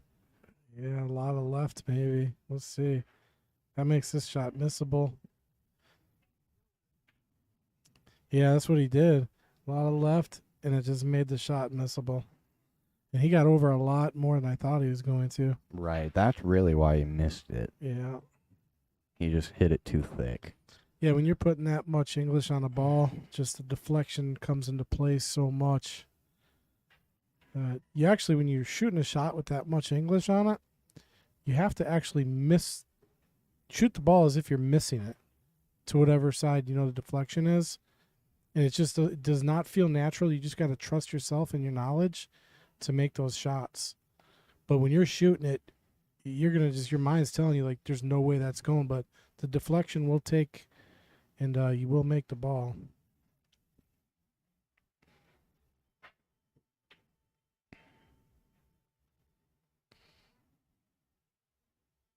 Nice shot. Did he overcook it? Wow. He made it tough, that's for sure. Yeah, I think it's still makeable. So where? But this definitely makes you think about banking it. Yeah, banking on the side looks, I don't know. I mean, you could cut it all the way down, but I'm cutting it in the pocket it's next to. you're back cutting this? Yeah. I don't know. Let's see. Oh, wow. Cue ball's moving. It's okay. He's good. The only reason I'm not back cutting that one is if I feel really uncomfortable with it, and then I'll hit a 2-way and bank it in the side, leave the cue ball in the end rail. Yeah, from the overhead, it just looks like it's too much angle to back cut. Wow, nice shot.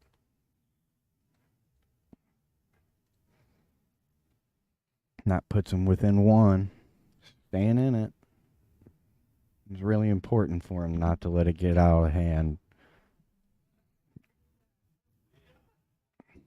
And like I said, both these guys are really battling for the racks that they're winning. Nobody's got easy runouts going for them yet. But Thomas hit that last break really well. Like I said, he's trying to copy Alvin a little bit, and might be figuring it out himself. So we might see some breaking runs here in the second half of the match. We almost popped that one right off the table. 9-ball doesn't go in either. That 9-ball, I thought there was no way it was staying up. And that's going to be dry for Alvin.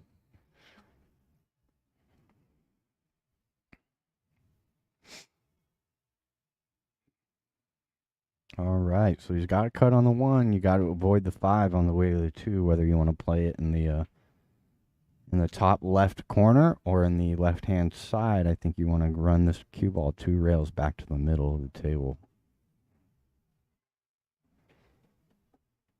You could try to hold short side of the 5 or just close to the 5 for the 2 past the 8 as well.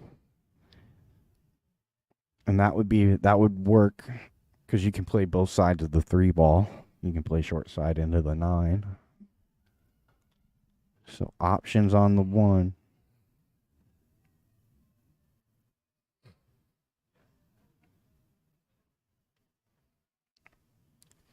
The speed's going to be okay. Got close to his work. Yeah, this is going to be tough to get back to the 3. Even if I don't even really think this 2 ball is very makeable. I think we'll see a safety.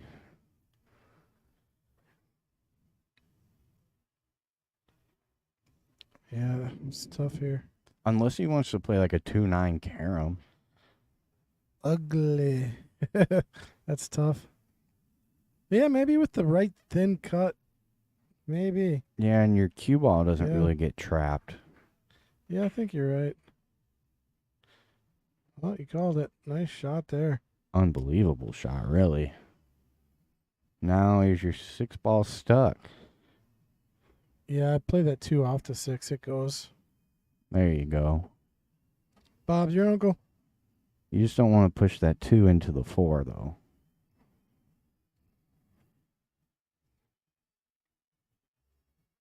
So if you do play that 2-6 into the 6, you probably got to play it with some speed.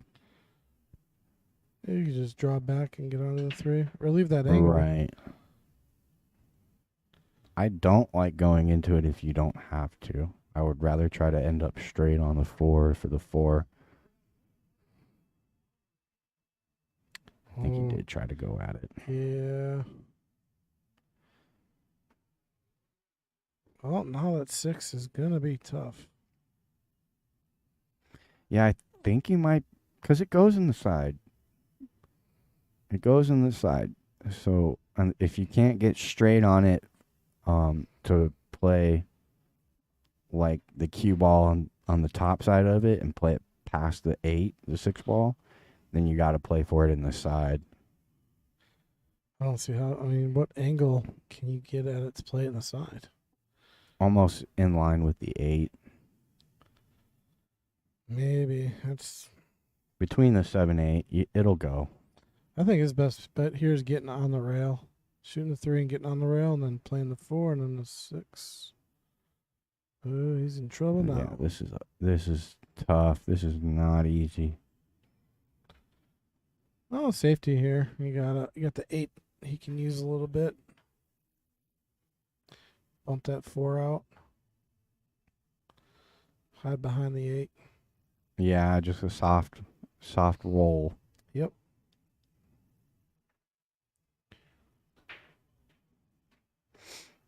Don't want that 4 ball to get too far out.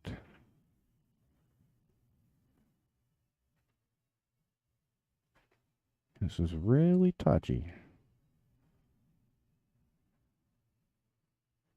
That's pretty good speed. If you didn't get the double kiss, I like that speed.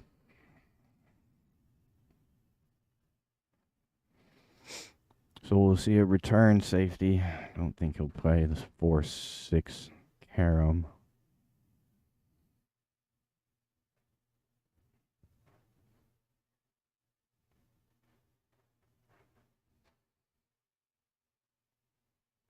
Could bank the 4 away. Over away by the 5. Tough to hold the cue ball. Okay, so he just plays a touch safe. I think he left an edge of this 4 ball, so I think we'll see Thomas try to roll him up on the back of the 6. Yeah, I like coming off the rail, off the 4, and rolling up onto that 6, actually. Yep. You don't have to hit this one very hard either. Really, you just, as long as you don't necessarily hang it over the side pocket, it shouldn't be too much of an issue to get safe, like nice and pretty locked up. Yeah, because if he can see the 4, yeah, he can hit it, but he's going to be coming off the rail, away from the 6, 7. If he comes off the rail, off the 4, it's going to be going towards the 6, 7. The only thing is you can catch that 4 ball a little thick and have the cue ball leak out past the 7. Yeah, you got to hit it right. And you also don't want to run into the 7 with the 4 ball. Well, he's not going rail first. Let's see what happens here. Yeah, so Yeah. See, he needed to catch that one, I think, a little thicker. either way, 6 is still. I just don't like that 6 ball. I think it goes. I think you can see enough of it to make it on the side if you can get under it.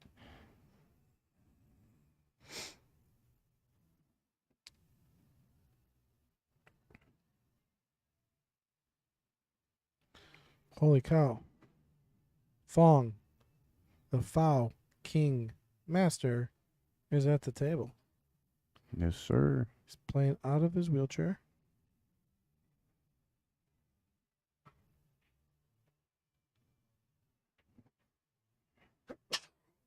That was beautifully done. Excuse me. So he has an option now. He can draw to the underside of the 6 where he can try to end up straight in. Because you can see there on the straight view that the 6-7 is not touching. So the 6 will go in the top right. You just got to end up dead straight on it. Yeah, I like it up or down. I just don't like it in the side. Wow, beautifully done. Now we can. I think he'll play it in the side. Nope, no way. I'll give you your $1 back. You want to do the $1 again? No. Come on. There's no way he's going to the side. There's just no way. Not without a foul. He's playing it all the way down. I give you opportunity to get the $1 back. Over there.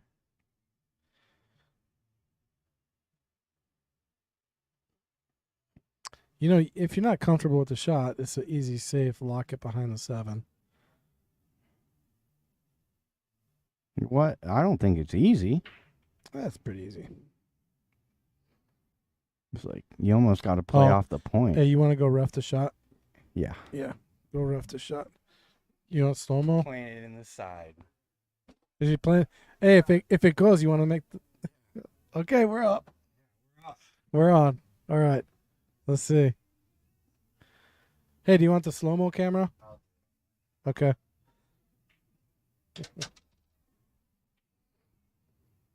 Calling for the ref. What do we think at home? You guys think this ball is makeable on the side? Okay, maybe they don't need a ref. Maybe I'll find out what's going on. Asking me if it was cue ball only. Yeah, it's cue ball only fouls. Yeah, they were just asking me if it was cue ball fouls only. So yes, it is. Well, I wonder. So we're still on for the side pocket? Yeah, if he plays it. Oh, so only if he plays it. Right. Okay. All right. Sean says no way in the side. I say no way in the He's side. saying no way in the side too because he's not playing it. You owe me $1. That's $2. Yeah, whatever, dude. It definitely went. There's no doubt. in my There's mind. no way if that goes in the side. Prove he it. would- Oh, man. Oh, man. I wish I could. He has to play the shot in order to prove it. I know. But he's out either way. It was a beautiful shot on the 6. Really, it came down to really, really nice touch on the 5 ball to get there. It was kind of more of a dramatic out than it needed to be. Yeah, We're like, yeah. okay, he's going to the side, getting the ref, and then it was like bam, bam, bam, bam right after that. Right. It was like, was there any question that they really needed to have answered there? I think he must have clipped something there before the shot was finished. Because All they were right. asking me about the cue ball foul only, and Well, I guess we'll go over some of the player sheets. They're going to take a quick 2-minute break. So, what do you got? let's see. What can you tell us about what they play with? Well, let's look at Tom here. He plays with the 60-inch, so he's got 2 extra inches in standard. It's a Mez cue with a 30-30 ignite shaft. He plays the Mez powered G brake cue, but with the deep impact 2 shaft. I'm not sure what kind of tip. The jump cue is a Q-Tech Synergy Propel. So, plays with a Tau Pro tip medium on his playing cue. That's what I got. How medium? Taum is Oh, Tom. Taum. Okay. I thought you said how. Gotcha. Yeah, Tom's a solid Yeah. company as well. They make great chalk. Yeah, just never mix the chalk. If you're ever using Tom chalk and you accidentally use like regular master chalk, and then you go back to your Tom chalk, it's really bad. Yeah. You gotta clean your chalk, and it's messy. Never mix the chalks. Pretty interesting. Thomas is he's actually a Brunswick player. Prefers Brunswick is what he usually plays on. So their gold crowns are nice from back in the day. But I've never played on a bar box. It also says that he likes a 7-foot. Does Brunswick make bar boxes? I've never seen one, I don't think. Not that I've played on. I know their gold crown is like for a long time was like the standard jewel of pool tables. Right. There's one here at the Apple. They play nice. They're beautiful tables, but the thing is, their work went all overseas. So I think their tables lost a little bit of quality when that happened. Oh, really? They outsourced?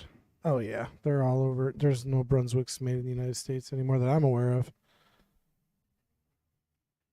I was told they all went overseas.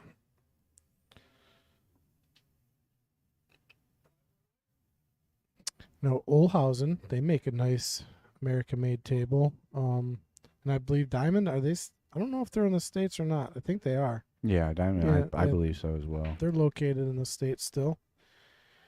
And their tables are, man, they're so nice for busting down and setting up. They're just design-wise top-notch. And they play nice.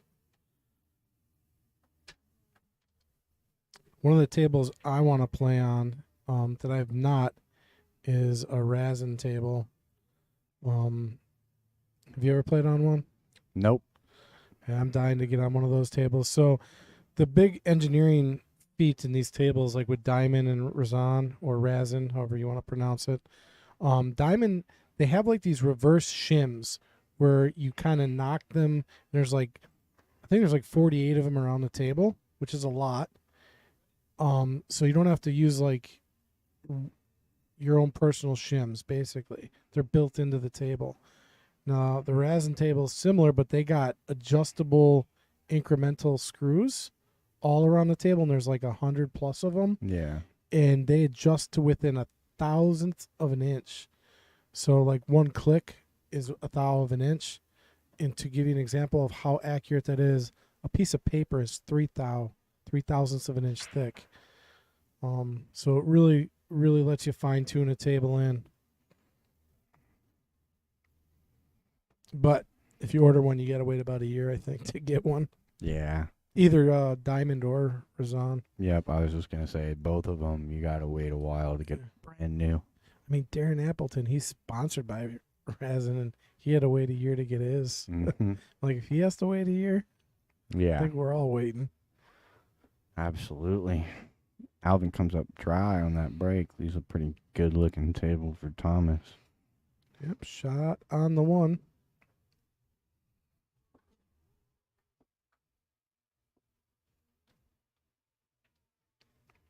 Tie ball game.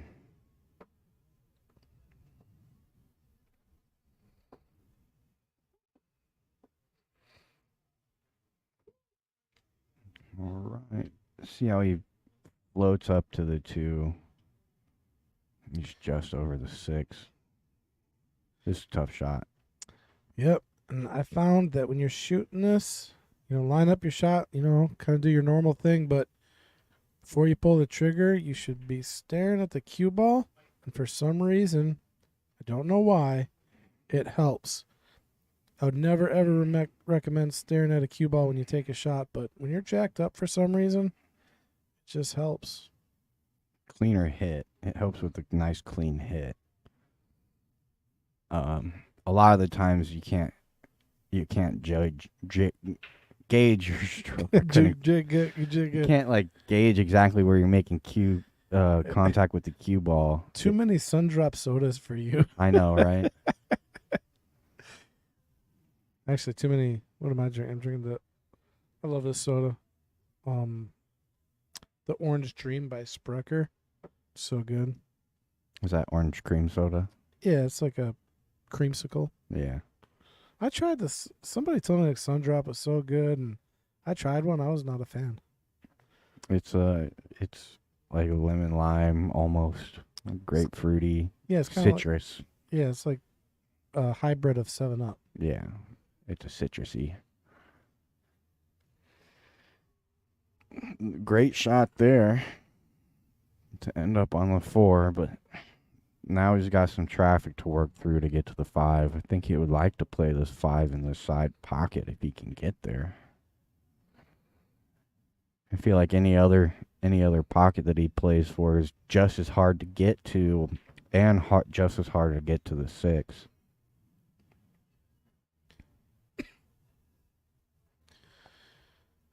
Yeah, it's going to be hard because he's got to come around the 10, 3 rails, and then there's that small line between the 9 and the 6 that he could work that cue ball to get to where you're saying, and he can't run into either ball.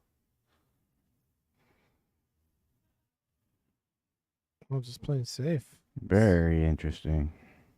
Very conservative. Yep. I mean, that's okay, right? So you're definitely going to see a safety back. Probably some kind of kick and stick and try to send the cue ball around the table and leave the 4 ball around the table and leave the cue where it's at. Play this with some draw. You got to hit the 4 ball nice and full. Not an easy return safety. Have we seen an early 10 yet? No. Yeah, we have not. I think he just called it too. Called what? The 10, just in case type thing. Wow. That would be crazy. Crazy mazy.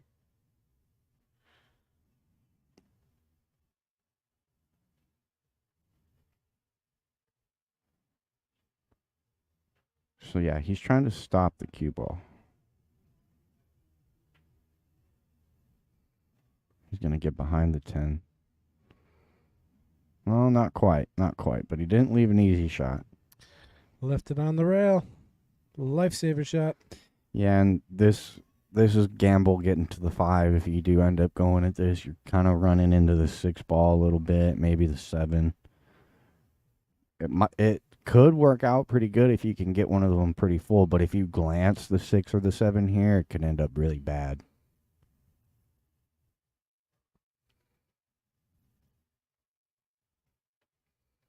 He misses both of them.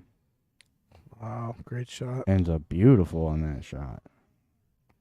Has a shot on the 5. It looks like the 6 passes 7 in the side as well. Yeah, it goes. It goes. I'm looking at it on the table. It'll go.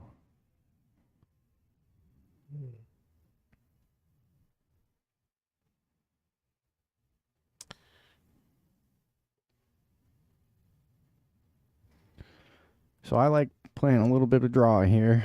Just trying to kill the cue ball, really. You should end up with something on the 6. You can also play like a draw with a lot of left spin and try to come back to the middle of the table, play the 6 in the bottom left. That one can get away from you a little bit. I think it's all touchy here. So, I mean, they can all get away from you. Yeah. I like this. He's going to kind of come 2 rails, maybe 3, in line with the 6 and play that 6 between the 7, 9 up in that corner. I don't mind that either. Yeah. Yeah, because if he comes, the thing is, it's just so touchy. It doesn't matter where you shoot this. It's tough to control the cue ball here because you're thinning, and it can just get weird on you. This is one of those shots you can't even tell anyone how to shoot it. They just got to know how to shoot it. Yeah. Playing another safety? Yeah, he doesn't like the control he's going to get. I think he's playing a little over conservative. I really believe in rotation. It's one of those things where you want to be more aggressive and want to play the balls until you're kind of forced to play a safety.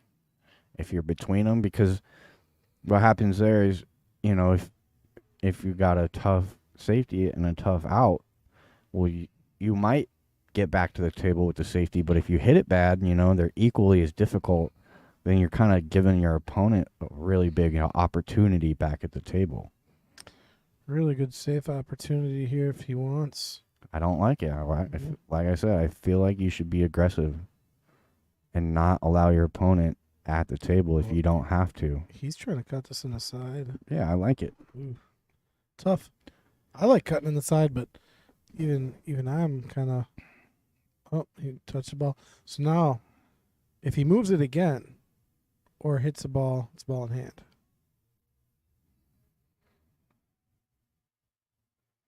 Yeah, the only reason I don't like this, I guess, is because you're shooting over the 7. But I feel like you got a good chance of coming away with a shot if you make it. She did.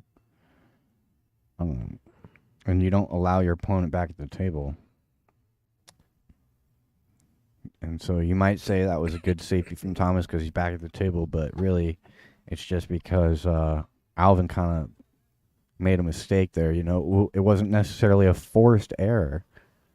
He had options. He chose one and unfortunately didn't accomplish what he was going for, but that just, to me, it just makes Thomas a little bit fortunate to get back to the table. Well, there's an interesting shot there. He played for the combo. I don't know if I like that so much. But Yeah, now this is really touchy. he's got to be careful the 6 ball doesn't go away on him here. I mean, it's dead straight, so the one thing he does not want to see is this 6 ball leak to the left side or the right. If anything, it's going to leak to the bottom left to this 8. Yeah, and if you are playing for that, you got to hit with some speed. He's okay. And even now, see the cue ball's floating from the 7, so this requires another good positional shot.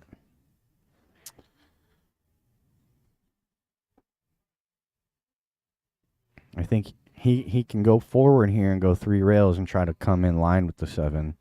You just don't want the cue ball. Yeah, so he just decides to hold it. This is a little bit tougher of a shot to get to the 9. Yeah, I like the 3 rails because now this is going to get... It's going to get a little trickier and trickier as he gets out of line because he's just on the wrong side of the 7. But Yeah, and now you're bringing that top left corner pocket into play.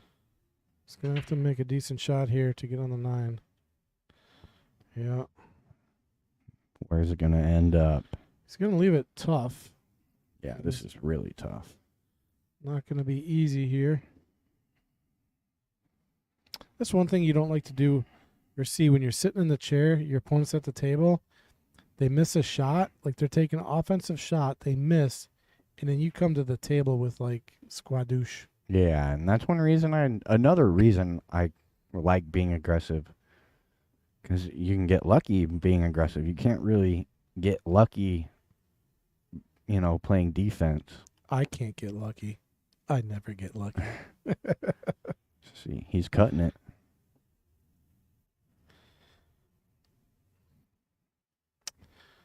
Well, if he makes it, it's kind of automatic. But he's got to make it. It's a bit of a tester. Well, okay, so he can go forward 2 rails here, but that shot gets away from you and you end up kind of coming towards the middle of the table and having a thinner cut than you like on the 9. So this is still not an easy shot necessarily. You can't play this 7 ball with the speed that you like to make it comfortable to make because the cue ball can get away from you. This is easy shot, top spin, 2 rails. You got to slow roll it almost. Not necessarily dead roll it. Oh, he didn't slow it, though. He hit it too hard. But he still ended up good. See? Oh, really good. I mean, the angle's good for sure. Angle is perfect. But it's just one of those shots where you got to decide on how you want to hit it. He does have to put inside here to kind of hold and bring it back, which makes this shot missable, It tends to rattle when you put inside on it. But he hit it really clean, so he's all good. Yeah, he hit that real nice. Came off the second rail nicely too. That was our longest game of the set here. That game had some innings in it. Yeah.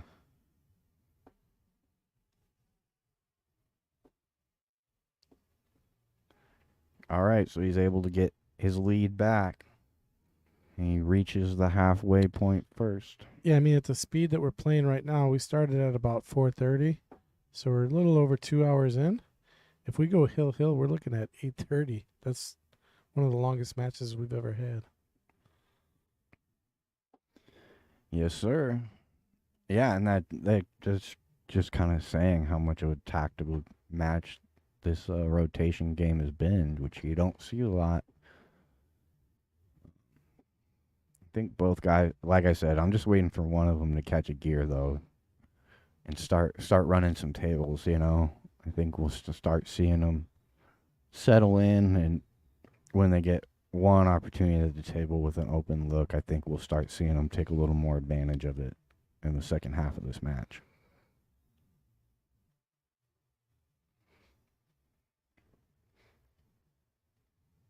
He's breaking from Alvin's spot again. And he gets the 3 ball to go.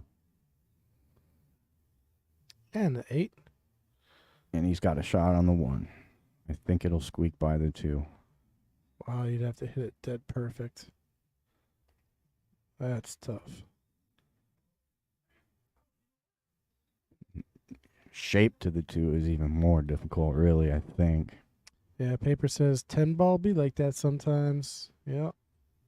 Just a long match.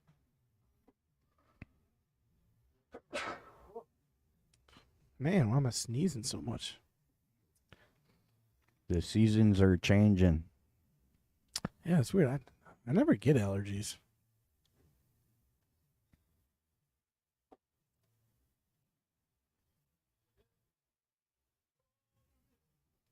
Well, he's taking a look. You think he's thinking it does go by. And he called it. Juice us up with inside trying to clip the 2. Just like he did, but he didn't get enough of it. He's got a bank. He got a bank, and he should get shape if he gets it to go. What's he got to get to the 4? Yep. 4's pretty accessible, so you can focus on this bank if you want to be aggressive. I'd be surprised to see him play a safety here. But that's what he's going to do. He's going to try to run the cue ball up behind the traffic. 2 rails up by the 9.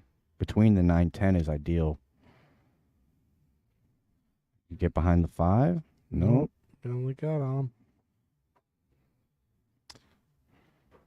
2 to the 4. And he's going to be knocking at the door. Yeah, this cue ball, you have a little angle here, but a lot of the times it's so straight that you can still scratch off the side rail, and it catches the inside of the point and still falls in. Yeah, he might think about coming off the rail first here. That'll help get that cue ball out. Yeah, that's a real safe way to make that ball. But it's actually hard because you got to get past a point before you hit the rail. Mm-hmm. Yeah, oh wow. That's what he did. Yeah, and he hit it good, and he got it out a little bit. He just scraped that rail, too. That was a great shot. That's so much harder to do than what he made look. Yeah, absolutely. And now he's really got to come with another one. Just scraped it. Yeah, because you got to just miss that point, and that's tough. This is tough, too. Slow roll. Hold for the 5. Oh, and he got it. What a shot. Wow. Yeah, holding there was not easy. That was an unbelievable shot. That one might be better than the last one he hit.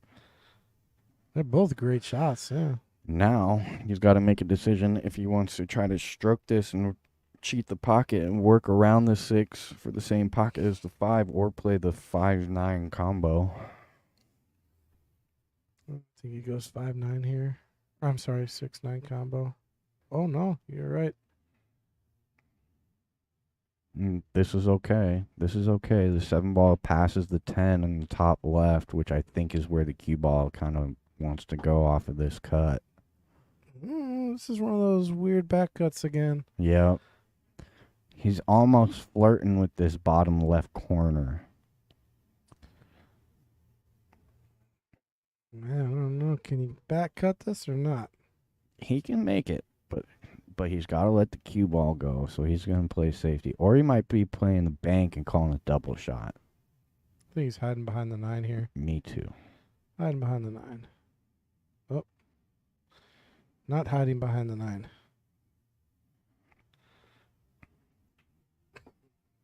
Okay. So you can roll forward here 2 rails to the 7.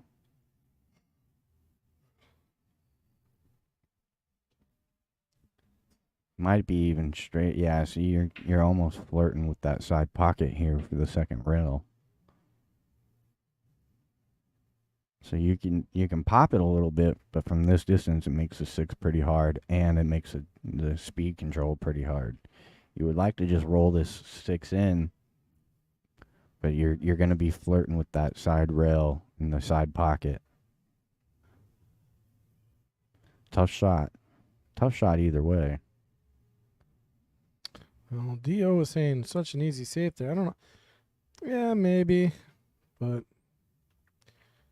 sometimes nothing is easy as it seems on screen. It might look a touch different. Because sometimes there's shots where we're like, yeah, there's no way they're making that shot. And then they make it.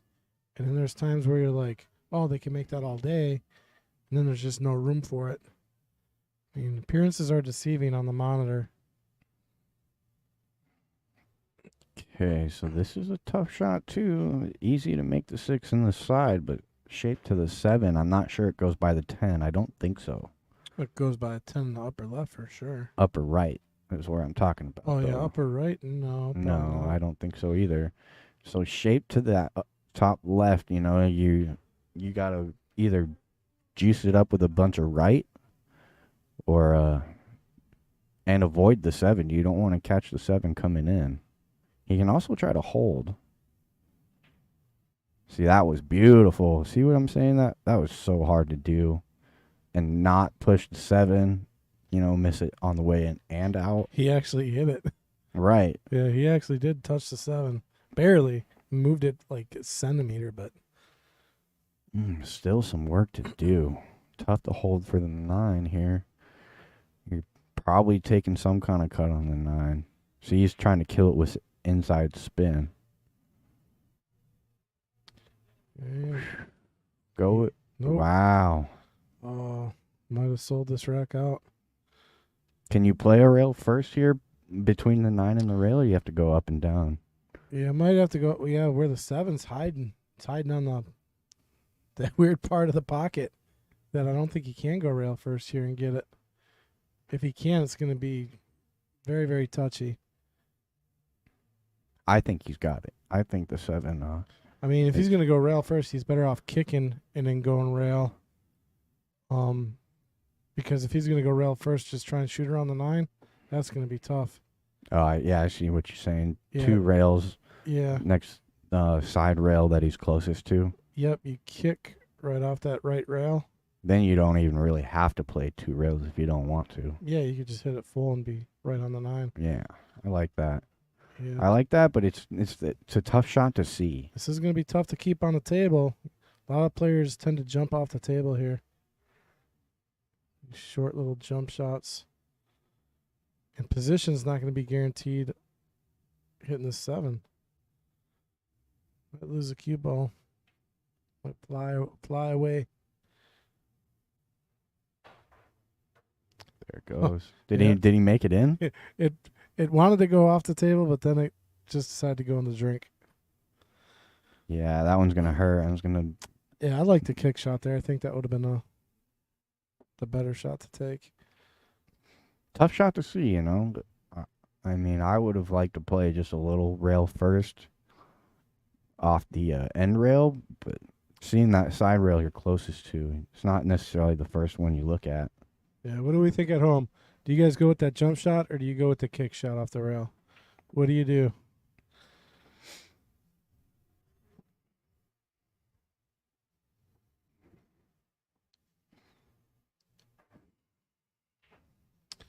Still tied up, huh? 6-6. Yes, sir. We are officially halfway through this match.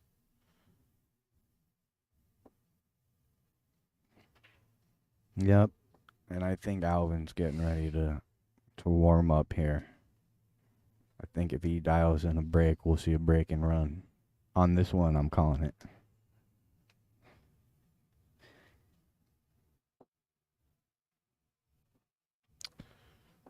Sean Ruzick says kick.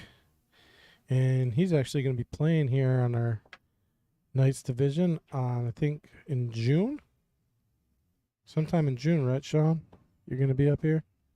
June 11th, I think. If memory serves correct. Oh, no. Cue ball finds the drink.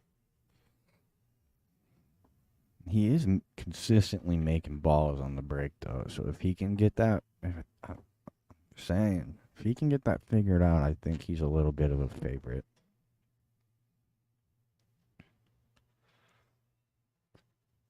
But let's see what he left. He's got, I'm pretty sure that 3 ball is going to go into that side pocket. Playing shape of the 4 isn't necessarily easy. You would like to be able to just roll through and not have to clip the 9. You know, like dead straight on the 3, maybe a little bit closer to the middle of the table, but any further and you're starting to drift towards the 10-6 and get away from the 4 ball, which makes holding that shot very difficult.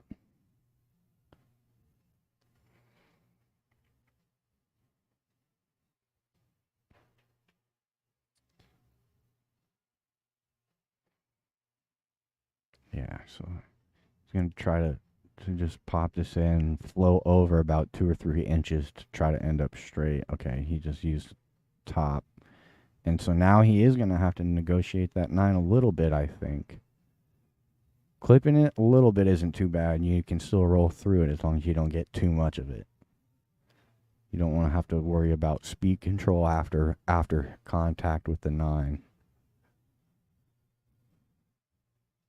Really well done. So he ended up really nice on that 3 ball, exactly where you want to be.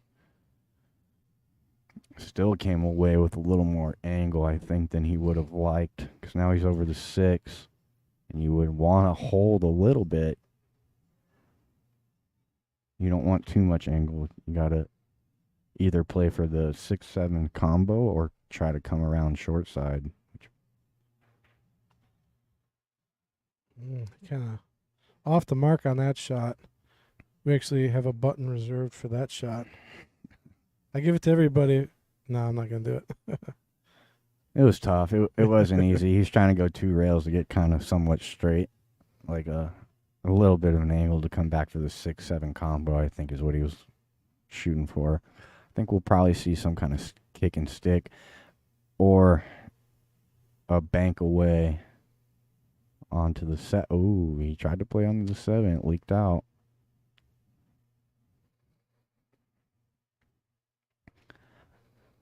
Yep, that's going to leave a pretty good looking shot on the 4 with a little bit of angle to come off that end rail.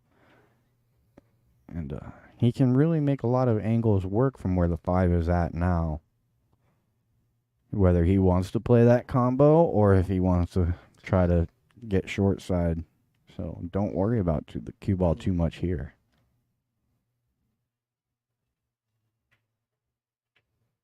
Yeah, see, nice and straight. I still think he's got kind of an option. No, I think he's too straight now to play short side. He'd have to pop the 5 ball in pretty stiff. So I think we'll see a 6-7 combo. So my wife just sent me a thing. I don't know if you guys know, but the Northern Lights were out on display just a few weeks ago, a month ago or something like that. And they really hit the Appleton area. They're all over Wisconsin as long as there was clear skies. Well, they just got some report, a lot of solar activity.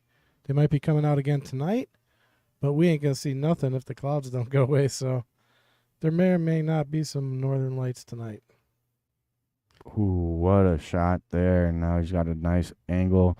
You know, actually he might be flirting with this top corner to make this 6. I think he can get through. I think it's thin enough to get through, but it's touchy. Yep, always a safe shot. Just stop the cue ball on the 6 and send that 6 over towards that side pocket. Kind of I like it. He's staying aggressive. I think you still should be aggressive here. Unless you feel like there's no avoiding that scratch is the only reason you should play safety here. I'm playing that safe here. You like it safe?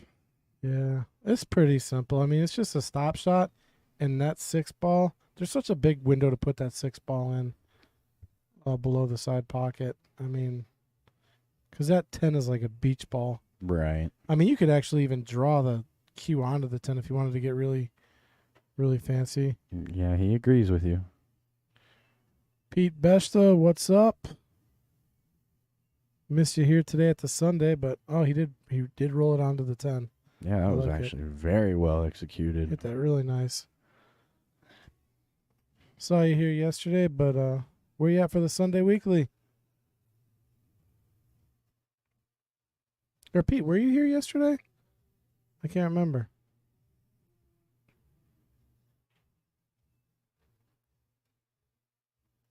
All right, so I feel like you got to kick off the top rail that you're closest to into the 6.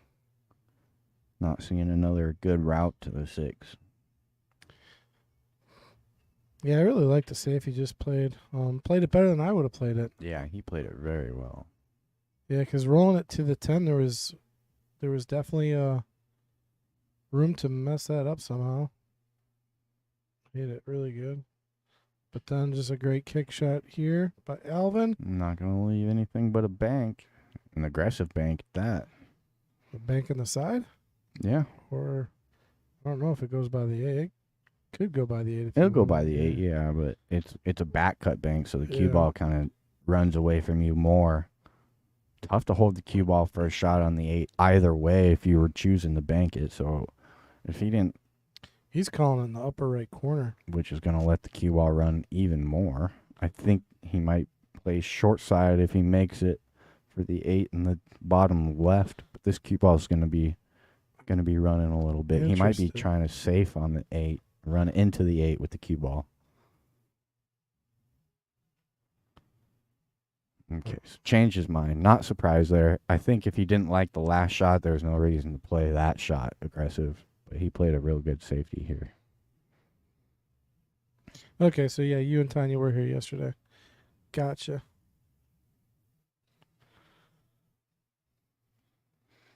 Okay, so there's 2 ways you can hit this one that I really like. You can go 1 rail straight into it and play off the top side and play the cue ball into the 8 to create separation, or you can play 2 rails under the 6 trying to create separation that way. You have a chance to make it in the side pocket if you play 2 rails under the 6 as well. A good friend of mine, Efren the Beta Reyes, says Z-Bank.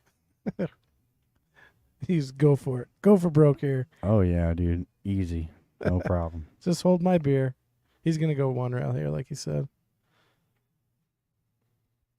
Oh, he didn't call it, did he? No. That is what we call leaving a hanger. Kind of fortunate. It kind of challenges Thomas to get back on the 8. If it goes in, you've got a shot on the 8. You could just draw this straight back to the 8, or you could go all the way off the top rail and back. Personally, I just draw to the rail and back. It's a nice draw stroke here. I think I'm going forward 2 rails here, trying to avoid the 9.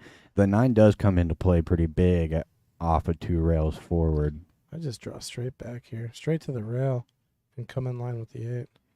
Just power draw, just like that, but more draw. He just didn't put enough draw on it. Okay, let's see if he beat. I feel like there's no easy safety here, so this might be a time for him to be aggressive. Ooh. These are tough to cut over. Unless you just want to snip the right side of the 8 ball, send the cue ball 3 rails around the 10.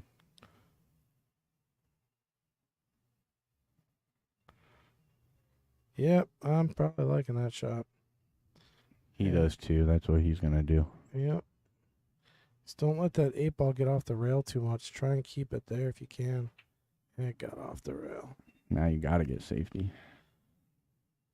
Well, he left. No, you can make this ball. Yeah, you can roll through here, but I'm so bad at these. I'll still find a way to scratch. Me too. But it's definitely doable. This one is doable to play into the point. Yeah, he just told the point. You better help me out on this one, or I will smite you. Turn down the temperature in the room for this one.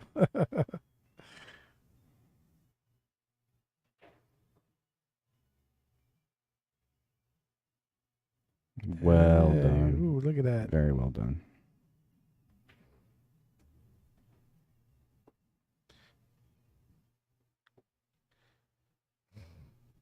All right, pretty straightforward here.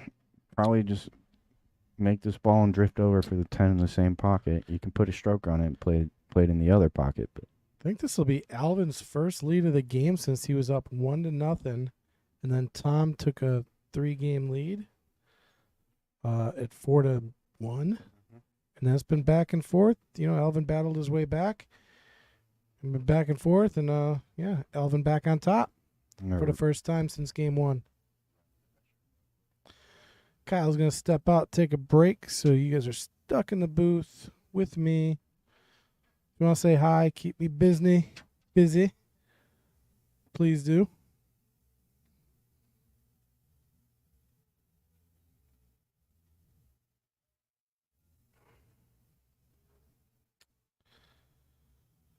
All right, old Brack's looking pretty straight there.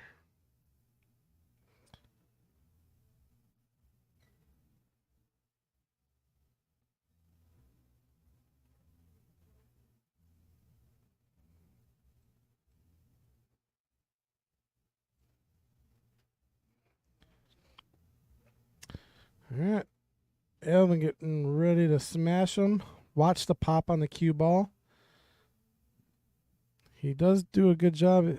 When you pop it, you want it to go kind of straight up and come back down just right in the middle of the table without getting kicked around. Right, just like that. Wow. So but the 3 came and nailed it. But he had it. I mean, that's kind of what you're looking for in a break. Take another look at that. I mean, that's the pop you're looking for. And he's kind of hoping that nothing comes back and hits it. And that 3 just comes out of nowhere. But I think he might still have a shot here. Let's take a look at the table. He does got a shot on the 1. 8's kind of interfering with the cue ball here a little bit. Makes it tough. He's got to get to the 3 ball here. So he's going to play safe. The 1 is going to be covered, I think. Yep, no easy path to the 1 here. Wow. Maybe 2 rails off the bottom rail, right side rail, into the 1 is kind of the only path I see. Unless he can spin off the far right rail into the 1, it's going to be tough.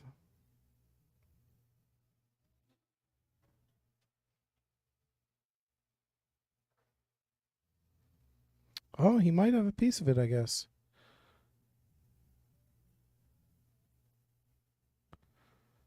He did have a piece of it.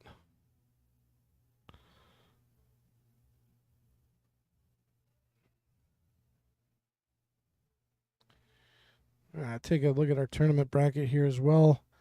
Our weekly 8-ball every week is coming to an end. So, fighting for the hot seat, we got Ray Skinador and Adam Starkle. Adam did well yesterday in the Steve Metoxen benefit. They went pretty deep. Him and his partner. And he's fighting it out with Ray here over on table number 7. Who else we got?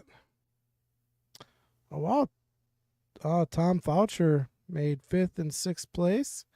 Congrats to Tom. Had a good tournament today. And it looks like Craig Fowler is waiting on the winner of Jake and Andrew. So Andrew having a good tournament as well today.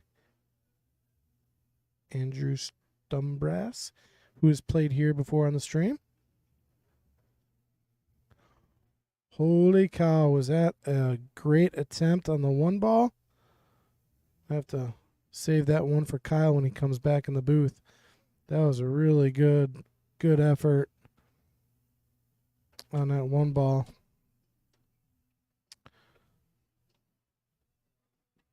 Hey, check out the attempt on this one ball. Watch this one ball bank shot. This is, I mean, wow.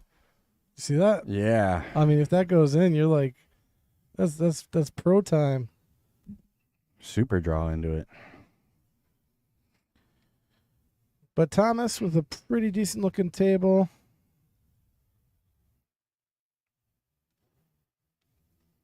See if he can navigate his way out of it.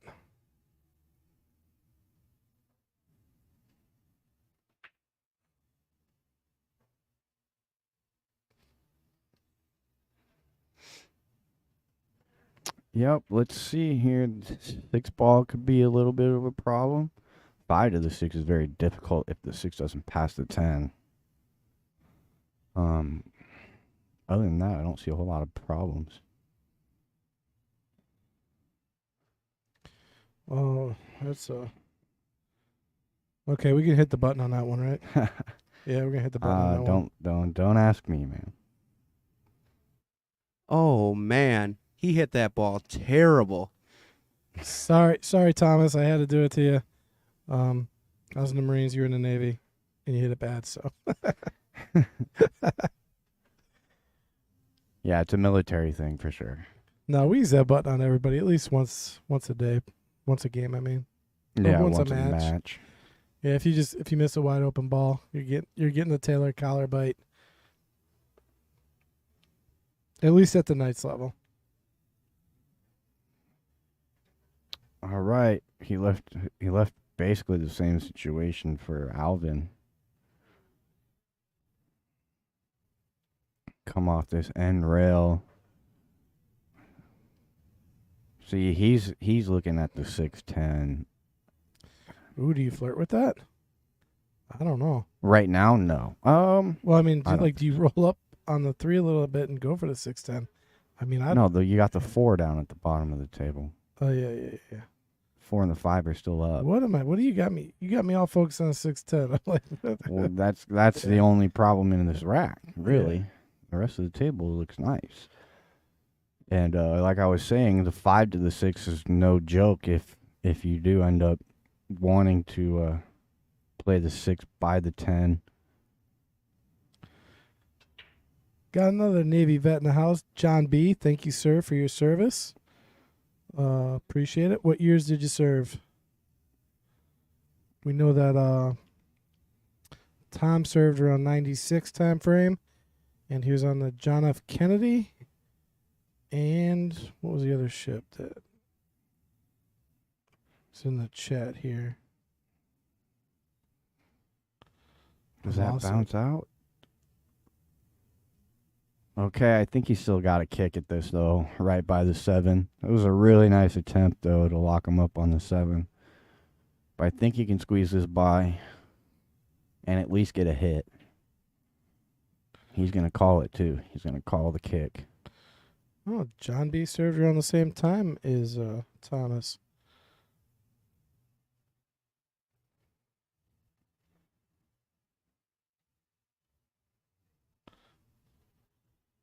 I did a deployment on the Kearsarge, which is a LHD. Wow,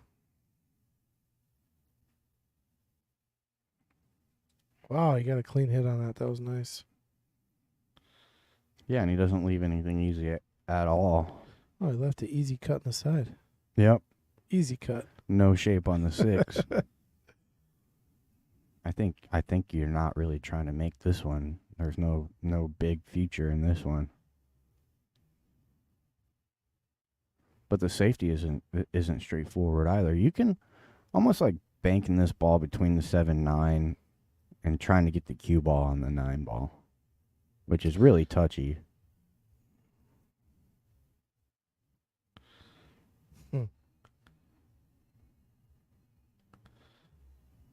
Well, I think he got him. If he didn't get him, yeah, it looks like he got him. And even if you don't get him there, you leave a really tough combo. So well handled, very very good shot. Gator freighter. That's Navy language. I'm not familiar.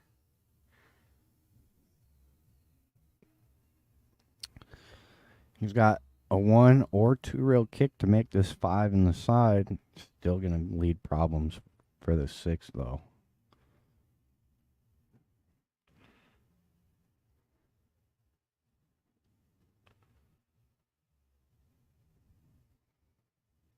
He's looking between the point and the 5 right now.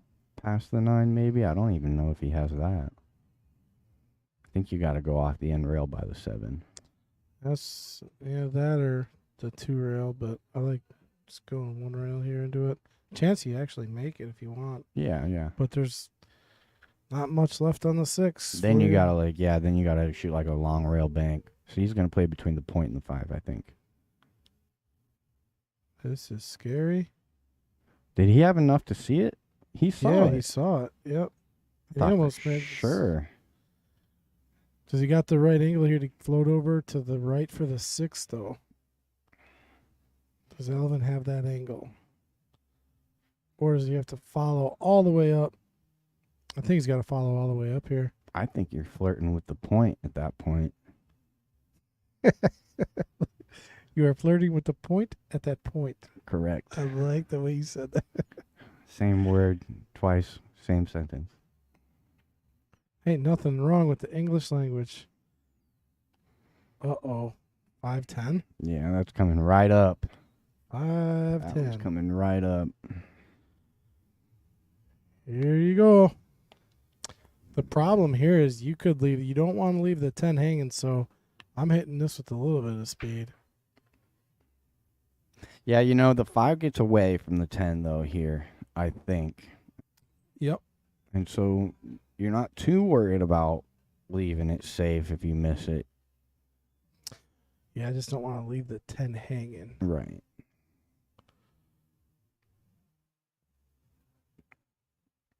I think I'm just too focused on burying this one.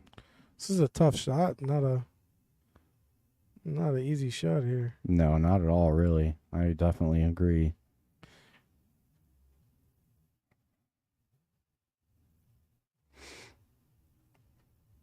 See how he hits it.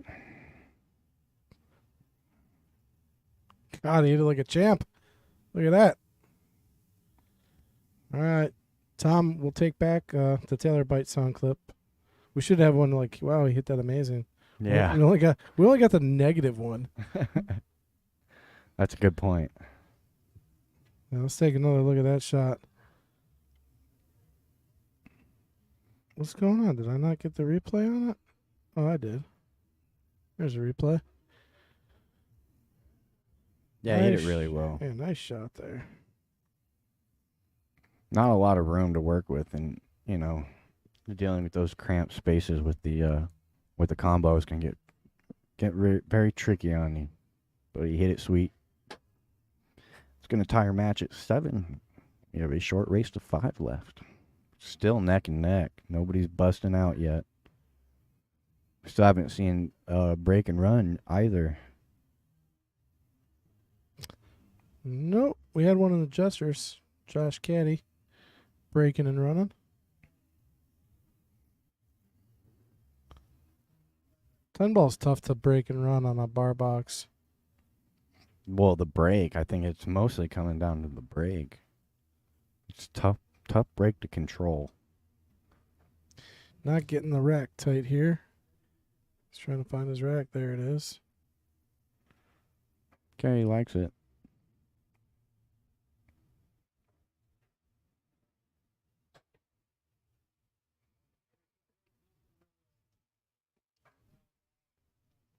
Still going to be breaking from his right side, our left.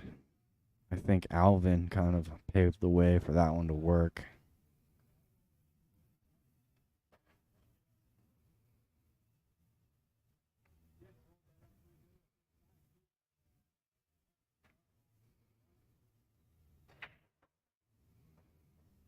All right, got the 8 ball to go.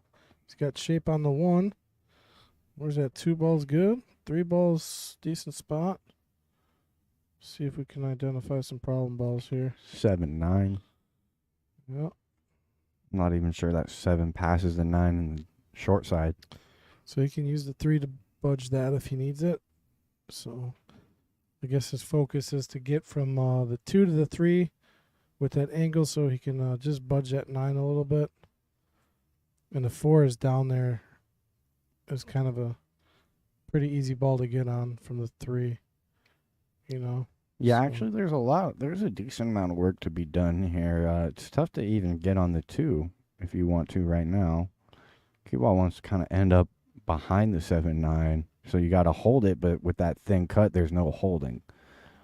So kind of a big decision to make right Well, now. he can just come back and forth here. I think the cue ball wants. Oh, maybe it's No, thin enough to hold Yeah, before the side pocket. Yeah. Yeah. back and forth. And then now he's just got to get himself on the right angle on that 3. And if he gets that, the work is done, Right. you know. Yeah, he's actually in pretty good shape right here. So basically where he wants to get that cue ball is about 5 inches higher than where it's at right now. Right, closer to the 2, so he can Yeah. come off the outside of the 9. Yeah, so he just really needs to draw off this 6 about to almost where the side pocket's at, or just above it. He's going forward for the 3 in the side.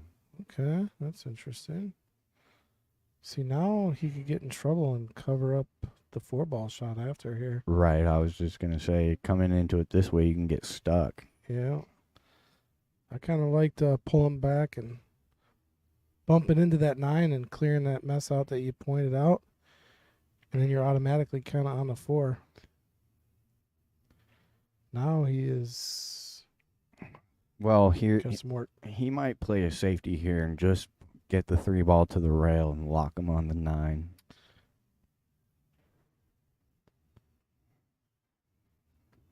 Yep, I like the safe shot. I don't see a good way of getting to the 4 and dealing with that 7-9. Let's see what Tom decides to do here. Yep, he's backing off it. Doesn't like it. That's what you got to do when you get down and your spidey sense tells you it ain't gonna work. You got to get back up.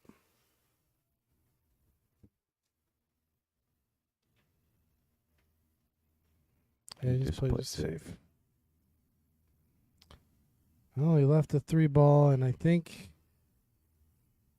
Alvin might be able to leave this locked behind the 4. No way. No way. Nope, it's so hard to hold, and you're on the rail up here. There's no way. He might just try to split these and side rail, run the cue ball into the 4.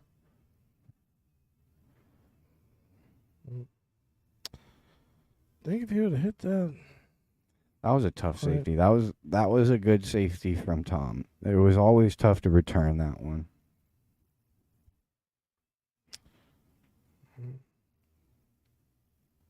And so the issue still being the 7 ball, and now the 5-6 is kind of weird too.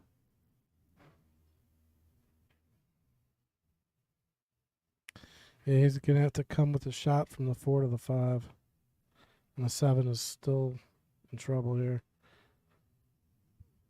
There is an easy safety if you get to the 7.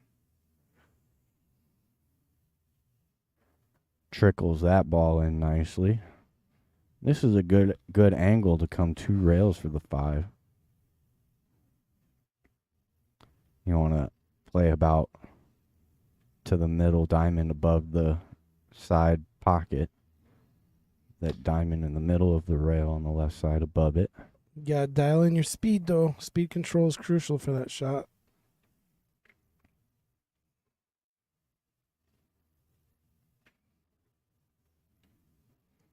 Ends up a little high, but it's fine. It's going to work. Now you can play safety here if you want to and try to send the 5 ball 2 rails around the table and end up behind the 10 or the 6.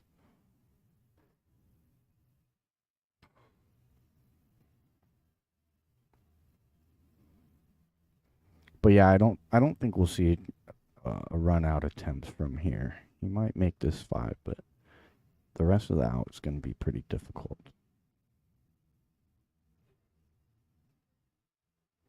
Trying to use the 10 to hold. Well, now if he cuts his ball in, he can go into the 7-9. And I think that's pretty natural. And then if you hit the 10 on the way in, you still got the safety. So I actually really like his position here. He's got plenty of options. A lot of good things can come from this shot. I would say just don't try to go into the 7-9 with too much speed. You don't want to be blasting the cue ball around the table if you miss it.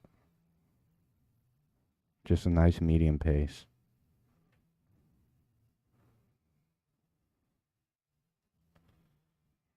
Ouch.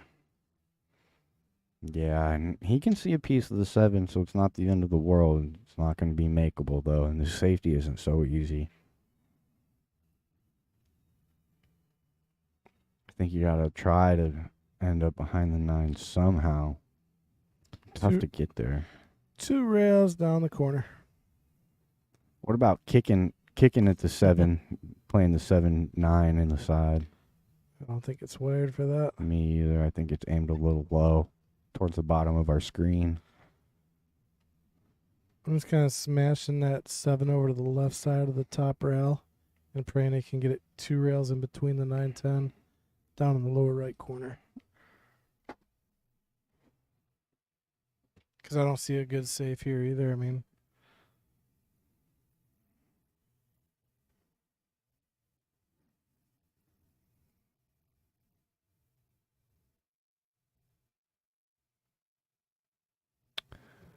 Yeah, he's having a look at it. yeah, no, he's going to line up the 2 rail on the side. He's looking at it in the side. Does that go? Yeah, maybe that does go in the side. I don't know. We shall see.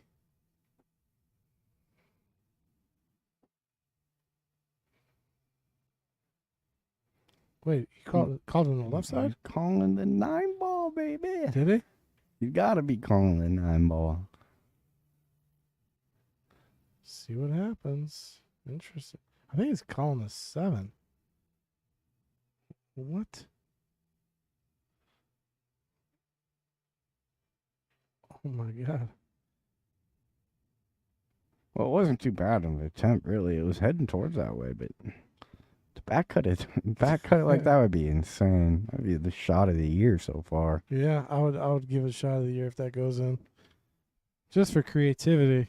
I mean, it's hard enough to bank the ball into the side pocket off the end rail as it is, but back cut bank the just a sliver of it would be some kind of shot. This will show you how straight your stroke is right here.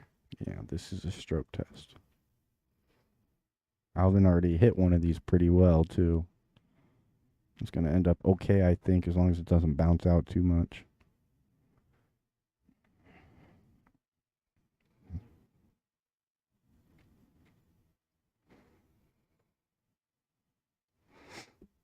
Tough to hold the cue ball behind the 10 here for a safety. You know, it's really, really tempting to do so, but... Yeah, because you got to control the 7 along with it. I mean... Well, it's just tough to get that cue ball in tight. I think he's just throwing the 7 over to the rail here. Okay. It's another tester.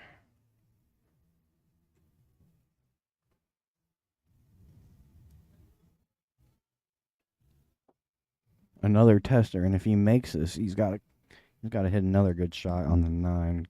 Tough to end up anywhere close to the 9 here.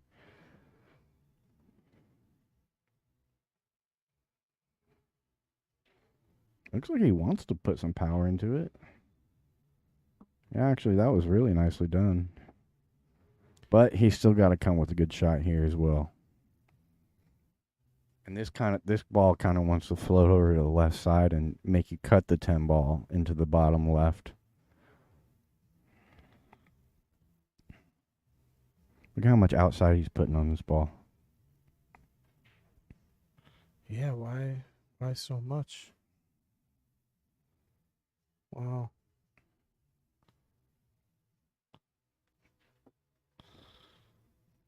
Well, Thomas has got to feel a little fortunate there. Oh, yeah, absolutely.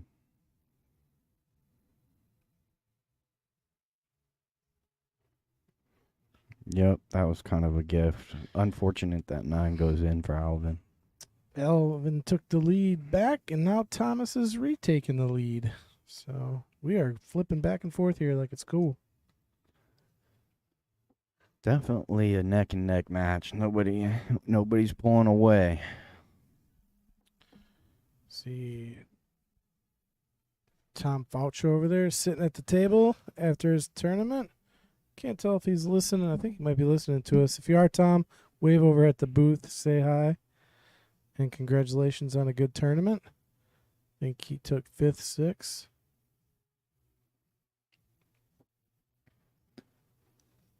Let's see how Thomas breaks these balls. Still going to probably copy what Alvin's been doing because that's been working the best for both players. Let's go to the break cam here. We're watching the 5 and the 6 to go into the side pockets. Watch the 5-6, guys. The one behind the 1 ball.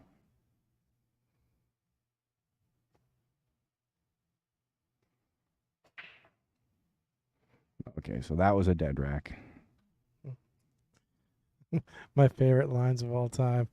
When Ray won the break pot and Chris was racking, Ray breaks dry and he just looks up at the sky and he's just like, and rolls his eyes. He's like, Chris G dead racks me again. That's so funny, man. But you kind of had to be there to see it. Oh, for sure. You can kind of, if you know Ray at all, you kind of know exactly how that whole thing went. Like,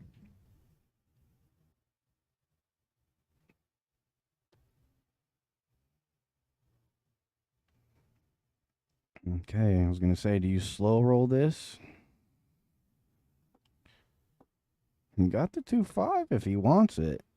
The 2 ball is going to be leaving the area after he hits that, though. yeah, if he does that, I think he's going to see some speed and some bottom left to get that cue ball or just lock up safe. Yeah, I like that, too.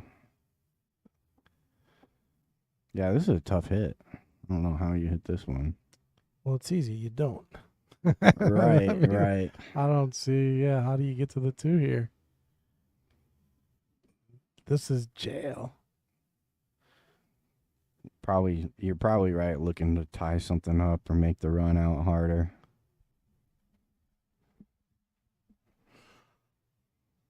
I mean, with where the 6 is right now too, it's just there's no easy out of this rack anyway. So you really giving up ball in hand in this situation isn't necessarily end of the world. I don't see an early 10 anywhere really, unless you want to get under the 4 ball, which there's no real way to do that with where the 3 is. So I like the decision. But, oh, and they're not playing 3 foul either, so you can't even 3 foul them. Yep, no 3 foul today. That's why one reason I think I always play 3 foul with a rotation game. Otherwise, you see players just do that far too often, where they're just tying balls up on you the whole time.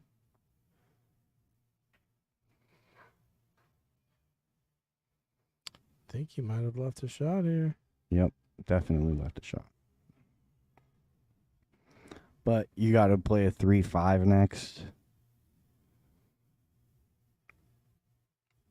And this cute ball kind of wants to drift towards the middle of the table, making shape for the 3 after the 3-5 pretty difficult as well. Unless you want to super stroke, come 2 rails, and get pinpoint position above the 3 and play it down. Yeah, you can do that. Try to run into the 5. That's a test of your stroke, just like how good is your speed control. It's a fun shot to take here. And you got to spin that ball You got- considerably as well. Yep, spin everything. Oh, and there it is to get above it. Oh, that would have been so nice. He went for it too. That would have been so nice. And realistically, he might have ended up okay on this combo if he can. Oh, yeah, he's got the combo. But what I'm saying is if he can run into the 7 nice and full, Stop it. come away with a shot on the 3. Because Yeah. the combo was always there. It was just shape afterwards was always going to be difficult. Either way, nice shot there by Thomas. I liked the path he went. Gave himself a shot to get out of this wreck. I mean, it's still a lot of work here. Right. No easy out, but We'll see how that 7 ball ends up.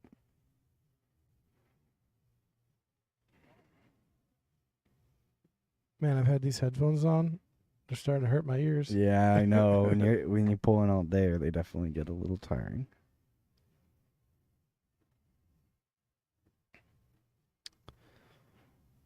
I'm wondering if he's trying to hit this combo real thin and try to move around the 7, which you're still kind of coming into the 10, 8, 6 area. Unless you can really put some outside spin on it and go right between them all. That would be some shot. I really like using that 7 to kind of stop it. But see, he's going forward. So if he is, he's coming off it pretty heavy. Yeah, that's not going to do it.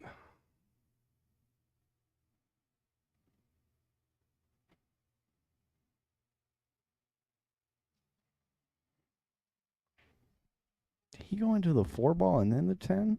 Like he put too much spin? Because the 4 ball moved, I'm not sure how. Either way, he's kind of in a spot here. Tough kick to get safe on.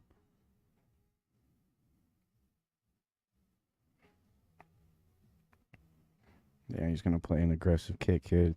This can turn out pretty good. You can kind of split the balls if he misses.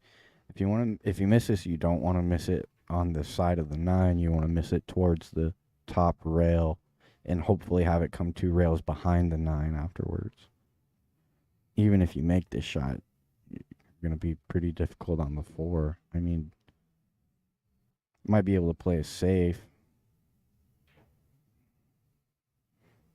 There, I like what he tried to do there and come up on the 7. But that's going to give a shot to Alvin.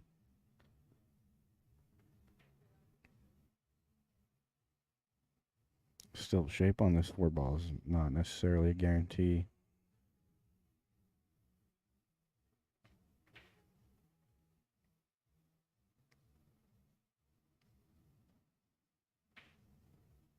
Okay, so he's going to play it short side. And so now what do you do with the 6, It's like 6 doesn't go. And 7-8 or the 6-8 combo is okay, but getting there right now is not that easy from where the angle is at. If he's got the right angle, he might be able to roll into the 8. And with enough speed, he'll have a shot once it gets pushed out. Or he's going to play safety, lock him up on the 8. There you go. That's even better. Yeah, that's a good shot. But you disturb your 6-8 combo there. And so now you got to get short side for the 6 in the side or up table. Yeah, because does the 6 go in the side there? Yeah, it'll go by the 8 in the side. There you go.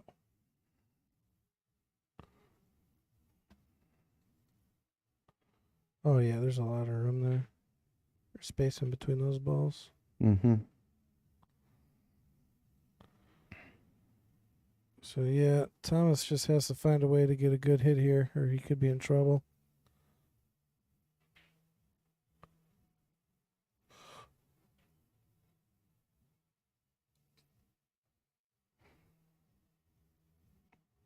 Tough to see if he has a natural angle to get to this 4-ball. He might have to put some outside spin to hold the cue ball, or come 2 rails under it or something. 2, maybe 3. Okay, he did. It looks like he just put some low to stiffen that angle up a little bit. All right, so I like this. Alvin's going to be aggressive. He's going to bank the 4-ball back to where he's standing into that pocket, and probably try to put the cue ball into the 6-8 here, break him up. Ray is into the finals, and he's made it through 1, 2, 3, 4, 5 matches with only losing 3 games. That's pretty good. So he's 20 wins and 3 losses there. Ooh. Does he come away with a look? Yes, he... Oh, no, he doesn't. It didn't quite... Oh, you know what? He might. It's close.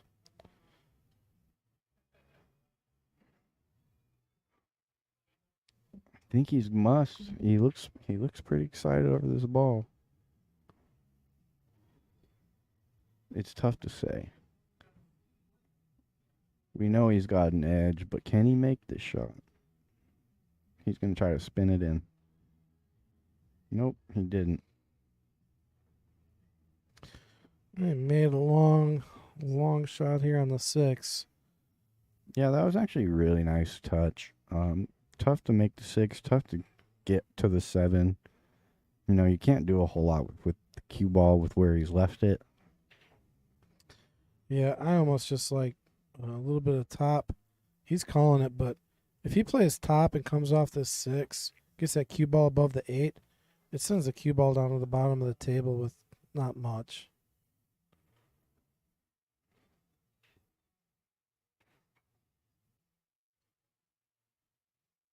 He's calling the 6 in the upper left, which, like you said, it's not easy to get on the 7 here.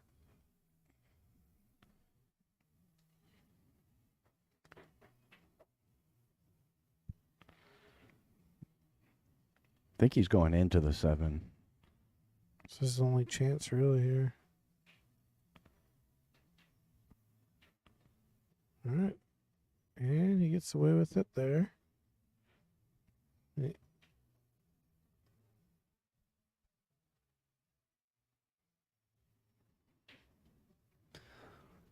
Tough kick here to get safe. Any kind of touchy kick that you're trying to end up behind the 9 is kind of tough. And it can go wrong very easily, you know, if you're trying to get that pinpoint. But I don't really see any straightforward kick safe here. See, I like his decision just to kind of to gamble and hopefully not give up too much.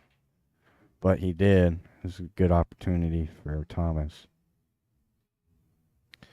Getting down to the wire here.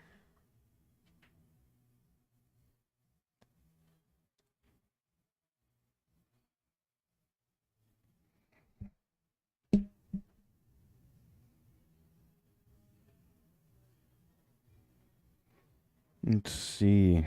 He's pretty straight on this 6-ball, though. If he wants to go forward, he's got to hit it sweet.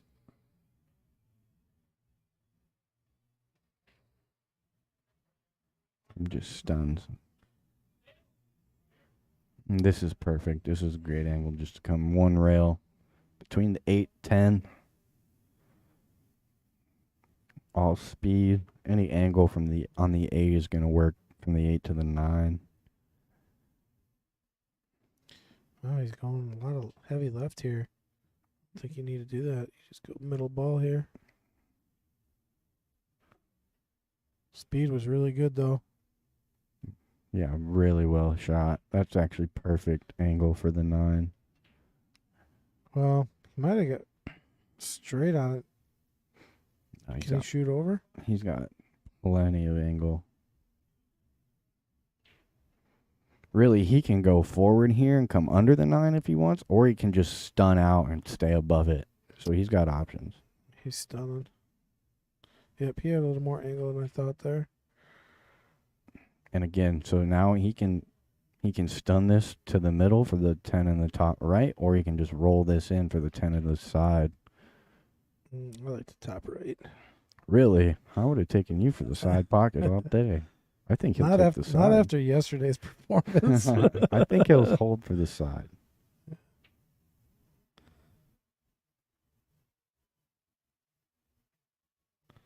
Oh, you're right.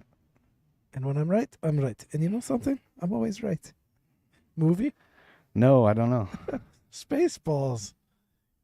You ever watch Space? You ever see Spaceballs? Yeah, I have. And Barf and Lone Star and the camper. Yeah. You know what? You're right. And when you're right, you're right. And you know something? You're always right. Me and my brother do that bit. All right, so another nice out from Thomas. It's going to put him within 3. Alvin taking a quick break one more time as we're getting down to the wire.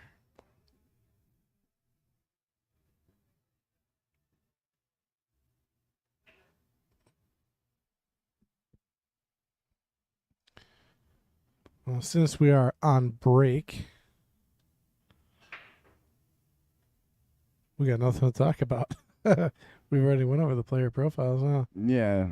Yeah, they say that both of them only compete here in pool. And it's interesting. I see this a lot with the surveys is if you could compete at a high level in every other sport is one of the questions. And Oh, hold on. I'm I'd going say to go. about 9 out of 10. Yeah, I'm going to go set Ray up in the other booth. Okay. I would say 9 out of 10 times the guys want to play golf. We'll be right back, folks. Because this will be easier.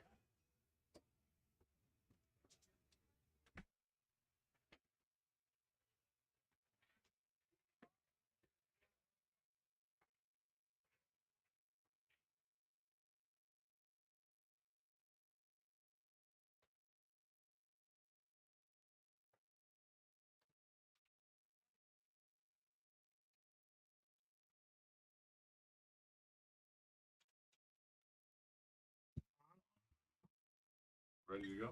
Here we go. So same thing with the mic. Oh, so it's on right now. I'm live. Yeah, you're on, Ray. Can you hear me?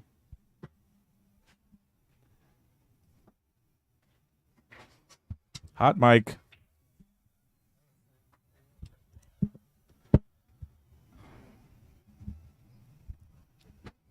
Ooh, this is first time in the back at the control room. All right, Ray, can you hear us?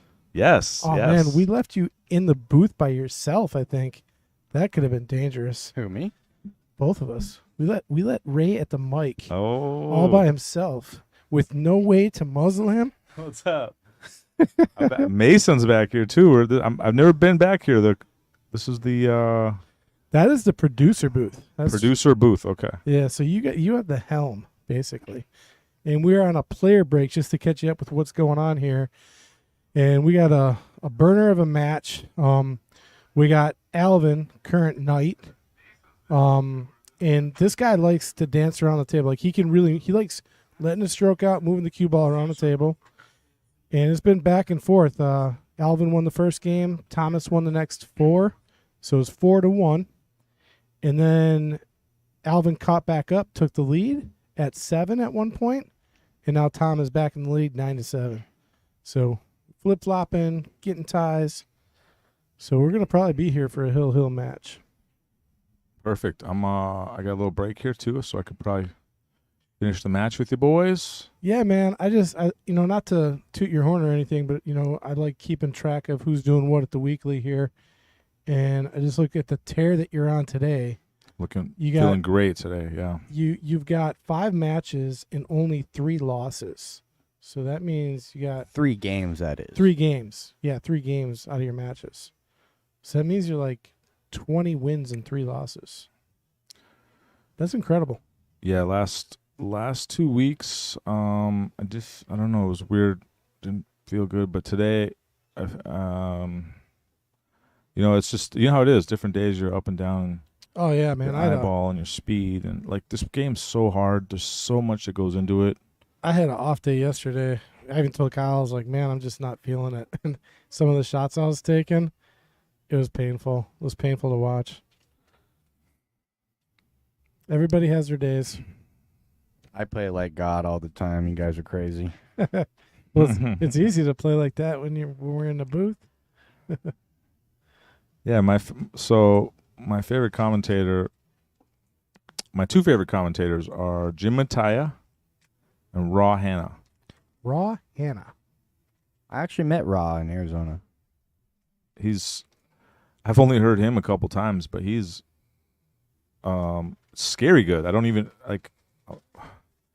Anyways, I've heard Jim Mattia many times, and he says all the time. He's like, you got to have the eye of an eagle to play this game good. You got to have the eye of an eagle. You got to have the touch of a surgeon. You got to have the heart of a, like you got to have like all these like super body parts and super skills, and put them all together at once to play this game right.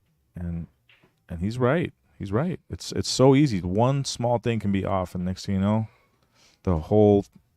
all the wheels fall off. Butterfly effect. Yeah, the Pistons got to It's be over. firing on all cylinders, so to speak. You get one off, and it's not going to be a good day.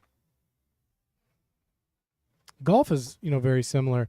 Like, when you're playing golf, there's like literally when you're just taking one shot, there's about 130 things that you got to do properly to get a good hit on the ball. And pool is very similar, where there is a lot mechanically that you have to do correctly. There's a lot going through your head, to perform. You know what I mean? Right, and it's very, very specific. It's very touchy, where it's not something that you necessarily see that goes wrong.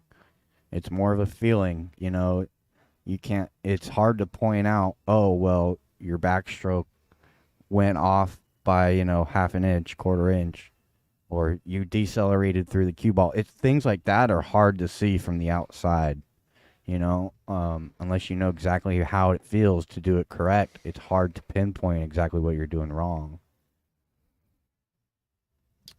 Well, here we go. We got Thomas to break. Thomas breaking. He's the challenger, correct? He is a challenger. So he chose 10 ball. He's a rotation player. Interestingly, Alvin says he's an 8-ball player, but he's got more of a stroke for rotation. Yeah, the way he moves the cue ball is very reminiscent of a 9-ball player, 10-ball player. You'll see. They both, they're not afraid to put some spin on the ball, both of them, really. Here's the break shot. Here's my favorite shot. Gets the 9 to go. Hey, did your dad get the break pot, or what's the story? No, so my dad always buys break tickets, or if I'm here, he always puts me in the break pot, and yeah, that's what happened, and I broke dry. I got it. I broke dry. Yeah. Chris G. Oh, they Dead put the racks Chris G you rack on me. again. It was he wasn't even here, and they put the freaking. I Wait. think he's showing him how to rack it. Chris G. dead racked you, and he's not even here. That's freaking phenomenal. That's how bad he racks. just creates divots so no one can rack them tight. I'm like, really? Chris, I know you're out there listening. You racked so bad. You weren't even here, and you did it again. Got me again. The Oh, ghost man. of Chris G. Man, I'd say you win that pot, the break pot, more than anybody I know. That is crazy. Yeah, so a week ago, or on my birthday 2 weeks ago, I forget who won it last week. I think Mitch. 2 weeks ago, it was Easter, and so it wasn't a big turnout for the tournament. Everybody was out of town, and Yeah, we even took off for the stream on that day. yeah, I just asked him how many you got in the break pot. I looked at the bucket, and it only had like 15 tickets in there. So I threw $20 in, and yeah, I had over half that bucket. But today was just luck. There was usually like 100 tickets in there. Like my dad said, he bought $10. What do we got going over on table 5? Some Well, I don't know, but over here on table 9, on our pit table, yeah, back to the stream table. Yeah, I'm looking at this run out. This 3 to the 4 is not awesome. right, you got to get a good angle on that 3.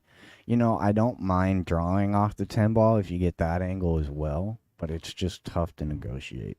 Yeah, and then 4 to the 5 is you want to be both those.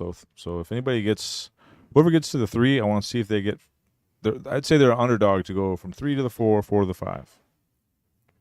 Unless they rearrange everything, I thought he might be doing that right there. Kind of did open up the 4 ball to the 5, anyways. Well, if he can get straight, I mean, he could draw straight back here. He can get straight on the 3, but he's rolling across the line doing that, and then he can draw to the 4. Another option I really like is just stopping the cue ball where it's at for the 2, and then coming off the 10 with a light touch for the short side of the 4. Oh, I'm playing the 4 down. Yeah. Yep, there's that too. Now, that's a really touchy shot to play and negotiate off the 10, but, I mean, really, there's a couple angles that you can... I'll pass on that that one. you can Hard work. pass. Really? Where do you like it? Crashing into the 10 ball? Yeah, No, thank you. from where the 2 ball's at right now. Anywhere on the table except hooked behind the 6, and you're good. I'm playing 2 draw shots here. You draw on the 2, and then you draw on the 3 to get to the 4. Yeah, let's see how he hits this. It really comes down to this shot. He's drawn. Don't go in the hole. That's okay. I mean, No. it's not good, but it's not.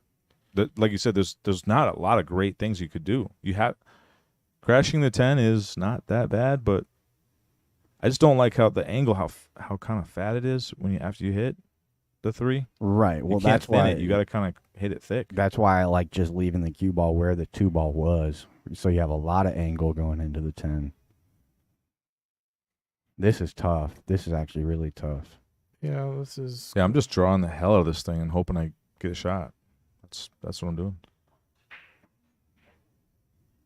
That he did. That That'll was work. good. That's about That's As good as really you can good. get. Yeah. And good angle here to get over to the 5 as well. I don't know. It's tough because you want to go into the 7, right? The 7 is going to slow it down big time, But if it- not kill it. Right. If you get to the top side of the 7, though, you're drifting towards the 10, and that's no good. So tough to run into the 7 full enough here to hold the cue ball because it naturally wants to go off the top side of the 10 and drift up towards the end rail. You got some decent safeties here too, but yeah, I'm firing. I think I'm making this 4 ball and just hoping for another shot. Yeah, at this point in the match, I think I agree. Earlier in the match, Ray, interesting, we saw a couple safeties when there were some aggressive options there. Oh, he hit a smooth. He hit it real good. And slow up. It's good. That was a nice hit. I just got to walk the dog with this, and everything else is out in the open here. Yeah, he used the 7 ball really well there. Caught it thin enough to get the cue ball out. So I really like the way he played that. So he just looked at that 6 past the 8. You guys think that's a full pocket? Not a full pocket, no way. Okay, so then you don't want that. So now you want to get back onto the kind of short side where the 5 is. So you just want to make this, play it 2 rails back to the 6 and past the 10. Oh, I think that 6 goes pretty good past the 8. Maybe it cuts off a little of the pocket. If it goes, it's half a pocket. Yeah. Oh wow, he hit it with low. That was how a pro would have hit it. That's how Fedor would have hit it. Shane. That's how I would have hit it. I love it. Yow. Kyle's I'd have just been looked at me scared of the like- make. I'd have been more scared of the make, so I'd have been not worrying about, See, you know. when Kyle says something, that you got to see the face though when he says it. Like it makes it better. He's like, "That's how I would hit it," and then he just like give me that quick little glance. a little smirk like, duh. All That's beautifully held.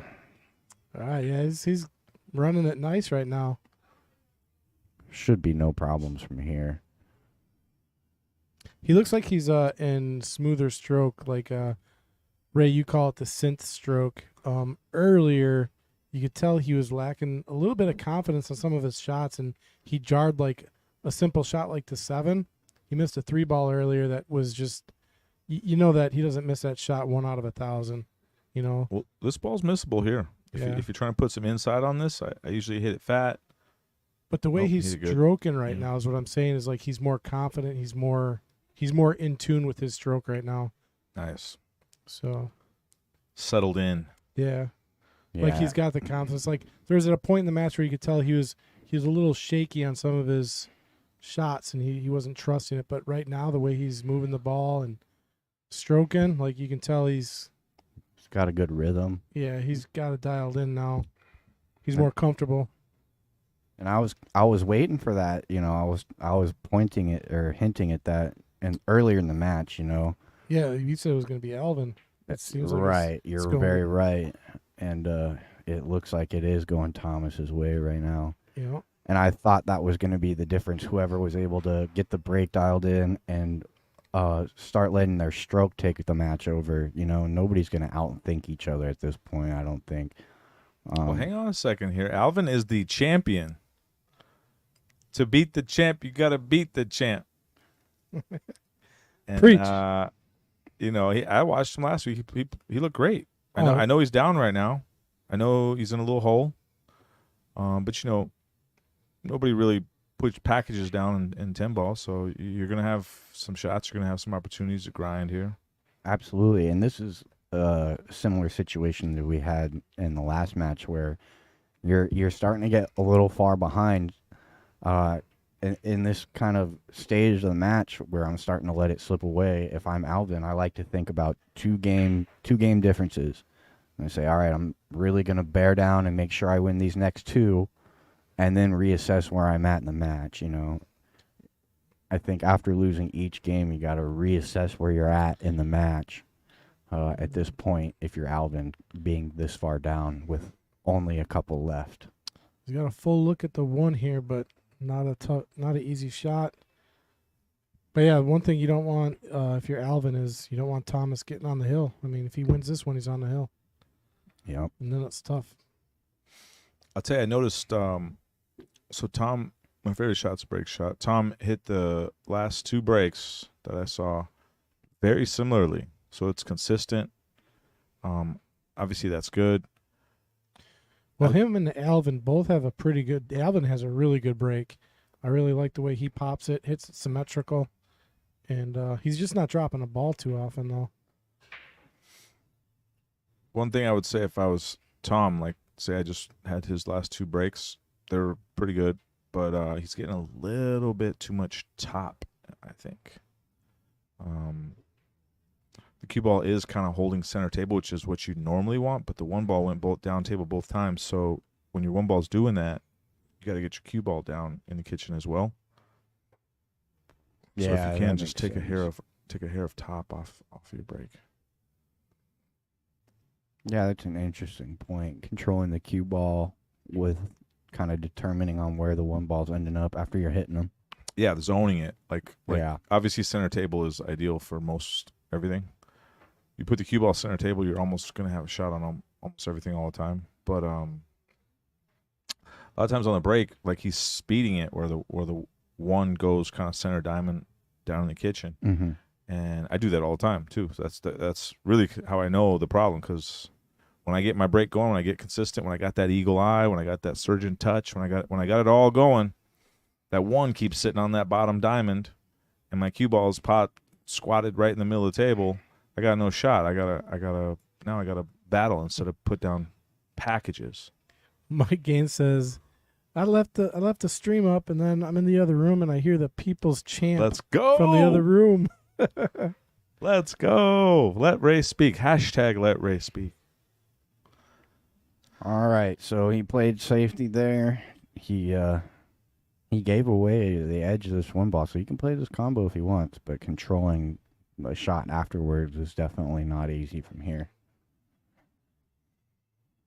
You'd have to like slow roll or hit the 9 ball nice and thick to kind of hold the one ball. And then that makes the combo missable, so this is a really touchy shot to continue a run from here.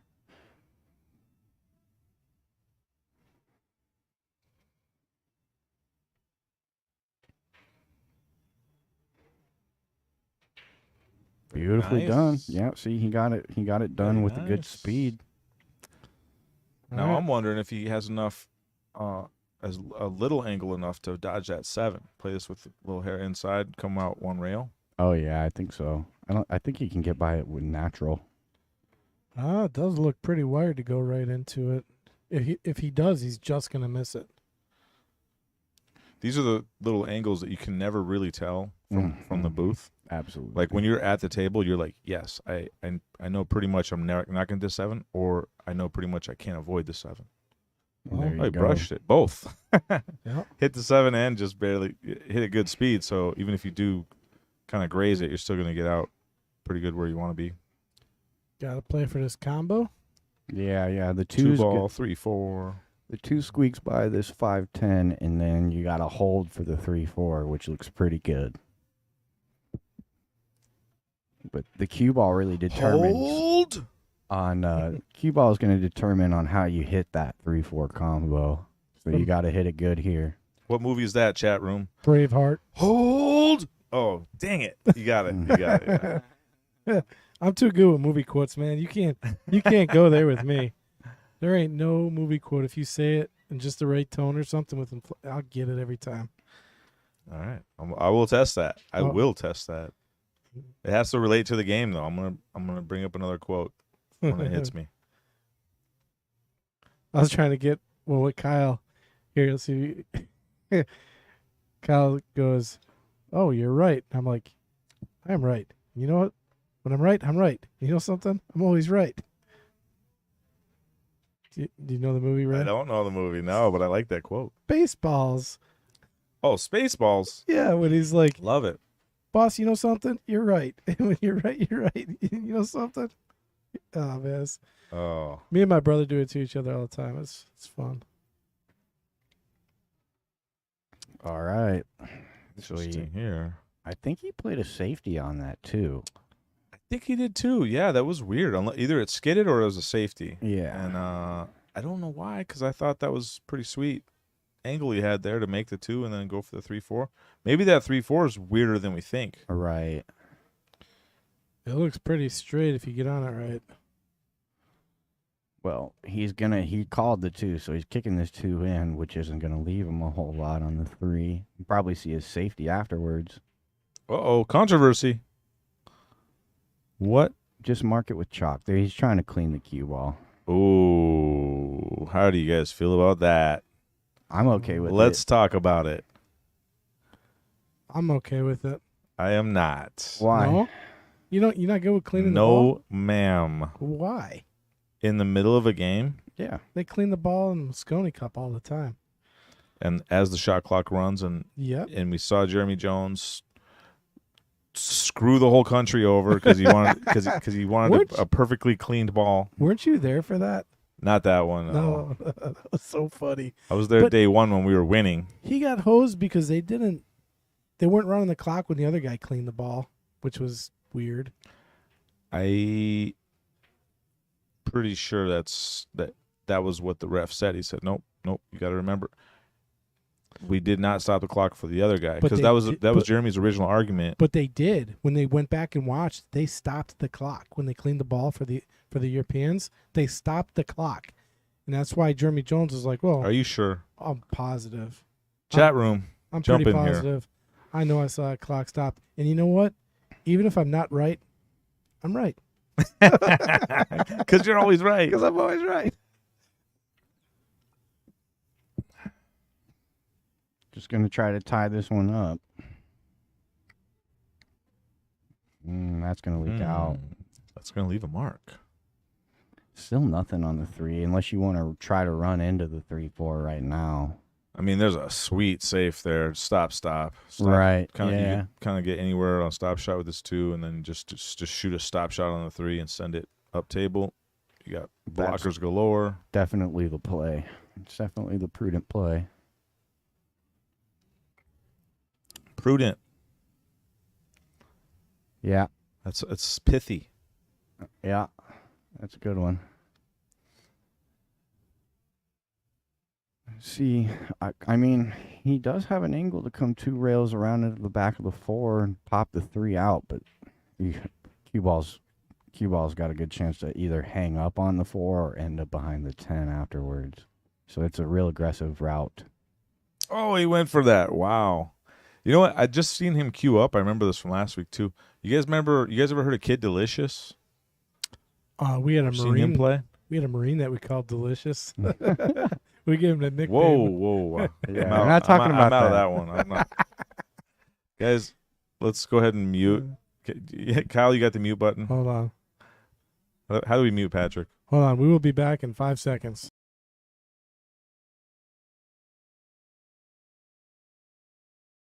That's his play. This We are guy's no longer, Navy. we are no Okay. longer on mute.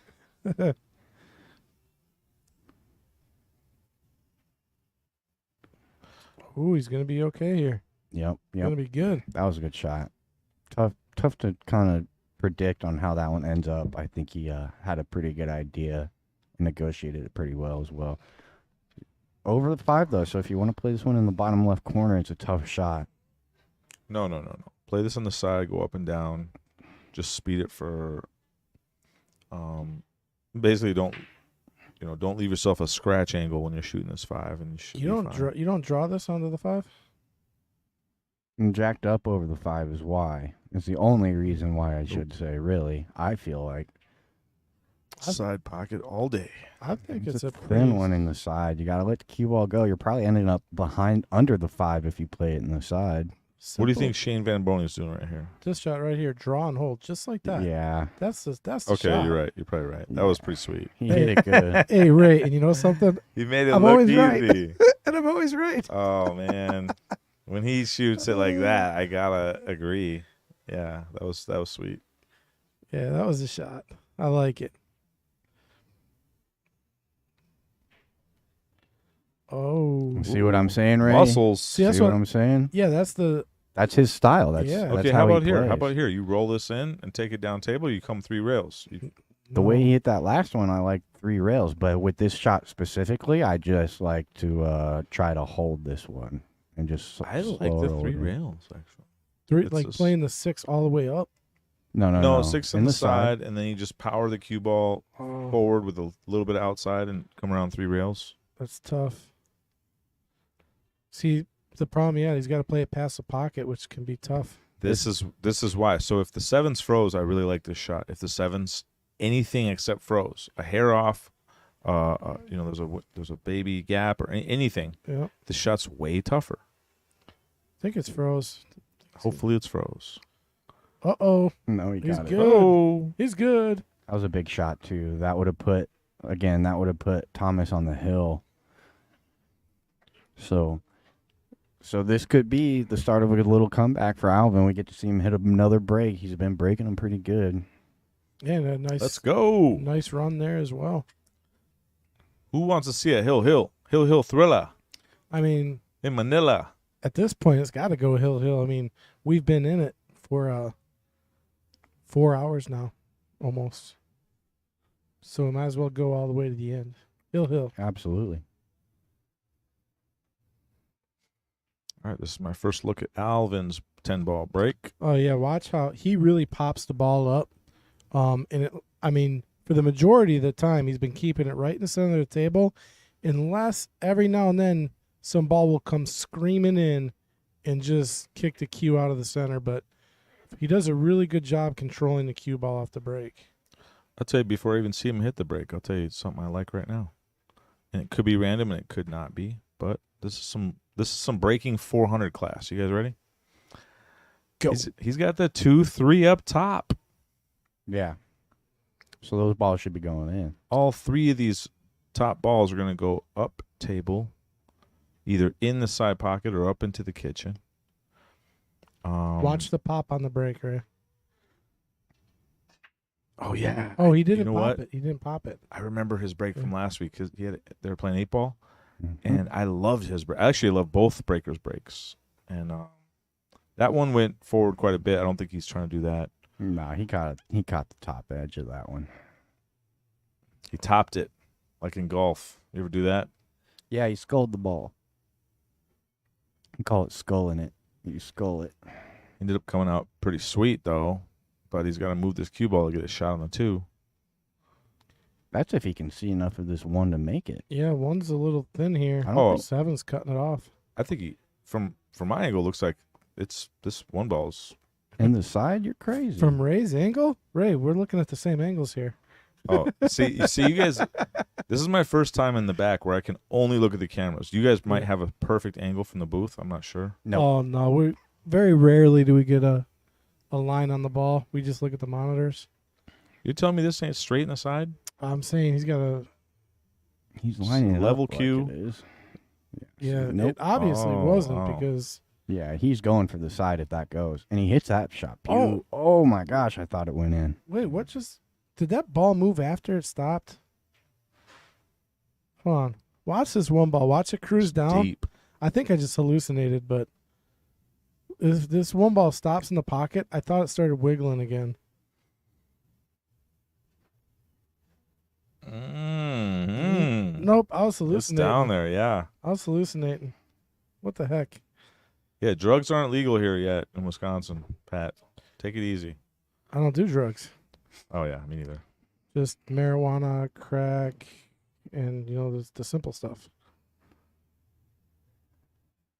That's a joke. No, it's not. No, I'm just kidding. Marijuana as medicine is like legal in almost every state surrounding us except here.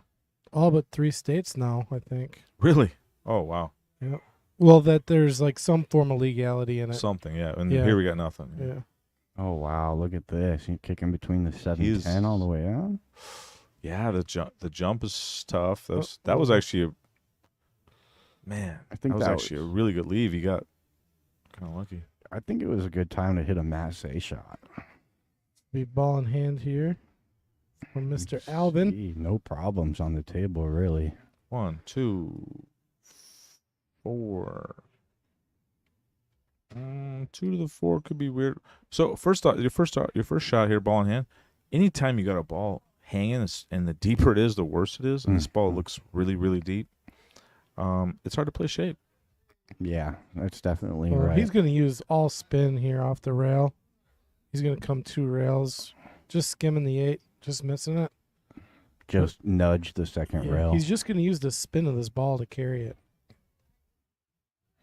Well, It's maybe gotta not. go.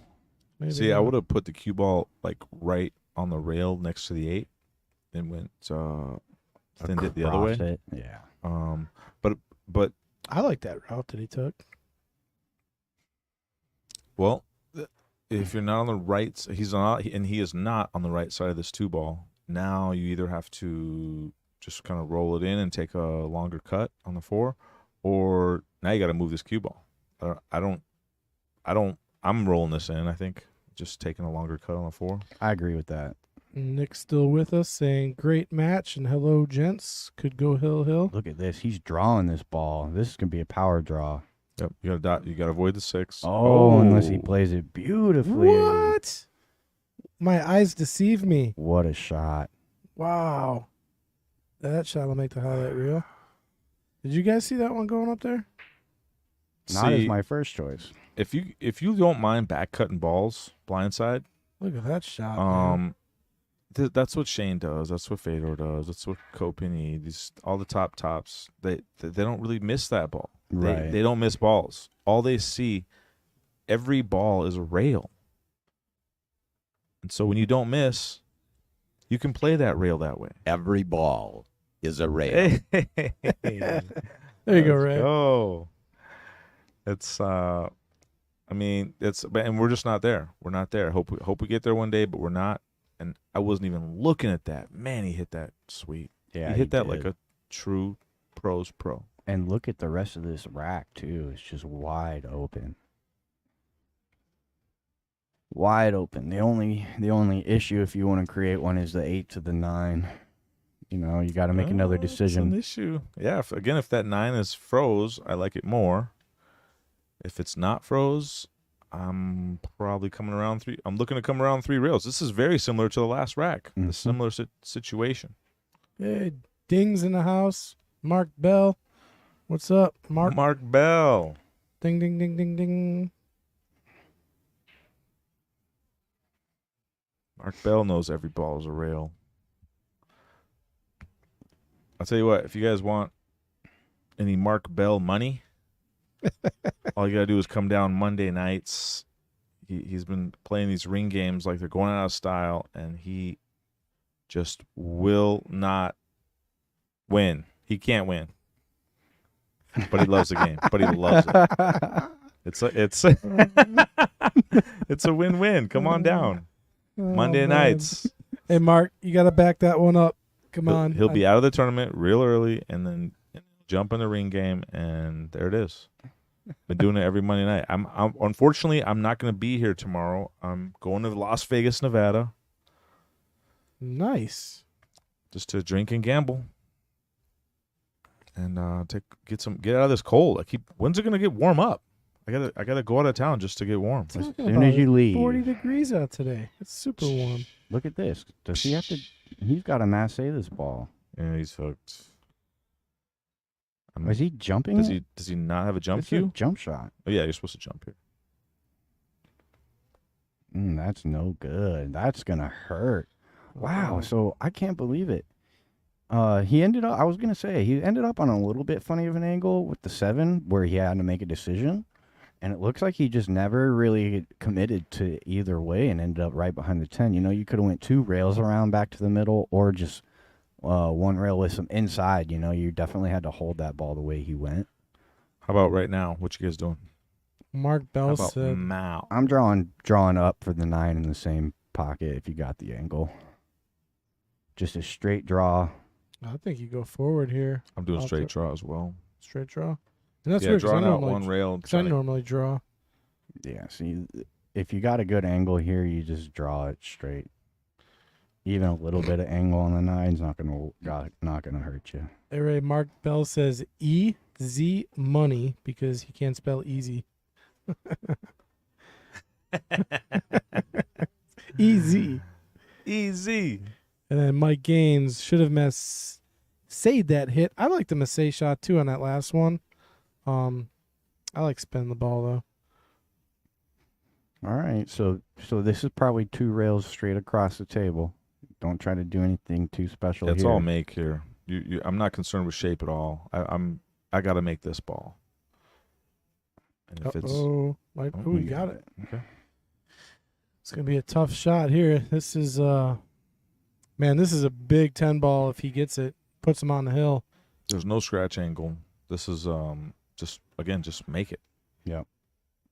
Do not miss. If you're Alvin, all you can do right now is just like grit your teeth and just pray here.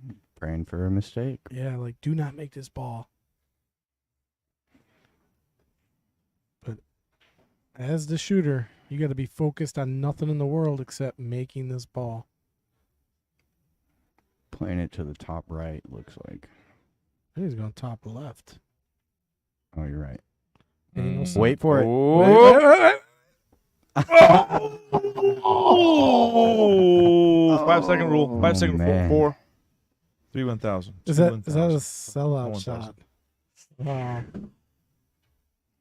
And look at that. That's from the hill. That could have been 11-8, and now it's going to be 9-10. Yeah, that could have been crazy.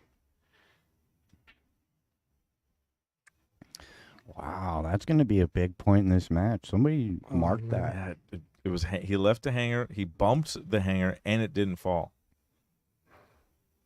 How are they rolling for you, Alvin? In the last Wow. in the last minute, how are they rolling? Well, not too bad if you ask me. All right, so we can go ahead and debunk my conspiracy theory of he's putting the 2-3 up top every time. Looks like they're Yeah. doing a more of a random thing. Which It's not. They're not pattern racking. Well, that's something we brought up before the match because we discussed a 2-3 in the corner, and we said no, it's not a thing. You don't need to do that anymore. All we got to make sure is nobody's pattern racking. They agreed How do you with do that? How do you do that? How do you what pattern rack? How do you make sure no one's pattern racking? Oh, it's easy. You just memorize the ball every time. I don't know. It's hard to do. Harder than it sounds. I know that. I don't have a problem with pattern racking. No, I Uh-huh. think like If it's allowed, it's allowed. the thing with pattern racking is like you were saying, like if you put the 2 or 3 up in the front every time, you're gonna notice that. You know what I mean? Like, hey, the last 4 racks, 2, 3 are up in front. Like, that's a pattern. You know. Right. So really, I think you just pay attention to those front 2 balls and the back 2 balls. I don't think anything else really matters. Okay, well, how about this? You flip a coin 10 times. Every once in a while, it's going to come up heads 10 times in a row. What does that have to do with Correct. where you're putting the balls in the rack? So if the 2 3's up top 4 times in a row, you're going to accuse me of cheating? No, I'll just say they're up there 4 times in a row. You move them. Yeah, because So now that is pattern racking, moving them intentionally to a spot. That is pattern racking. To a spot where they haven't been in the last 4 or 5, maybe. I don't know where they've been. like, I'm if- just throwing the balls up. Right, but if they're ending up there every time and somebody notices it, that's more of a pattern than if you're rearranging it. This Well- is the problem with trying to enforce or even think about a rule like that. Just say, look, it's rack your own. 2 3 in the corners, 2 3 not in the corners. But you can make some and are we looking at a break and run here? Yeah, well, so we far. are. That's a good break. Dang it, I missed the break shot. I was thinking about the controversy of the. I love these little like hypotheticals of like, Yeah. okay, how do you stop a pattern rack? How about just you rack your own? The real thing you're really trying to stop is somebody intentionally dead racking you, like Chris G dead racking me in the break pot every time I get drawn. Yeah, dude. Yeah, that's the worst. I put in hundreds and thousands of this break pot. These are the questions that probably go through Ray's mind. Like, if you drop the soap on the floor, is the floor clean or is the soap dirty? Yeah. Like, like, I think that's what goes. Those are the type of questions that go through your mind sometimes. Oh, all the time. If a tree falls in the woods and no one can hear it, does it make a sound? If a bear shits in the woods, does it still wipe its ass with a rabbit? Whoa, wow, that one's out there.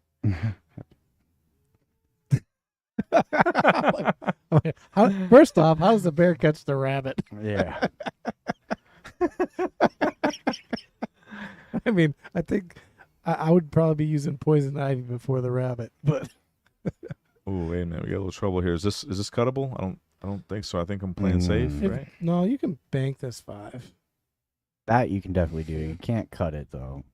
I don't think you can cut it. I like the safe over the bank. I mean, You're going for break and run here. You got to go for this. He's banking. he's aggressive. You're right.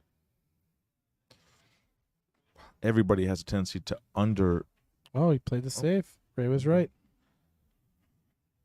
So he leaves a jump shot. Is the only reason I didn't really like the safe like that. I wouldn't have played safe like that. I would have hit the 5 more full, put it like center table, and left the cue ball down by that like first diamond on the right, kind of. Yeah. So I that like last shot, that blind cut, that Thomas took up left, and rattled, like it just stood there. Mike Gaines is saying maybe cut it to the top right because it was a bigger pocket. What do you guys think on that? Which one was it? The shot that Thomas shot and the 10 ball just rattled in the corner. 10. Oh, I was Yeah. thinking about that other pocket too. Yeah. Well, it's Yeah. funny because Kyle called the top right pocket, and I was like, well, it looks like he's shooting left. So yeah, maybe the right pocket was the bigger, easier pocket there. I'd have to go back and look, but Well, and it's not blind. You can kind of see that angle a little bit better well, when it you're was over the blind. shot. It was blind to the left. To the right, it The was one that he chose, it was blind. Yeah, that's what I'm saying. Yeah. The cool thing about There that it goes. shot, that back, the cool thing about the shot you're talking about that he didn't take is you can control the cue and create distance and send it 3 rails. The way he cut it, it's really do or die. And I mean they're both do or dies, but you're not gonna create distance with the cue ball. Right. Well, either way, if you're worried about the miss, you always want to overcut those anyway. He hit it a little fat, which is why I missed do it. not like this angle ball in hand. 4 ball out here to get out. Yeah, is he gonna See the line. Look at the line he took. He got there Yeah. perfect, but look at the line. could have got hooked. Why not go forward 2 rails, and then you have just a much bigger surface area of a line that is very good. Confidence. That's why. Yeah. If Oh, you're he likes to hit it. Now he's dead perfect to tie this match. What a match. Yeah, I mean, he was down 3, came back again. Interesting match. It is going back and forth. Guys are putting together 3 bracks at a time here and running away and then tying it up. Yeah, this is a big shot right now. It's pretty straightforward, but he's definitely taking his time knowing that this gets him back right in it. And this is very similar to the situation in the last match where he's down a couple with his opponent 1 away from the hill and he makes a run. And so now that it's tied, I like Alvin's chances from here because he's got all the momentum going into it. Big Mo. So there you go. There's the out. He tied it up at 10. We got a race to 2 here. Tied up 10 apiece. Yeah. I mean, really, it's identical to the last match. You know, I think he was down 3. I think it was 10-7. He's either 10-7 or 10-8. And, Yeah, it was 10-7. yep. And so, yeah, in the last match, it was 5 in a row for Cody. Who played? What was it that won that last one? Josh. It was Josh. Josh won the last one, and he won the last 5 in a row. And so, very similar situation where Alvin's on 3 in a row right now with all the momentum going into these last possible 3 games.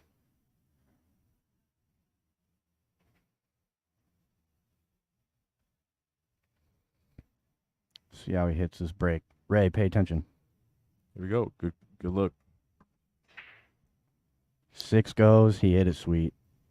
Much better than the first one I saw, which he got a lot of top on, went way forward.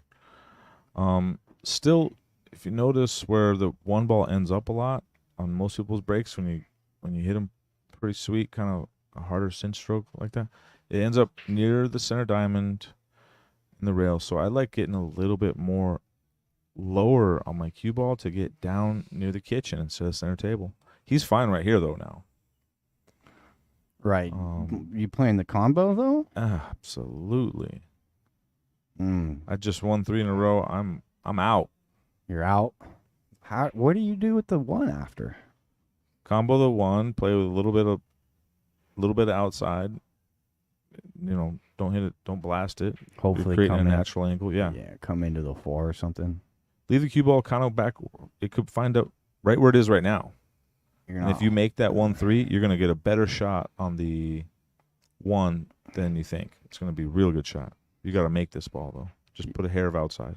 Alvin does not agree with you here. He doesn't like it. Oh, he's firing. The reason I think, yeah, see, he's lining up the combo, but with how much speed you have to hit this 1 ball to make the 3, it's going to be tough to hold the cue ball to where it's at. You got to hit it really, really clean and make sure that the 1-3 contact is really clean as well.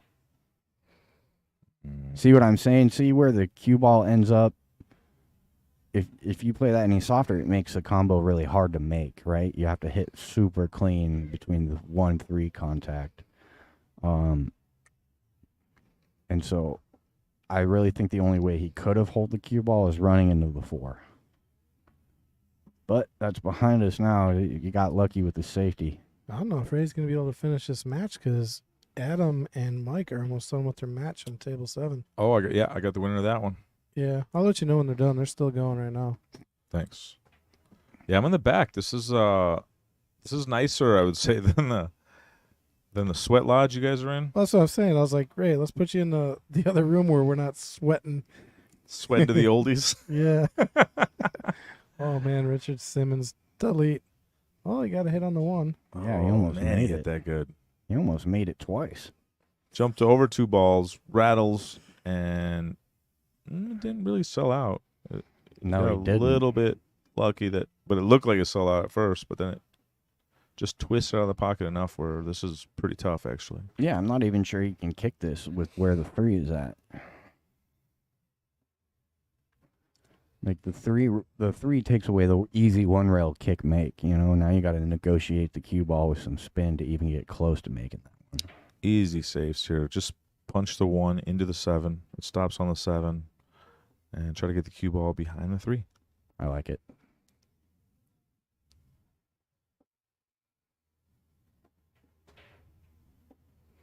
Love it. Just like so.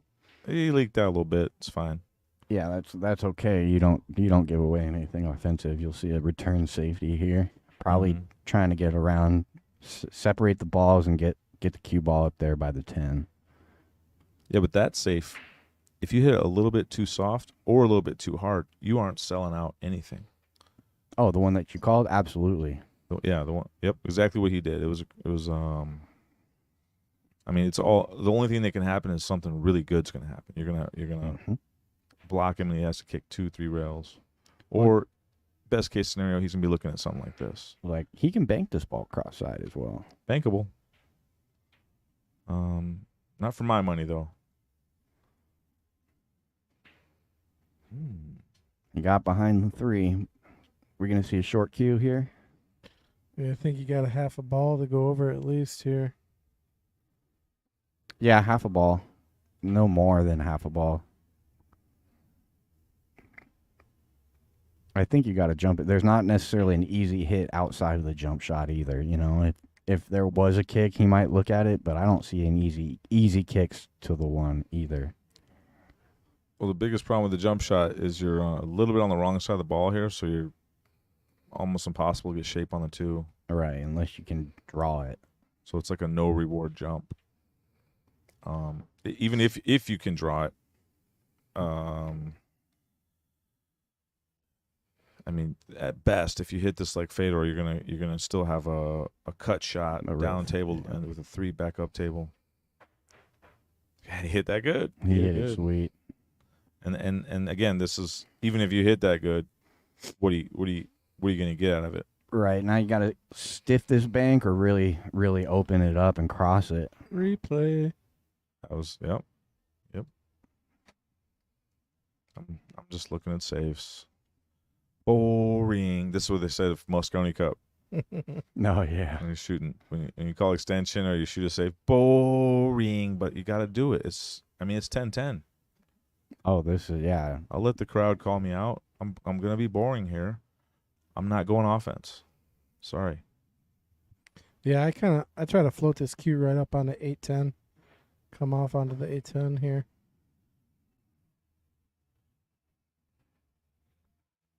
Oh, he did not get up This there. is okay though. But that'll work brilliantly. I did not think he left a piece of it. He did. There's a sliver. There's a sliver of the 2 sticking out. It's super, super thin, but it's there. If he left a sliver, he could probably cut it over. It's almost not worth going for. It's that thin where the chances of hitting that aren't very good, and you don't get much out of it if you do hit it. You might have to kick it this one either way. I don't know what I would do here. This is I'm thinking. I can't think of nothing. I'm trying to come off the bottom rail and thin the 2 on one side or the other, and just thin it with some speed, and then take what you get. Just separate. But man, it looks like a sellout either way. Well, yeah, but if you hit it full, you're probably more than likely to sell out off the kick. I'm kicking about half ball, trying to play the 2 off of the 3 and just tie the 2 up to the 7. I'm not trying to do too much with this safety. Just don't give him a shot. Hopefully you get something better next time you get to the table.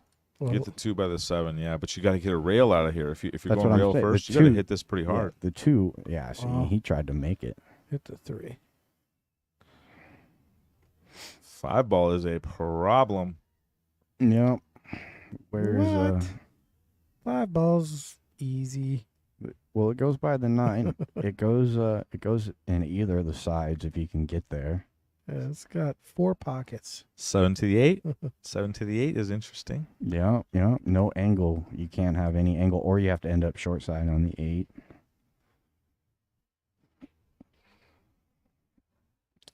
Like to thank everybody for joining us. We got a banger of a match going on right now. 10-10. Thomas, the challenger, going against Alvin. Will we go hill? Got Alvin at the table, ball in hand right now. And he's got some work to do. Yeah, the 4 to the 5 actually isn't that easy just because where the 4 is, right? Because you don't want to play any kind of power shot with the 4 in the side where it's at. So it's tough to get over there for the 5. Yeah, you got ball in hand right now, and this is like, I'd say one of the trickiest, seemingly wide open racks that I've seen in a while. 4 to the 5, so you want to get straight on the 4, go down, play the 5 on the side of the corner. Now when you get to the 7 to the 8, Yeah. I'm not sure what I'm doing. If I have ball in hand on the 5, I'm not sure what angle I'm trying to get on the 7. There you go. This is really nice angle, though, on the 4. Just go forward, try to get by the spot, I think. Yeah. You might crash into the 9, but I still think that's okay for the 5 ball. Yeah, I think you just use the 9 as a break, and then you just put the 5 on the side. Because I think you're going right towards it, maybe. Yep, this is touchy. You'd prefer to avoid crashing that 9. Just play it with a lot of top. Get down by the spot or a little more, maybe. I would love to run into this 9. Oh, he's by it. Yep, see, the 9 could have stopped it. All right. Now, I think you want to be as straight as you can be on the 7 because then you can draw back and a lot of good things happen. Yeah, so now you can play the 5 past the 7. You don't have to play it in the side. I think he doesn't have the angle, though, to get straight on the 7. Yeah, he does. Does he? Yeah, absolutely. Looks like it wants to float away from the 7 here. Play the 5 past the 7. I think it's pretty good. Yeah, it looks like he has. To me, I like his angle here too. Play the 5, roll up, get straighter on the 7, then get drawn back. Oh, that's way too much angle. So now you got to come around 3 rails. You can draw back. Yeah, draw back. Big draw. I like the draw because your cue ball travels less distance. You don't have to put too much smoke into it to get it around. And there it goes. That's why I don't like the That's draw because it bobbable, shrinks yep. up the It pocket. sure does. It sure does. Man, You gotta hit them both really pure. He was navigating his way around that rack nicely up until that point. Wow. Now Thomas with a great opportunity to But again, take that's it. what Fedor and Shane would have done. Like I ask myself all the time when I'm in tough spots, what would Shane do? And if I can figure out what the answer is to that question, then that's what I'm going for. Right. Because I don't really know what to do, and I know there's some shots I'm better at or worse at than them guys. See, I always ask that question when I'm playing pool sometimes. I'm like, what would Shane Van Boning or Fedor Gorst do in this position? And I always get this booming answer in my head, and it says, I would never put myself in this position. You're an idiot. Let's see what he does. 10-10, yeah, it's as big as it gets. How's your speed? Looks pretty decent to me.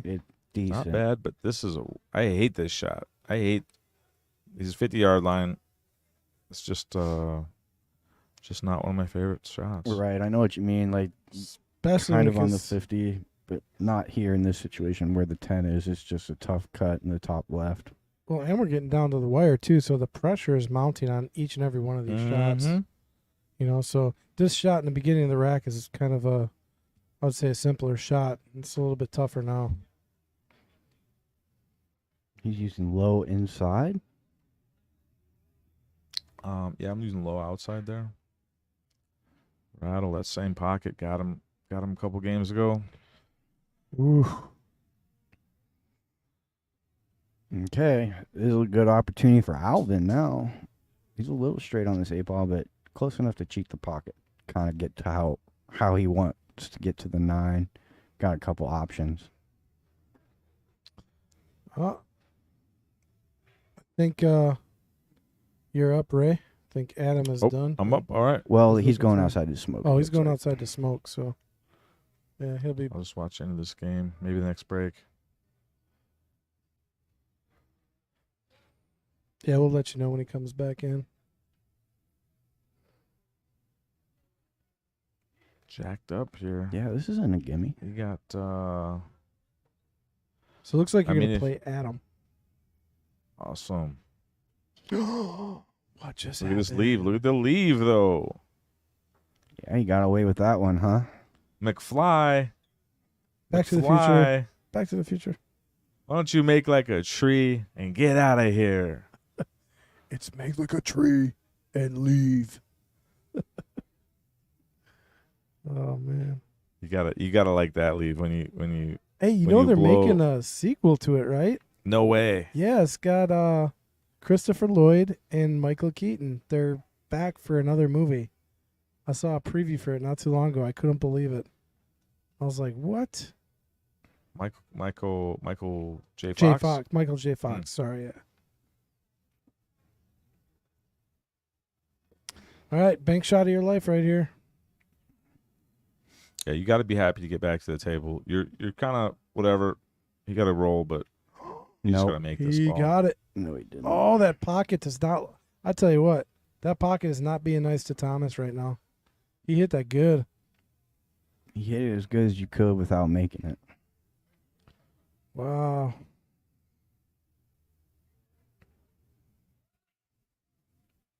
Oh, and he's short. Mm. It's makeable, but this adds a little pressure to the shot, man. He puts right spin, it could scratch. Oh, he's not. I had to think about it for a second. He's like, hold Yeah. on. Yeah, no, he's got the left spin going. Okay, he got it. Yeah, he's starting to tighten up. That was very short for that kind of leave. Yeah. Yeah, he made it tough. So Alvin, first one to the hill. So keep in mind, just a while back, it was 10-7 Thomas. And that's a 4-game swing. Yep, exactly how it happened in our Jester's match. And a big part of that swing is due to that rattling balls in that same pocket. Yeah. Yeah, Thomas missed some big shots. I mean, they were tough shots, but like that bank on the 9 and then that back cut on the 10, those were huge. That he would have been out and new night, but you know, that's should, could, and would. Absolutely. I'm predicting a hill here. I wish I could stay. I'm gonna just watch this break and then I'm gonna go get ready. I'm in the I gotta take this serious. I'm in the finals, Mad Apple Sunday. I've lost this tournament many times and driven home, punching my steering wheel.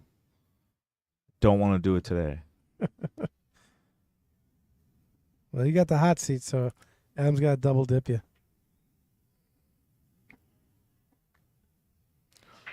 2 and 3 on the corners. There's Nice the break. That's Both- the break. Both second balls. That's a replay worthy break got the, right Got the there. cue ball down table a little more. Got a little bit of unlucky. The one ball crashed up, so he doesn't have a shot. Watch this break, man. Nice symmetrical. Everything's like perfect right there. That's the perfect break. That is a perfect break, if there is such a thing. I agree. Don't worry about the result. Don't worry you don't have ball in hand shape on the one. You hit that. You racked it good. You hit it good. You did everything you could. And, the 10-ball break's just a tough shot. Nick says, good luck, people's champ. Thank you. Thank you, Nick. I'll tell you what. I'm going to go and play this final for the people. Yeah, Adams, he's looking for you. All right. I'm coming out right now. Just turn off this mic and they're good, right? Yeah, just turn off that switch I showed you. All right. People's champ is out. Every Peace. ball is a rail. Hope you can see a hill over here. Yep. Well, he leaked out a little bit. He's got to cross the side bank if he wants it. Not sure he can see enough to play a decent safety.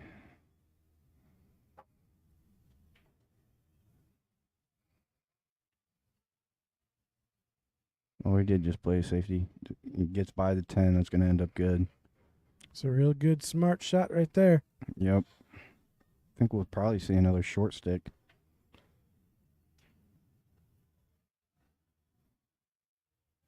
Oh, he's going to kick it. He called something. I think he called the bottom right. So he's going to be kicking right next to the side pocket.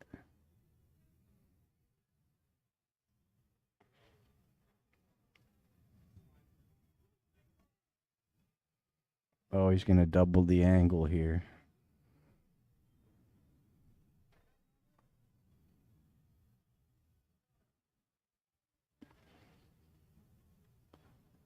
It looks like he's kicking right above the side pocket here, probably with a little bit of left spin to kind of widen the angle a little bit towards the one ball.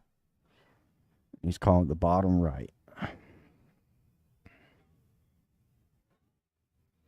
Which, if this goes in, he doesn't have to end up with a shot on the 3 either.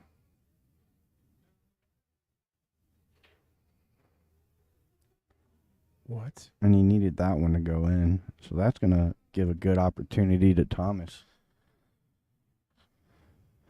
I mean, you got to calm your nerves here, and you just got to take care of one ball at a time here. Yeah. I think shape from the 3 to the 4 is the key. If you get good shape on the 4 to get to the 6 pretty easily, rest of the rack looks pretty good. Of course, Ding always throwing in the hashtag not my king. He's always talking about Ray. When Ray was king, he was a people's champ, and Mark was like, not my king.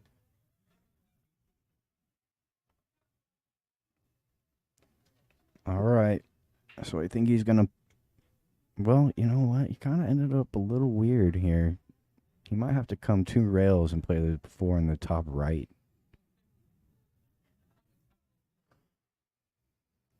Unless you want to do like a rail first to get straight down the middle, the right side of the table. He's going to come off the rail. Oh, wait, no, he's not. What was this? See, that was a little bit of a rail first with straight draw. Pretty well done, if you ask me. Now he's got to negotiate this 8 ball. This 8 ball is a big ball to get behind. So whatever shot you decide, you got to make sure you give it enough juice to get by the 8 ball.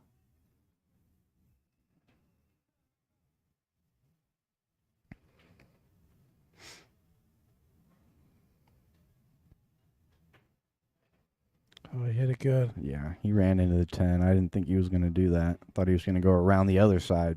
But this is good now. This is good.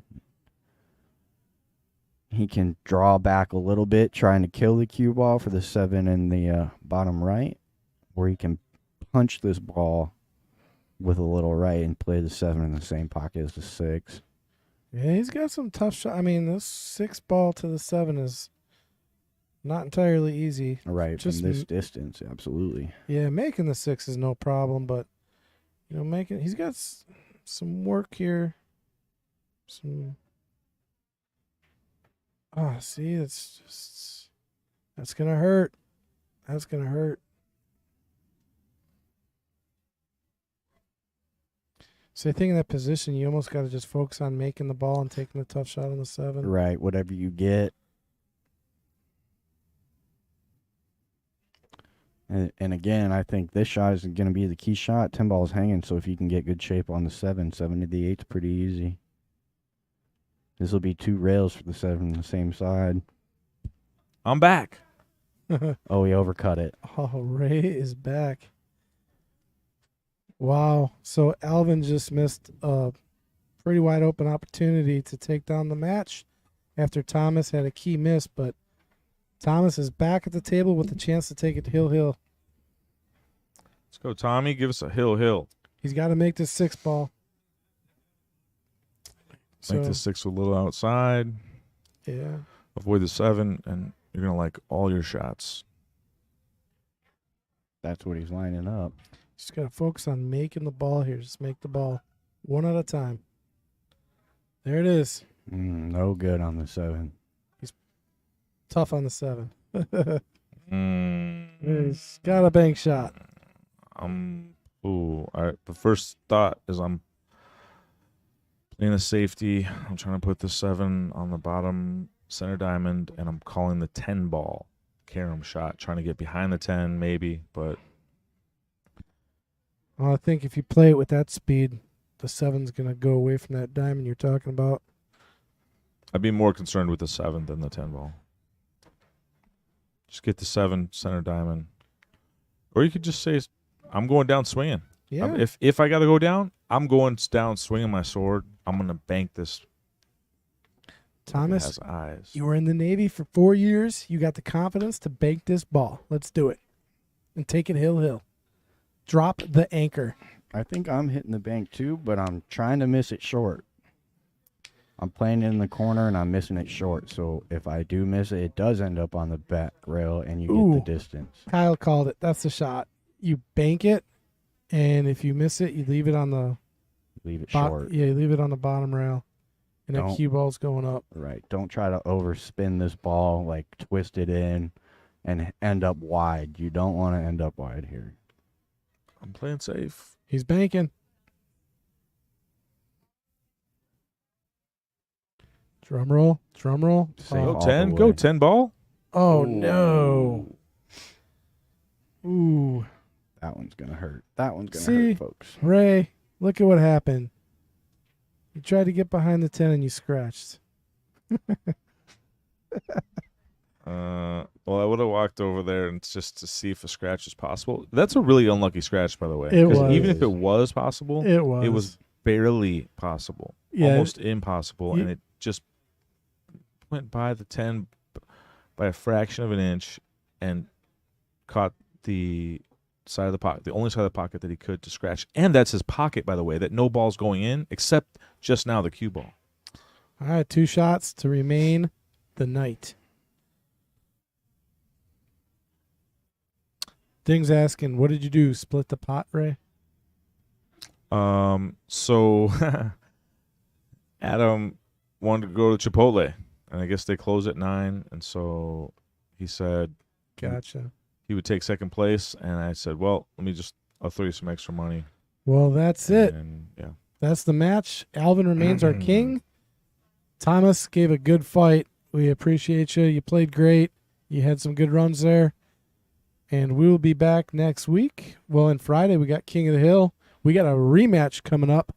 I'm not going to say who it is, but it should be a rematch. Should be an awesome match. Everyone's going to be tuning in. And Ray, you're going to probably be putting your name back on the list soon, huh? I'm back to working weekends. They changed my schedule. I can't get off. Ah. But I will still be coming up here Sundays and especially Mondays for some of that Mark Bell money. Me and my brother Mike might come up here tomorrow night. We might be up here. So everybody come on up. Should be fun. Yes, sir. But all right. Thanks everybody. See you guys on Friday, and then also every week, Monday or Sunday, tune in. Thank you. Peace. See ya.